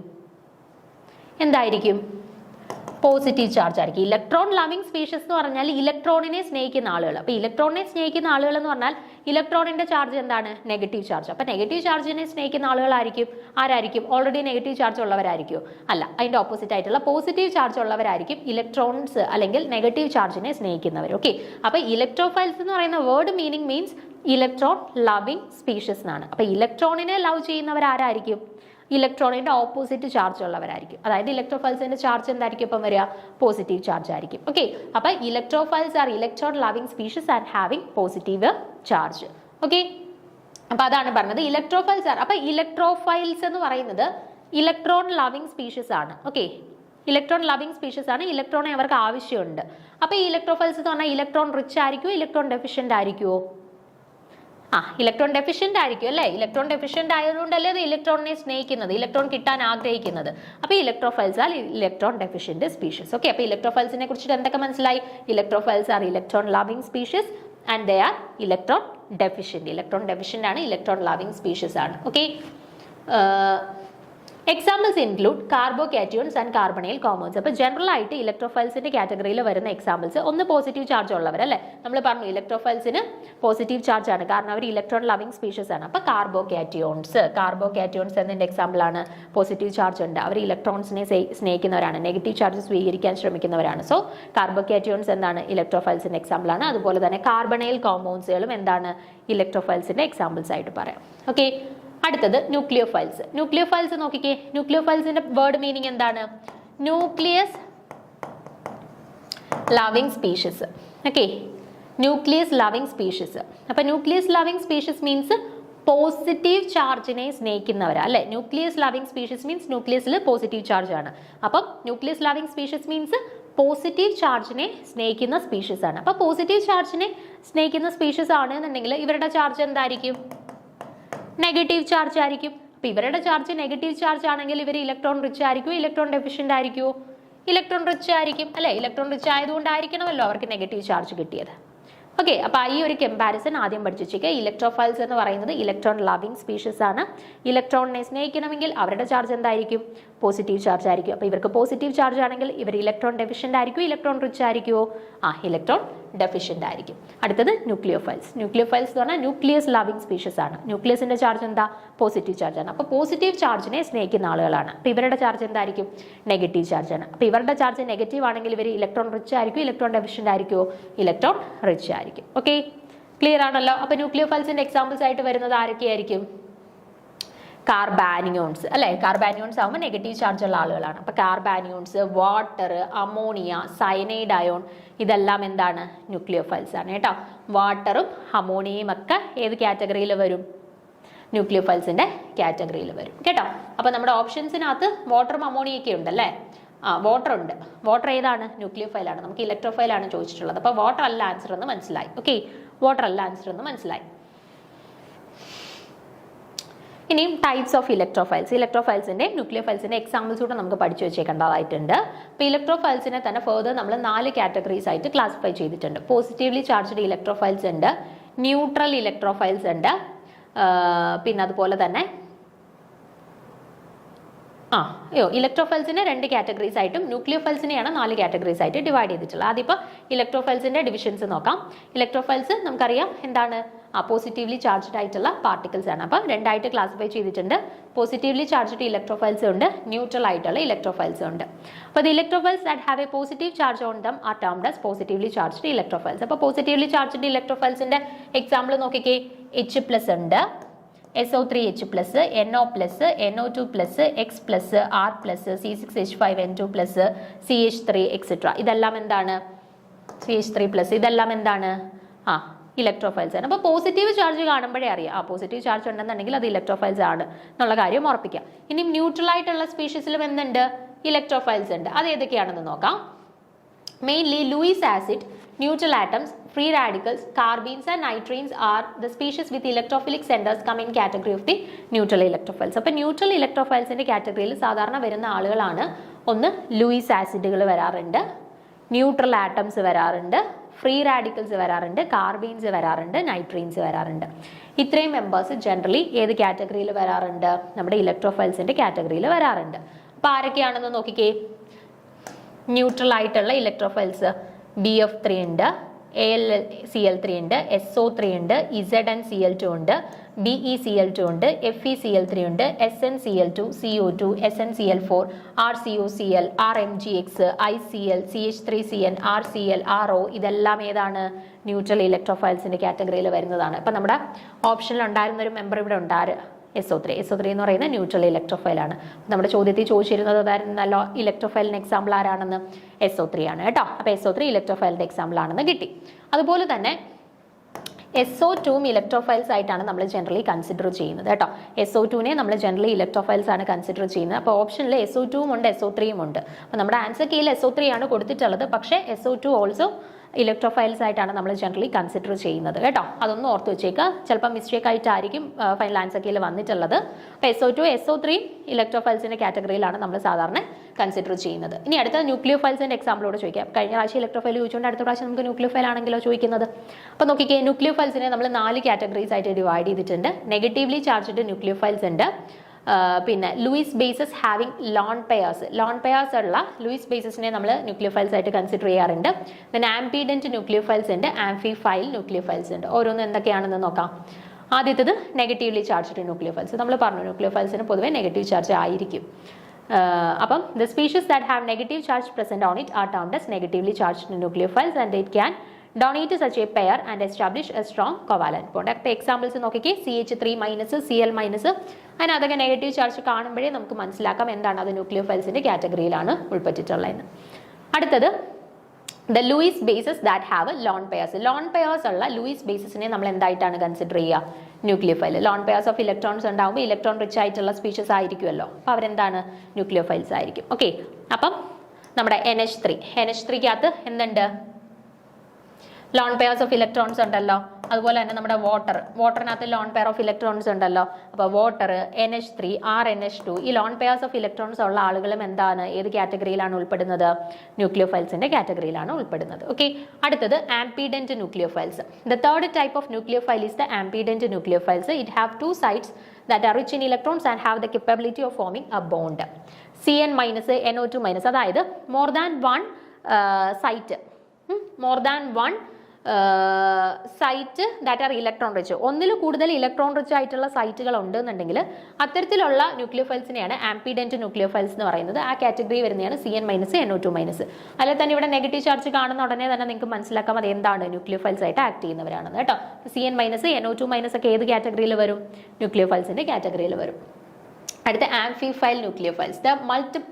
The molecule that has multiple bonds between the carbon and an electronegative atom can act as both nucleophiles and electrophiles. ഇനി കാർബണിനും ഇലക്ട്രോനെഗറ്റീവ് ആറ്റത്തിന്റെയും ഇടയിൽ മൾട്ടിപ്പിൾ ബോണ്ട്സ് വരികയാണെന്നുണ്ടെങ്കിൽ, ഓക്കെ, ഇപ്പൊ C∼bond N അല്ലെന്നുണ്ടെങ്കിൽ C∼bond O, അങ്ങനെ carbon and more electronegative ആയിട്ടുള്ള ഒരു ഗ്രൂപ്പിന്റെ ഇടയിൽ മൾട്ടിപ്പിൾ ബോണ്ട്സ് ഫോം ചെയ്യുകയാണെന്നുണ്ടെങ്കിൽ അവിടെ അത് ഇലക്ട്രോഫൈലായിട്ടും ന്യൂക്ലിയോഫൈലായിട്ടും ആക്ട് ചെയ്യാനായിട്ടുള്ള ടെൻഡൻസി ഉണ്ട് കേട്ടോ അവർക്ക്. അങ്ങനെയുള്ളവരെയാണ് നമ്മൾ ആംഫിഫൈൽ ന്യൂക്ലിയോഫൈൽ എന്ന് പറയുന്നത് കേട്ടോ. അവർക്ക് ഇലക്ട്രോഫൈലായിട്ടും ആക്ട് ചെയ്യാനായിട്ടുള്ള കേപ്പബിലിറ്റി ഉണ്ട്, ന്യൂക്ലിയോഫൈലായിട്ടും ഉള്ള കേപ്പബിലിറ്റി ഉണ്ട്. RCOH, RCN ഒക്കെ ആ ഒരു കാറ്റഗറിയിൽ വരുന്ന എക്സാമ്പിൾസ് ആണ് കേട്ടോ. അപ്പോൾ ഇവിടെ നിർബന്ധമായിട്ടും നിങ്ങൾ ഈ ഓരോ കാറ്റഗറിയിലും വരുന്നവരെ പഠിച്ചു വെച്ചേക്കണ്ട. അപ്പോൾ ഇലക്ട്രോഫൈൽസ് ആയിട്ട് വന്നവർ ഇവര്, പിന്നെ അതുപോലെ തന്നെ ലൂയിസ് ആസിഡുകൾ, ഇത്രയും പേര് അത് ഇലക്ട്രോഫൈൽസ് ആയിട്ട് പഠിച്ചു വെച്ചേക്കുക. അതുപോലെ തന്നെ ന്യൂക്ലിയോഫൈൽസ് ആയിട്ട് ഈ ഓരോന്നിന്റെ കാറ്റഗറിയിൽ വരുന്ന എക്സാമ്പിൾസുകളെ നോക്കി വെച്ചേക്കുക കേട്ടോ. ന്യൂക്ലിയോഫൈൽസിന്റെ കാറ്റഗറിയിൽ വരുന്ന എക്സാമ്പിൾസുകളെ നോക്കി വെച്ചേക്കുക. അപ്പോൾ നമുക്ക് ഇതുപോലെ ആയിരിക്കും. ഇപ്പോൾ ഇലക്ട്രോഫൈൽ അല്ലേ ഇവിടെ ചോദിച്ചത്, അതുപോലെ തന്നെ 4 ഓപ്ഷൻസ് തന്നിട്ട് which of the following is a nucleophile, അല്ലെ which of the following is not a nucleophile എന്നൊക്കെ പറഞ്ഞിട്ട് ക്വസ്റ്റ്യൻസ് വരാം. ഓക്കെ, അപ്പോൾ ഇവിടെ SO3 ആണ് നമ്മുടെ ആൻസർ കീയിൽ വന്നിട്ടുള്ളത്. പക്ഷേ SO2 ഓൾസോ എന്താണ്, ഇലക്ട്രോഫൈൽ ആയിട്ട് തന്നെ ആക്ട് ചെയ്യുന്ന ആളാണ് കേട്ടോ. ഓക്കെ, അപ്പം നിർബന്ധമായിട്ട് നിങ്ങൾ ഇലക്ട്രോഫൈൽസിന്റെ ന്യൂക്ലിയോഫൈൽസിന്റെ എക്സാമ്പിൾസ് ഒന്ന് നോക്കി മനസ്സിലാക്കി വെച്ചേക്കുക. അവരുടെ ഫീച്ചേഴ്സ് നമ്മൾ കുറച്ച് കാര്യങ്ങൾ ആദ്യം പറഞ്ഞല്ലോ, എന്താണ് ഇലക്ട്രോഫൈൽ, എന്താണ് ന്യൂക്ലിയോഫൈൽ, ആരാണ് ഇലക്ട്രോൺ റിച്ച്, ആരാണ് ഇലക്ട്രോൺ ഡെഫിഷ്യന്റ് എന്നൊക്കെയുള്ള കാര്യം അതൊക്കെ ജസ്റ്റ് ഒന്ന് നോക്കി വെച്ചേക്കുക. ഓക്കെ, അടുത്ത 51ാമത്തെ ചോദ്യം നോക്കുക. Entropy is the measure of. Entropy എന്ന് പറയുന്നത് നമ്മുടെ എക്സാമിനേഴ്സിനൊക്കെ ഭയങ്കര ഇഷ്ടപ്പെട്ട ഒരു ടോപ്പിക്കാണ്. നമ്മുടെ തെർമോഡൈനാമിക്സിനകത്ത് വരുന്നതിൽ ഇഷ്ടപ്പെട്ട ഒരു ടോപ്പിക്കാണ് എൻട്രോപ്പി. അപ്പോൾ എൻട്രോപ്പിയുമായിട്ട് റിലേറ്റ് ചെയ്തിട്ട് സാധാരണ എക്സാംസിനെല്ലാം എന്തെങ്കിലും ഒരു ക്വസ്റ്റ്യൻ വരും. എല്ലാം നമ്മളെ കൊണ്ട് ആൻസർ ചെയ്യാൻ പറ്റുന്ന ക്വസ്റ്റ്യൻസും ആയിരിക്കും. കമ്പാരിറ്റീവ്ലി ഈസി ആയിട്ടുള്ള ക്വസ്റ്റ്യൻ, അല്ലെങ്കിൽ കൺസെപ്റ്റ് ഒന്ന് മനസ്സിലാക്കി വെച്ചാൽ എൻട്രോപ്പിയുമായിട്ട് റിലേറ്റ് ചെയ്തിട്ട് എന്ത് ക്വസ്റ്റ്യൻ വന്നാലും നമുക്ക് ആൻസർ ചെയ്യാനും പറ്റും. ഓക്കെ, അപ്പോൾ എൻട്രോപ്പി നിർബന്ധമായിട്ട് നിങ്ങൾ നോക്കേണ്ട ഒരു ടോപ്പിക്കാണ്. അപ്പോൾ ഇവിടെ എന്താ ചോദിച്ചിട്ടുള്ളത്? Entropy is a measurement of. എൻട്രോപ്പിയിൽ എന്തിനെയാണ് നമ്മൾ മെഷർ ചെയ്യപ്പെടുന്നത്? ഹീറ്റ് കണ്ടന്റ് ആണോ, ഫ്രീ എനർജി ആണോ, എൻതാൽപ്പി ആണോ, റാൻഡംനെസ് ആണോ? ഇതിലേത് ഫാക്ടറിനെയാണ് അല്ലെങ്കിൽ ഏത് മെഷർമെന്റ് ആണ് നമ്മൾ എൻട്രോപ്പിയിൽ എടുക്കുക എന്നാണ് ചോദിച്ചിട്ടുള്ളത്. ഓക്കെ, അപ്പോൾ നമുക്ക് ആദ്യം എൻട്രോപ്പിയുമായിട്ട് റിലേറ്റ് ചെയ്തിട്ട് കുറച്ച് കാര്യങ്ങളൊന്ന് ഡിസ്കസ് ചെയ്യാം, അതിനുശേഷം ആൻസറിലോട്ട് പോകും. The entropy of a system is actually the measure of the randomness of the system. അപ്പോൾ എൻട്രോപ്പി എന്ന് പറഞ്ഞാൽ എന്താണ്? It is the measure of randomness of a system. ഒരു സിസ്റ്റത്തിൻ്റെ റാൻഡംനെസ് അല്ലെങ്കിൽ ഡിസോർഡർനെസ്, അതിനെയൊക്കെയാണ് നമ്മൾ എൻട്രോപ്പി എന്ന് പറയുന്ന കൺസെപ്റ്റ് കൊണ്ടിട്ട് മെഷർ ചെയ്യപ്പെടുന്നത് അല്ലെങ്കിൽ അർത്ഥമാക്കുന്നത് കേട്ടോ. അപ്പോൾ എൻട്രോപ്പി ഈസ് ദ ഡിസോർഡർനെസ് അല്ലെങ്കിൽ randomness of a system. Among the solid, liquid and gases, as the randomness follows the order gas, liquid, solid, the entropies also follows the same order. അതും സ്ഥിരമായിട്ട് question വരുന്നതോ ഒരു point ആണ് നമ്മളിപ്പോൾ പറഞ്ഞത്. ചിലപ്പോൾ നമുക്ക് examples തന്നിട്ടായിരിക്കും നിങ്ങൾക്ക് ചോദിക്കുക, ചിലപ്പോൾ അല്ലാണ്ടും ചോദിക്കാം കേട്ടോ, ഏത് രീതിയിൽ വേണേലും ചോദിക്കാം. അപ്പോൾ നമ്മൾ നോക്കിക്കേ, ഇപ്പോൾ സോളിഡ്സ്, ലിക്വിഡ്സ്, ഗ്യാസസ് 3 പേരെ നമ്മൾ കൺസിഡർ ചെയ്യുകയാണെന്നുണ്ടെങ്കിൽ 3 പേരുടെയും കേസിൽ എൻട്രോപ്പി സെയിം ആയിരിക്കുമോ വരിക? മൂന്ന് പേരുടെ കേസിൽ എൻട്രോപ്പി സെയിം ആയിരിക്കുമോ വരിക? അല്ല, തീർച്ചയായിട്ടും ആയിരിക്കത്തില്ല അല്ലേ. ഇപ്പൊ സോളിഡ്, ലിക്വിഡ്, ഗ്യാസ്, നമ്മുടെ പാർട്ടിക്കിൾസിന്റെ അറേഞ്ച്മെന്റ് എങ്ങനെയാ വരിക? സോളിഡ്സിനകത്താവുമ്പോൾ നമുക്കറിയാം പാർട്ടിക്കിൾസ് ഭയങ്കര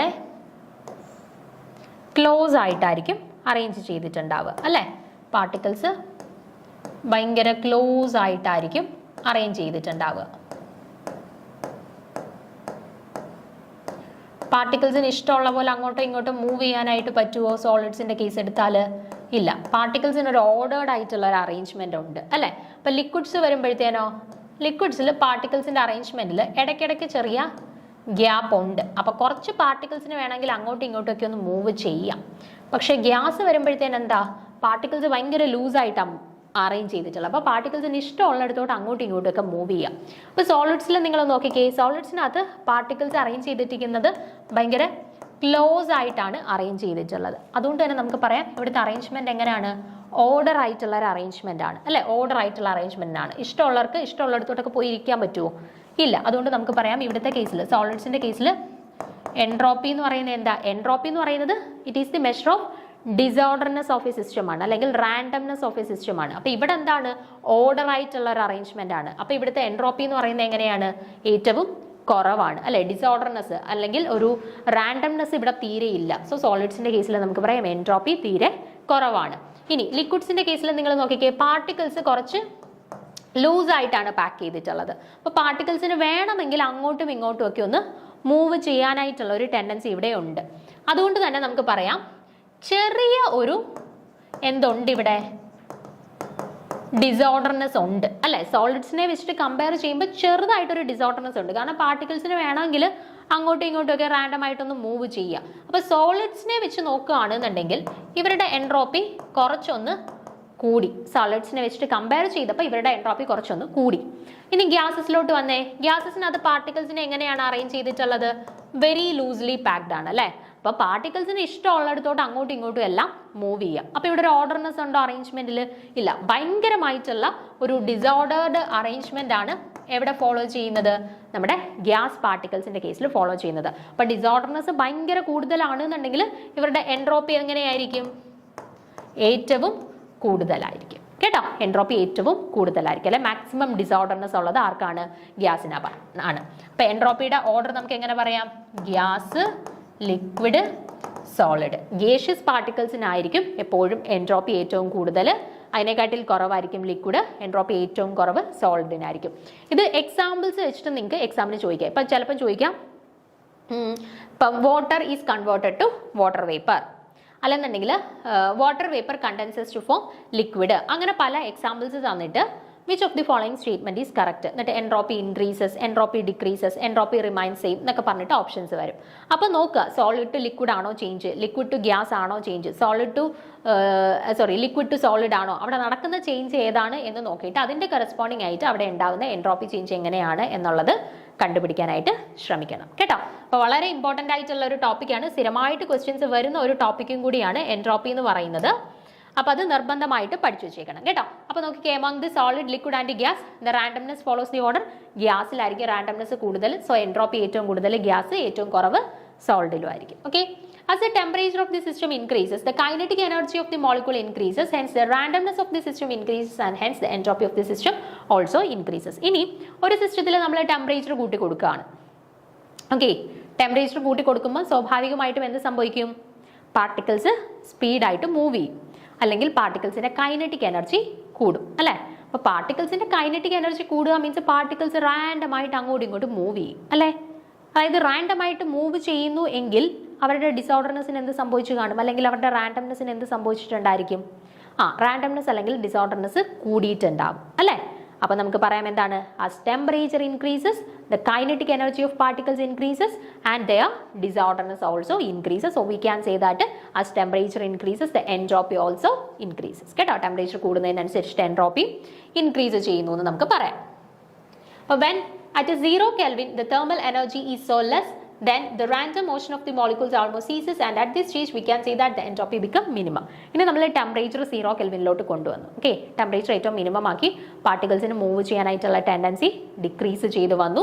ആ ഒരു കണ്ടീഷൻ എത്തുമ്പോഴത്തേന്, ആ ഒരു 0 കെൽവിൻ ടെമ്പറേച്ചർ എത്തുന്ന സമയത്ത് പാർട്ടിക്കിൾസിന്റെ റാൻഡംനെസ് ഒരുവിധം നഷ്ടപ്പെട്ടു. ഓക്കെ, ആ ഒരു അവസ്ഥയിൽ നമുക്ക് പറയാം എന്താണ് അവരുടെ എൻട്രോപ്പി എന്ന് പറഞ്ഞാൽ ഏറ്റവും മിനിമം ആയിട്ടുള്ള അവസ്ഥയിൽ എത്തിയത് കേട്ടോ. അപ്പോൾ ഒരു 0 കെൽവിൻ ടെമ്പറേച്ചറിൽ പാർട്ടിക്കിൾസിന്റെ എൻട്രോപ്പി എന്ന് പറയുന്ന ഏറ്റവും മിനിമം ആയിരിക്കും. ഓക്കെ, അപ്പോൾ ടെമ്പറേച്ചർ എങ്ങനെയാണ് എൻട്രോപ്പി എഫക്ട് ചെയ്യുന്നത് എന്നുള്ള ഓർത്തിരിക്കുക. ടെമ്പറേച്ചർ ഇൻക്രീസ് ചെയ്യുമ്പോൾ റാൻഡംനെസ് കൂടുന്നു, എൻട്രോപ്പി ഓൾസോ ഇൻക്രീസസ് കേട്ടോ. അപ്പോൾ ഇവിടെ കറക്റ്റ് ആൻസർ ആയിട്ട് വരുന്ന ഏതാണ്? Entropy is A measure of heat content ആണോ, ഫ്രീ എനർജി ആണോ, എൻതാൽപ്പി ആണോ, റാൻഡംനെസ് ആണോ? റാൻഡംനെസ് ആണ് കേട്ടോ. ചിലപ്പോൾ ഓപ്ഷനകത്ത് ഡിസോർഡർനെസ് എന്നും ആയിരിക്കും തരിക. അപ്പോൾ റാൻഡംനെസ് ഓർ ഡിസോർഡർനെസ് ആണ് ഓപ്ഷനിലുള്ളതെങ്കിൽ അതാണ് എൻട്രോപ്പി മെഷർ ചെയ്യപ്പെടുന്നത് കേട്ടോ. അപ്പോൾ ക്ലിയർ ആണല്ലോ? അപ്പം ബാക്കി ക്വസ്റ്റ്യൻസ് ഉണ്ട്, നമുക്ക് അടുത്ത ക്ലാസ്സിൽ ഡിസ്കസ് ചെയ്യാം. Okay, thank you.